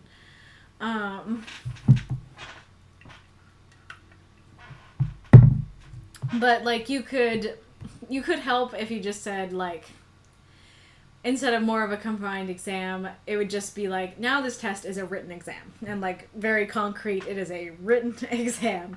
I think that would really help. And like it's hard to offer what you could say when I don't know what he did. But yeah, like, if you said something about, like, I don't know, if you could say something like, why can't I think? Like, he hoped that his glyphs would go unnoticed, or something like that. That maybe he, like, can't cast magic from within him, but he can, like, cast it with glyphs, and so he's like, uh-oh, like, I'm being scolded. I hope no one would notice that I did my glyphs, but it seems like someone did. You know, that could work to clear it up, and like, I don't think the reader would know. I don't know. I was going to say I don't think the reader would know enough about magic to for it to give it away. But then again, the reader would probably get to the end and be like, how's a glyph different from magic? So I'm not sure. But, let's see. Yep, fantastic prompt use, came through well for me. For the most part, the flow of info was satisfactory. It's just the things that I talked about, and then ending and going, wait a minute, how did he take the test then? But for the most part, I think it flowed very well. And I like your title as well. And it's funny because we talk about, like, one-offs versus universe stuff, right? And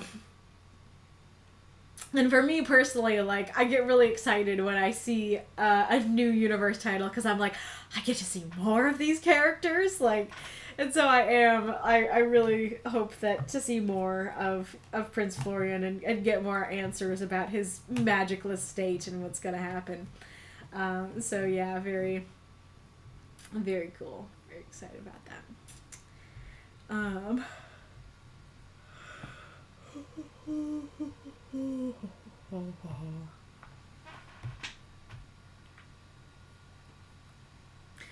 Val, I think one thing I wish I could have fit is that this is a secret. He's supposed to be able to cast magic, but he can't. So that point about working is more because he's thinking his cover has been blown to an extent. Okay, so yeah, it isn't him being a perfectionist and being scared of being scolding. He does know he's doing something sneaky. Yeah, so I do think that it would have been really good to get that in. I think you could have, like, especially if you took out the thing that I told you to take out, and you had the words for it. But, like, let's see. So, oh, you responded to that. I think the no cause for concern is him trying to, like, maintain his composure. Like, when people try to beef up their vocabulary to come off as more under control than the opposite. Gotcha. Yeah, actually, like, honestly, if you just said something like, he'd been found out, like, Florian shrunk in his seat, he'd been called in for a meeting, but this felt like it was rang up to be more of a scolding than anything. He'd been found out. He nodded his head and let the Academy's head magus continue. I think that would work, because the reader would be like, what? What were you found out for? What did you do? You know?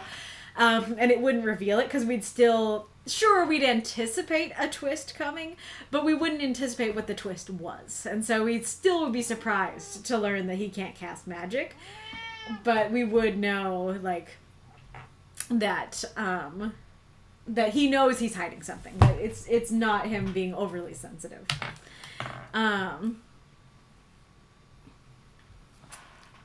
Or, like, you know, you could also do stuff like, I was gonna say something like he'd been waiting for this, but that might sound like it could be positive.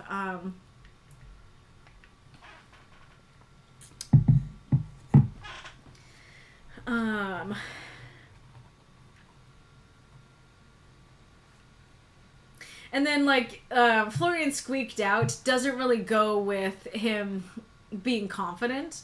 And so I do think you'd have to kind of pick a lane. And so if you want to have him seem, like, scared, then I would just do, like, did I do something wrong during the exam? How'd you speak? Like, I think that you could just do it like that. But if you want him to seem confident... then you could say something along the lines of, like, Florian cleared his throat trying to maintain confidence or something like that. And, like, if this is all, like, a lie or something, then, like, you know, you could say something like, Florian trying to maintain confidence spun a lie or something like that. But, yeah. Nerith, I actually wondered if his scores were edited by the father of the king in order to ensure his son having a good position in life. A cushy job sort of thing for a prince not set to inherit the throne, maybe. I don't know. Yeah, that's fair. That is a thought. Val, in universe, the big thing is that just about anyone can use magic, like an inherent ability to do so. So anyone can use, but being able to actually cast is definitely more of a mage thing. So what is the difference between using and casting then? Is it like, yes, I can use this glyph, but, like, if you ask me to make fireball out of hands, I can't make fireball out of hands. You know, only mages can.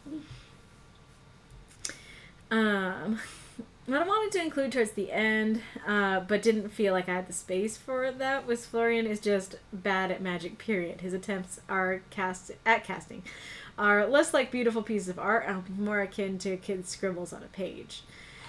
Interesting. So, but that means he can cast. So he can do magic. It's just that he's bad at it. Interesting.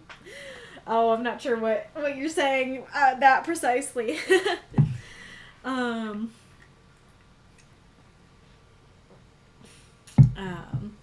Yeah, so is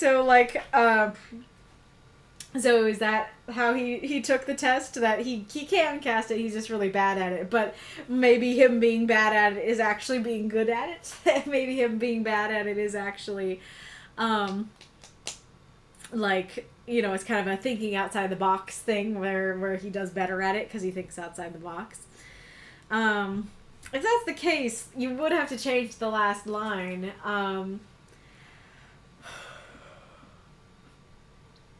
Yeah, I guess you could just say he was terrible at magic. That, it wouldn't have the same punch as he couldn't cast magic, but he was terrible at magic would still be like, yeah, this was an accident that he won.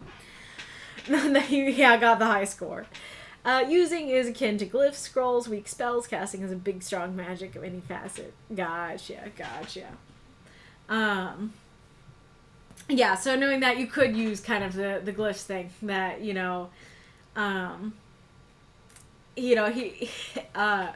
been, I don't know.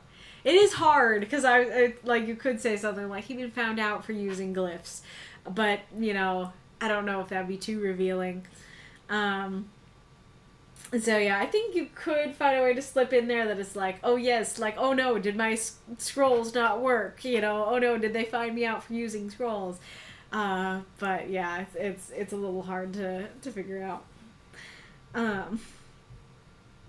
But I thought the story was great. I really liked it. Let us go on to Sam's story. I'm gonna mute for a second and see if I can blow my nose.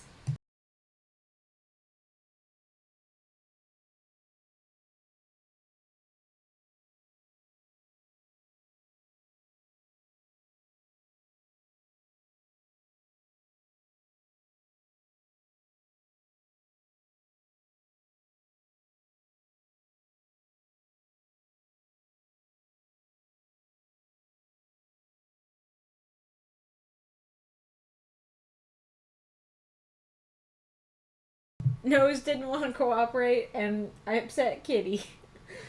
And the Kleenex box is right by the cat, and she's like, "Arr, arr, arr." Thank you, Mrs. Val. You're welcome. Kitty, you're adorable. All right, somebody tell Sam. All right, A Family of Failures by SamRI. 350 words. Gospel of Arthur, chapter 42, verse 29. Carter sighed. His uncle, Reynard, had been quizzing him for the greater part of an hour. Arthur 42:29. He paused, trying to envision the correct page in his mind. And it came to pass that throughout the land the wrath of the spirits were upon men, and their suffering was sore, yea, even unto the death of many of their kind, so great was their pain. Reynard nodded with a sort of disinterested approval, as though he could be more bored while grilling Carter than Carter could be at being grilled. Correct. You are getting very close, Carter. Very close meant he had remembered every scripture his uncle had asked him to recall perfectly, and answered every question asked about them without hesitation or misunderstanding. How close? Patience, Reynard replied with a loaded tone. Your time will come soon enough. You said that every day for the past 3 years, and I mean it. Surely you understand that taking on the role of mediator is no simple task. It's far more than sermons and ritual prayers. It's about taking care of our community. It's respecting all of the life around us. Carter thought back to his uncle's favorite pastimes, drinking with his parish members and fox hunting, and eternally scoffed. Pot, meat kettle. I'm ready, I swear it. That's what your father said. Carter stiffened. Hey, he did. What does that have to do with me? It's not my fault he was taken by the spirits. I'm not him. Reynard tisked. I see so much of my late brother in you, Carter. You must trust me. Your father wasn't ready to take the mantle of mediator when he did, and ended up with him killed. We need to wait a while longer. You understand, don't you, lad? Carter gritted his teeth. Yes, sir. Very good. Now run along, boy. I have a hunt I need to get to. Carter stood and left the building, fuming. The spirits chose the wrong bloodline to bless. They were a family of failures. Every one.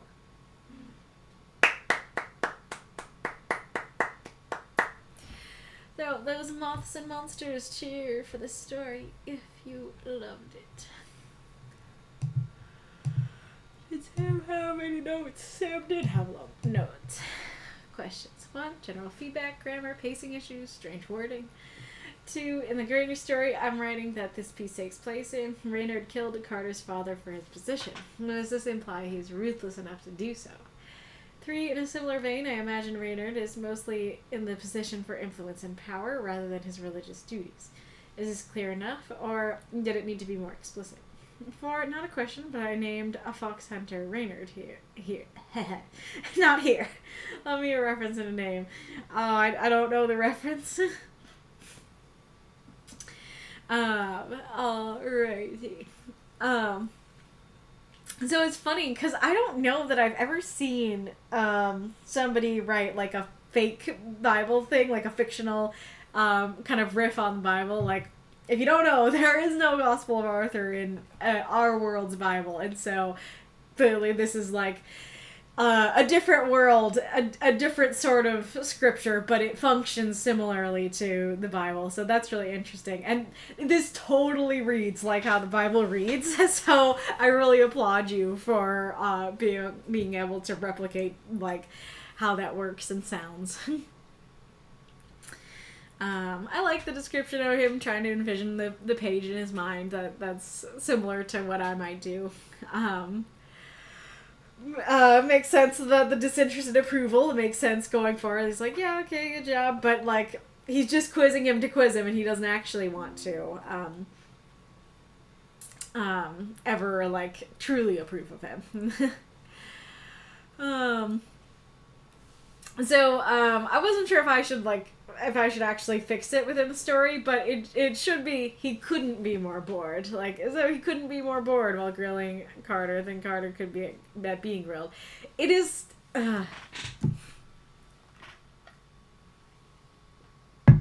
it is extra odd. Well, I guess, actually, you know what? So that is the expression of couldn't be more, rather than could be more, but I think in this case, actually just saying, as though he was more bored while grilling Carter than Carter was at being grilled. Like, just have it be like an actual statement. I do like what you're going for there, of like, Carter's bored, and so is Reynard, and neither of them really want to be here, but they have to be here. I do really like the description of, like, very close meant exact. Very close meant he got it perfectly. There is a critique in there in the fact that I actually wasn't sure if I could trust him at first. I was like, is this true? Like, is this factually accurate that you did it right? Or are you just a cocky little kid who is like, I did everything right, when, like, no, you didn't. I don't know exactly how you could clarify it, so if anybody has a suggestions for how to do so. But that is, unfortunately, a struggle I have with the line. But no, especially knowing it was genuine, I do really like that it's, like, very close but meant perfect. I think that's great. Baby. Well, I might be using this ad time as low nose time.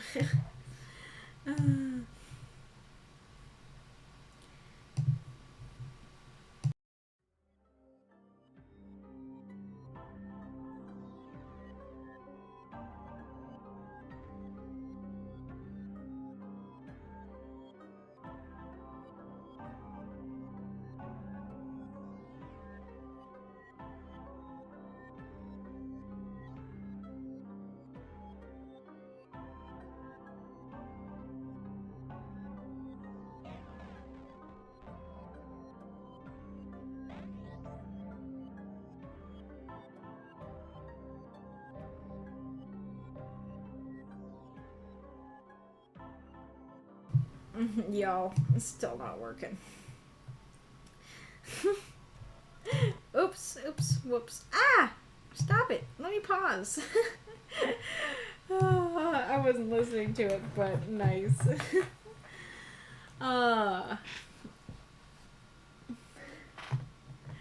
So, this, oops. This is great because I can tell you that, I don't know if I'll succeed, but I have never done, the Path of Pain. I have never gone into the White Palace. And so, especially because you'd not just be seeing me play, but actually be seeing me get first reactions to it, I really do want to do that on a stream. I feel like it should be like a stream for it and not just like me doing it in these ads, unless you really want me to go after it now. But yeah, so I can't promise, but my desire is to actually stream me trying out Path of Pain for the first time. And you can see my horror as I attempt it. Oh no, that wasn't Bitzer, that was Atos. Hello Atos, welcome.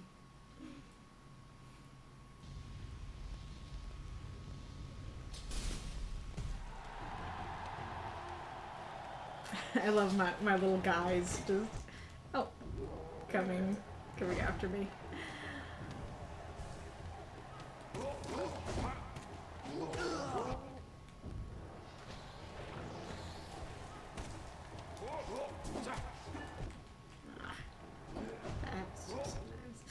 I'm getting sloppy.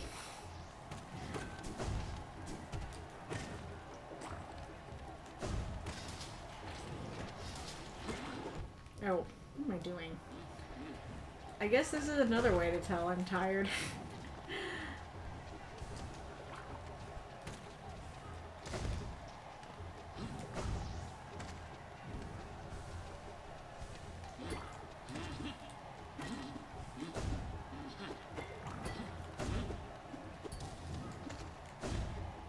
Wow. Y'all are taking longer than usual. Dude.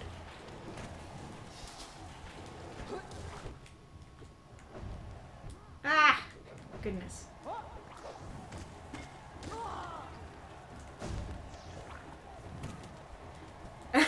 Yeah, it would be pretty impressive if I could casually beat Path of Pain during the ads. See, that's exactly why, well, one of the reasons I don't think doing it during the ads would be good, but that would be a pretty awesome accomplishment. Maybe as the finale, maybe I'll at least start heading over there. I'll like walk in as the finale to this, I don't know, our Hollow Knight time together. Then again, I don't know how close the stag station is.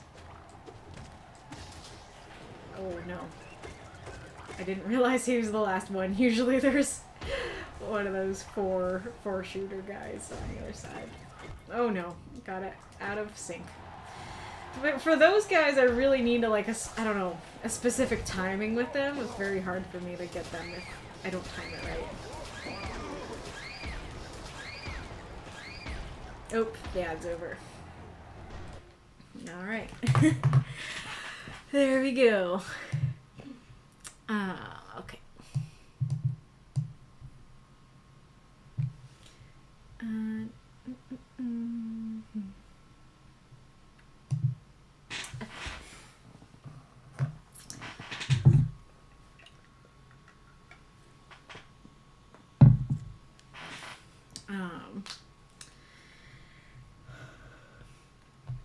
I do like how the emotion of things ramps up, that it's like very close, meant perfect. Like you already know like why that might be upsetting to him, even though it's not expressed that he's like angry.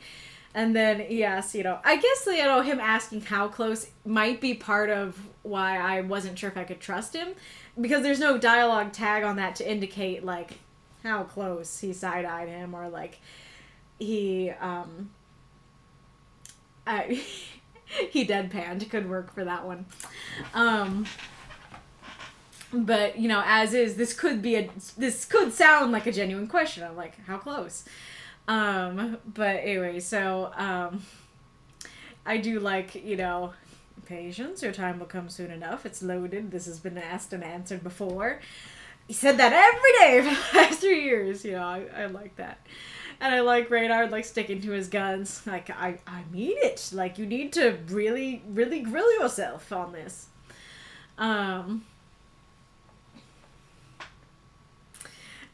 So it's kind of interesting because I do like the, like, oh, you must respect all the life and you know, take good care of people, and then cut to Reynard not doing those things. I do think that's great, and I do like drinking with the parish members and fox hunting are very specific and evocative pastimes. So I do really like all that. But funnily enough, like drinking with the parish members is taking care of the community. Like, of course, if they're all out there getting drunk, then yeah, they're not really taking care of themselves. But if they're just, like, having a good time, being buds, that's totally taking care of your community. You should hang out with them. So, like, it might be unconventional methods, especially for a religious person, but I don't know what the religion is and their rules on alcohol. But it doesn't sound too terrible, actually. And, like, you can still respect life while hunting. Like, you can, and granted, I think you might have used fox specifically, because that's, like, not an animal that you eat.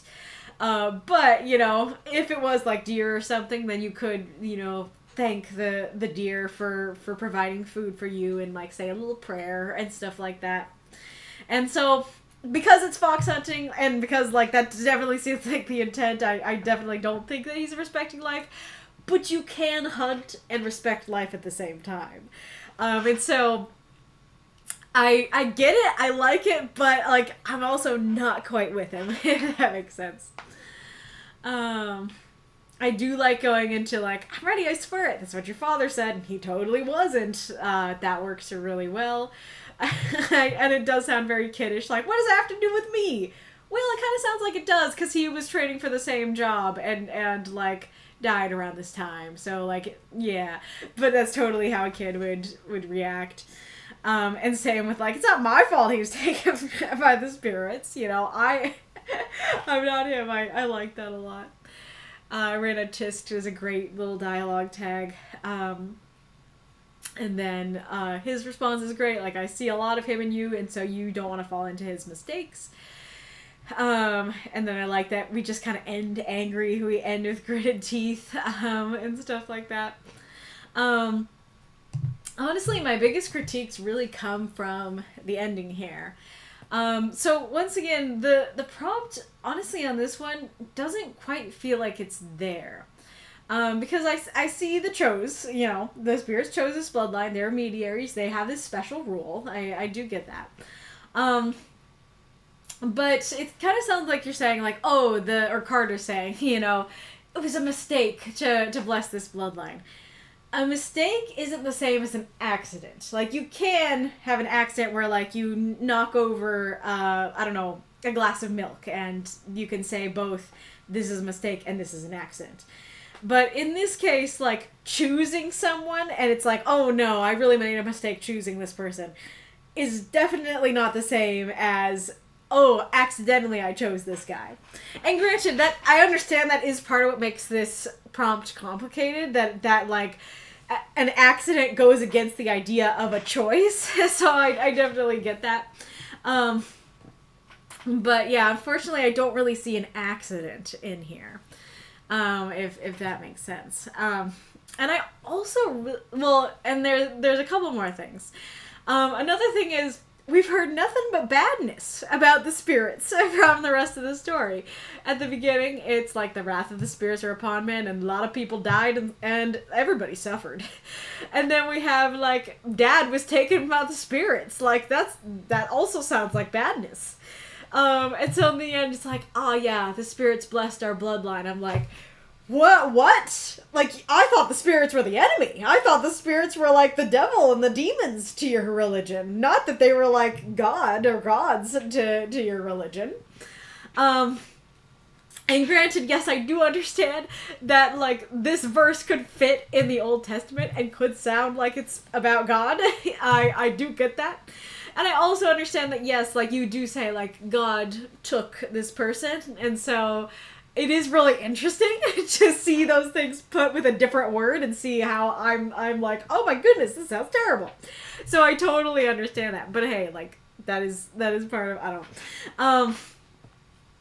But yeah, like in it definitely sounds like just in this story and like having that reaction, I'm kind of like, well, that sounds like your problem, because it sounds like if a spirit blesses you, actually they curse you, because they sound like a bad time.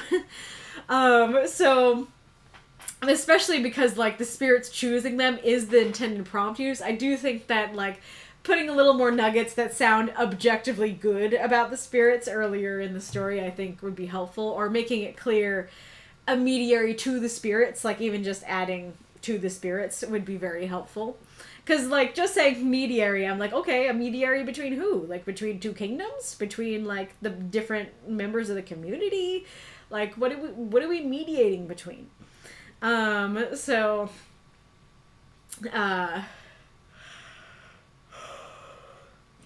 yeah, even just adding mediary to the spirits, but also if you had some, like, objectively positive examples, I think that would help with the ending here. And then the other thing about it is, like, Carter sounds like the opposite of a failure. Like, sure, I understand, like, Reynard is out, you know, fox hunting when he should be, like, respecting the foxes, and, like, yeah, like, it's an intentional failure, but it is a failure. And then his dad, you know, died too early, so, like, especially if they worship the spirits and the spirits took him, then maybe it's because they thought he was doing a bad job. So, I can understand why he thinks he's a failure. But Carter recited everything perfectly. Like, Carter has been shown to do nothing but greatness. He recited it perfectly without a problem, and he's being held back for it, you know, so I don't know why he thinks that every one of them is a failure. Including himself. So I do quite like the story, and I think for the most part it's pretty straightforward to follow. It really is just that last bit that I have quite a few critiques for. It's interesting because I read your note for the first time, and I don't know how you reacted, but I did not catch a lot of this. And the greatest story I'm writing that this piece takes place in, Reynard killed Carter's father for his position. Does this imply he's ruthless enough to do so? Totally did not get that. I did not get that he did that. That's really interesting, and I like that. And I don't have to get it to like the story. It's just fun, extra info to be like, oh, we have nefarious uncle times. So it worked for me without getting that. I don't know that I would say, after reading this story, that he comes across as ruthless. I actually did read it as, like, he's kind of a lazy bum, but, like, you know, but not, like, a villain, if that makes sense. That it's just like, yeah, he got this job, and he's like, yeah, your dad, he had this job before me, and he was lazy and well, not he was lazy, but I don't know. But like he was too cocky and he thought he knew everything and he didn't. So like I'm training you to do better. And it definitely seemed like he was training Carter past, you know, when he should be training him. That he's training him a little too hard. But it did not seem like he is a ruthless. Like he seemed like he was training harder too hard. And it seemed like Reynard wasn't very good at this job. Both in like, well, not that he's bad at training Carter, but just that he's bad at knowing when Carter's ready, and that he's a lazy bum in his position, but not necessarily that he's this ruthless villain. It makes sense, like, knowing this, I'm like, oh, okay, like, I see there's actual nefariousness here, and that follows. I wouldn't have guessed it, but, like, I get it. It follows. It doesn't seem strange.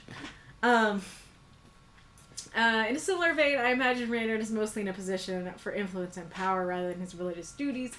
Is this clear enough, or did it need to be more explicit? Again, it's interesting because it didn't. I didn't read it as like he loves his power and he's like not letting Carter go further because he wants to stay in this position of power. Like I said, it kind of read like he's a lazy bum and like. Not that he, like, dislikes the job or that he doesn't want it, but just that he doesn't respect the job, you know? And so it's interesting to hear that, like, he I don't know, it's not that he respects the job, but it's just, like, this job does give him enough power to, like, do his hunts and stuff like that. I don't know, it's weird, though, because... Like, a priest, I don't consider to be super powerful, and that seems to be what he is, that he's a priest, a pastor type character. And so, like, sure, like, as a pastor, you do have, like, influence and sway over your congregation. But he doesn't, that's not what he seems to want. He isn't seeming to, like, influence people with bad doctrine. It definitely seems like he's having fun hunting. But it's kind of like, why couldn't he hunt as a civilian? You know, why does, like, being the pastor allow him to hunt in a way that being a normal person doesn't? So, no, I don't think I got that. It is interesting. I do like it. But, yeah, I do think you need a little bit more. But it's actually not important for me to know that for this story. Like, this story worked, Reynard's character worked, without me knowing that. And so adding that in could detract, could be context that confused me, that made me ask questions I didn't need to ask. So I think what you have is great. I don't mind that I didn't get that part. But if it's super important to you and you were able to get it in without like being too confusing, then you could kind of add to the list of what he does in his pastimes, that have there be something a little more powerful or a little more nefarious in there, or like change the drinking with the parish members to something more powerful or nefarious, then maybe that would help with both of those things. Oh yeah, and then there's the reference. Let's see what folks have been saying. Oh, fell asleep. It's okay. Yes, Pats. So yeah, I thought I thought of Arthurian mythos and a far future or alternate world where that was the basis of religion. Interesting. Yeah, that is really interesting if that is the intention. And that all especially works with the chosen one idea.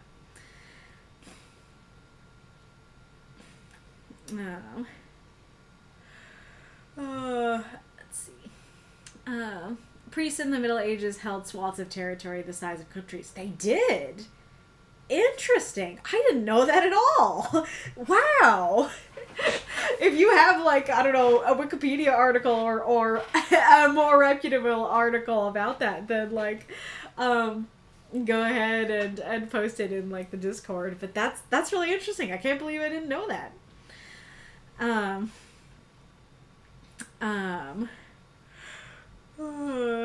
Looks like other stuff is different discussions, so it seems like we might be done discussing this story, but I really enjoyed it. This is really fun. I didn't know that this was part of a greater universe. I'm sorry if I totally, like, missed that in your title.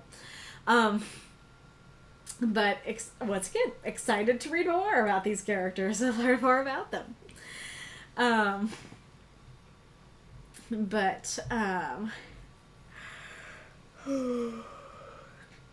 So it says, okay, so I've been digging into the numbers to slake my curiosity. Based on preliminary, roughly counted data, it looks like Chosen One by accident would have won, even if only the previous week's writers had voted, while Its Only Blood would have lost. However, that might be an outlier, since we had such a drop-off of writers this week. Including people who post, it could be skewing the data. We'll definitely look more into this and give a complete result if I dig into this for a few weeks. Awesome. Thank you. Do you know what would have won if only the people who wrote the last week submitted or voted in this most recent one? Well, quick midstream question answer. The main thing that keeps me from writing is my lack of time management. I have untreated ADHD, so executive dysfunction is pretty common. I had more success when I wrote at work, probably because I could utilize my time between things I had to do. Maybe I'd make a point of going to the library once a week. What would going to the library do? Would it give you research, or would it give you like a quiet writing space? And that's totally fair. Once again, very similar answer. I'm like, it's nothing to do with you. I'm just tired. Beauty is the beast. My beloved prompt. Oh well, it's been doing better. I mean, let's do it. Let's go on to announce the prompt. But quiet writing space. Nice. Is your house a loud house?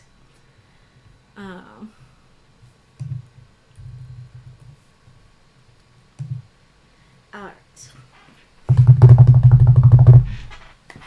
In third place, with 15 votes, is indeed Beauty is the Beast.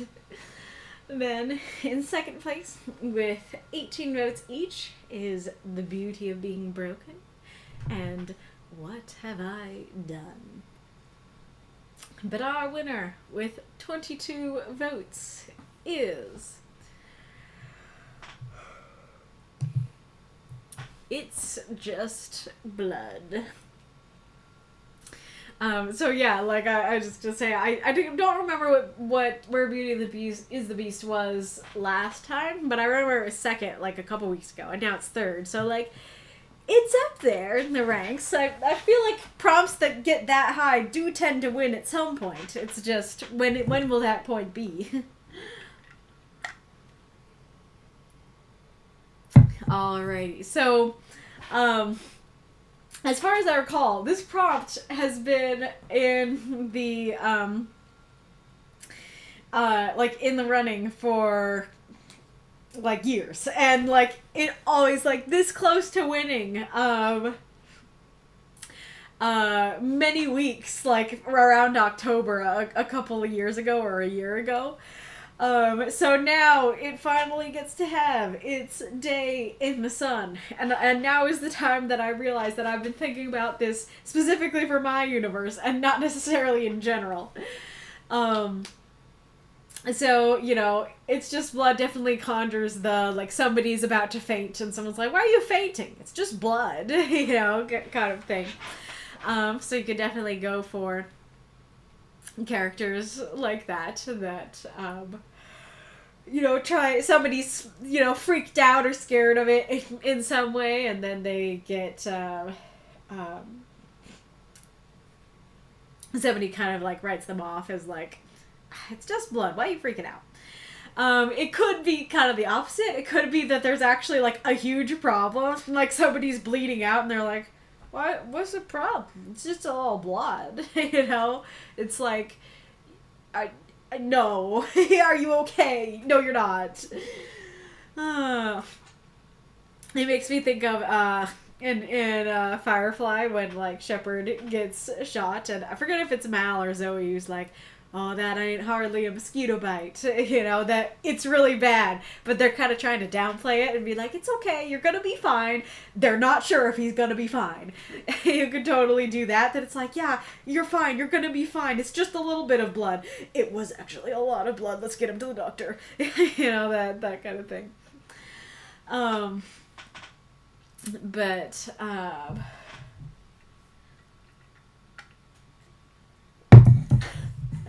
now I'm also thinking of the first episode of Gravity Falls when you have Norman and Dipper thinks that Norman is a zombie, and so he's like, is that blood on your cheek, Norman?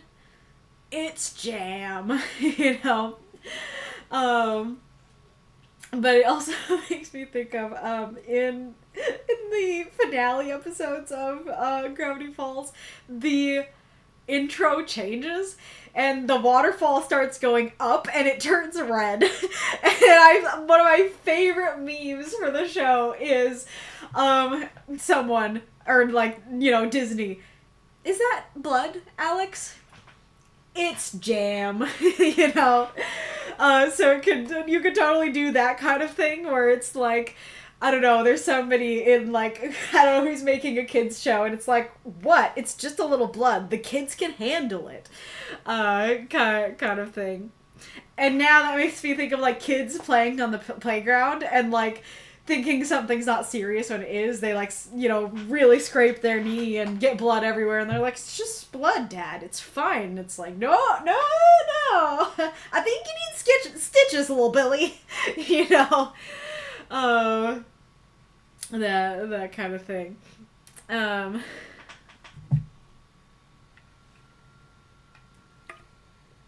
I see Mako saying the blood of the covenant is thicker than the water of the womb. I'm not sure what the prompt. I mean, I get the connection of blood, but like how you use the prompt with that. But that makes me think of your family being referred to as your blood, and so it's like, you know, someone's like, oh yeah, you should cut ties with your family. It's like, oh, like I could never do that. Like what? It's just blood. Like it's just your blood. What's your problem? You know. You gave me flashbacks. It was a response to Eric. And it said, this makes me think of the phrase, blood is thicker than water, than someone dismissing the bonds of family if the family's dysfunctional by saying it's only blood and walking away. Exactly. Yeah, so Mako's saying what the real saying is, that the saying that we know is blood is thicker than water, and we think it's, it means, like, family ties are stronger than, like, other ties, but actually it means the opposite. The original saying is the blood of the covenant, you know, the bonds that you make with people you aren't related to, is thicker than the water of the womb, the people that you're directly related to. But the problem is, I don't know how you'd use the actual saying with this prompt. Like, I guess, I don't know. I guess you could do the opposite of, like, someone makes a blood bond with someone and then someone else is like, oh, stop being friends with them. Like, excuse me? Like, what? It's just blood. Like, it was a blood bond forever. You know, that kind of thing. Oh, that could be a thing, too. Because in the story I was reading for Critique Group this week, two characters make a blood bond together. And it is actually quite simple how it's made, that one character accidentally ends up drinking the blood of the other character. I know it sounds weird, but it makes total sense in the story. And you could totally use this kind of thing for that it's like, what's the problem? It's just blood. It's like, no, that created a bond between us. Like, this is a problem. It's not just blood. You can totally use it that way.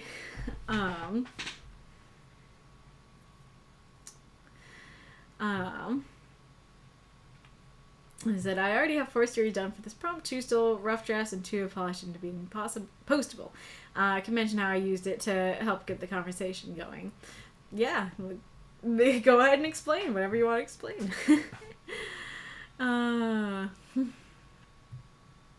Oh no, stream gone? Something wrong? It's green though. Where is stream chat?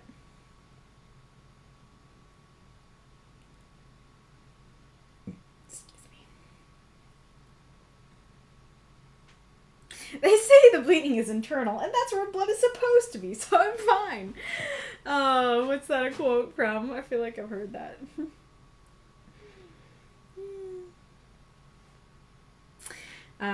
Definition of blood: the red liquid that circulates in the arteries and veins of humans and other vertebrate animals, carrying oxygen to the carbon dioxide from the tissues of the body. Now I'm thinking of, like, a creature that doesn't have blood, being like, what the heck is that that's coming out of you? It's like, what? It's just blood. Did the stream go boom for everyone? What have we heard before? Where are we? Say pumpkin if you're here. Oh, the internal heating thing. Violence involving bloodshed, that could work really well. That somebody's trying to call somebody else to war. They're like, What? It's just blood. It's just bloodshed. It's like, and that could even, like, yeah, there's the pumpkins. Okay, good. Hi, Corianne. But yeah, you could totally use this to, like, contrast viewpoints of some, like, I don't know, the leader who's like, yeah, we'll just send those people off to die in war. And it's like, we'll do what now? Like, come on, it's just a little blood, you know? Oh, that could work.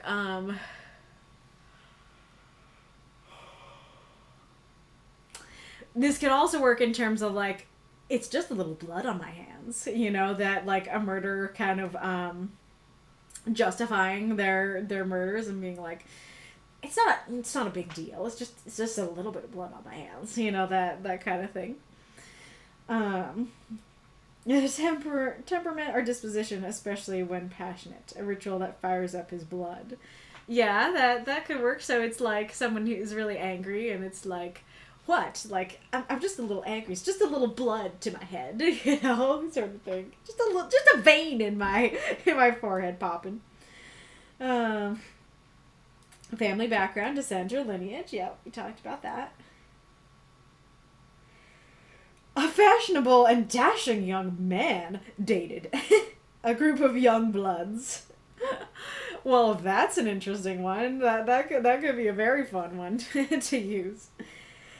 A member of a Los Angeles street gang. Okay. Initiate someone into a particular activity. Clubs are too slow in blooding young players. Interesting. So yeah, you could use that as, like, it's just the initiation. It's just blooding in the new members. In hunting, to give a hound the first taste of blood. Yeah, that could work for a lot of different, like, creatures. That it's like you're like, give a creature its first taste of blood and, like, goes feral kind of thing. It could also be kind of a, like, it could be like a special kind of blood, actually, that it's like someone's like, oh my god, like, let's use the hound thing first, that you, like, give the hound some blood, but you don't realize it's, like, a very special creature's kind of blood, or you don't realize it's going to have an effect on the dog, that's like, I don't know, you're hunting some mystical deer, and you give it some blood, and then it, like, it becomes mystical. You know, it's like, what's the problem with my dog? I just gave it blood. Like, you gave it mystical deer blood, man.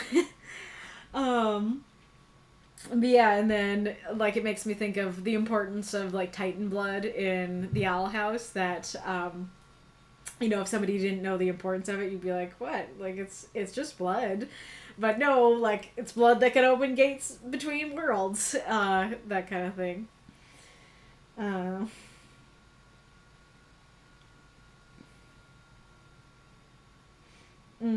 Yeah, blood brothers, similar to what we were talking about before, about the covenant. So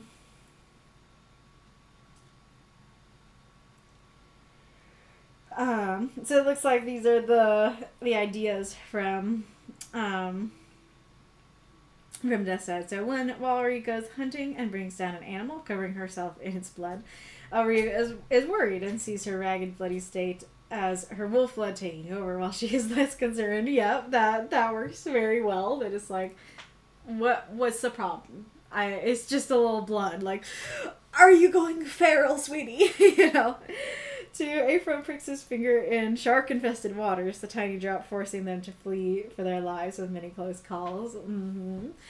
Oh yeah, I wasn't even thinking about that idea of, like, just a little bit of blood can cause a big boom, a big problem. Like, because when I read that, I was like, oh, I'm assuming that he'd be like, what? It's just a little blood. But I was like, wait, no, you don't have to do that, because it's like, it's just blood, but it's causing this big problem, right?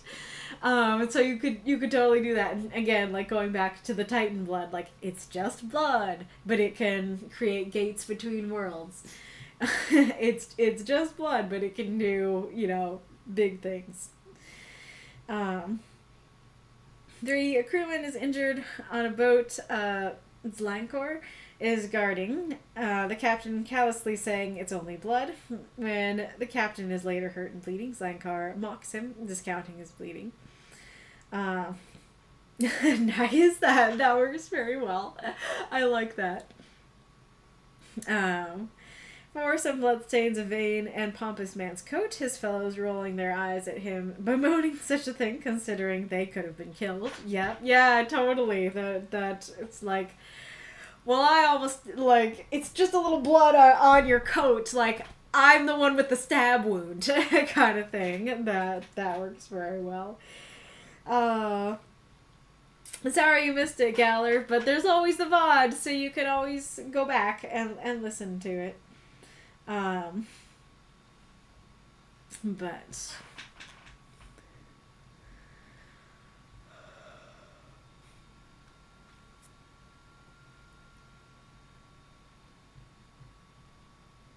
young blood is a somewhat common hood saying, or at least a stereotypical one, if not in regular use. Interesting.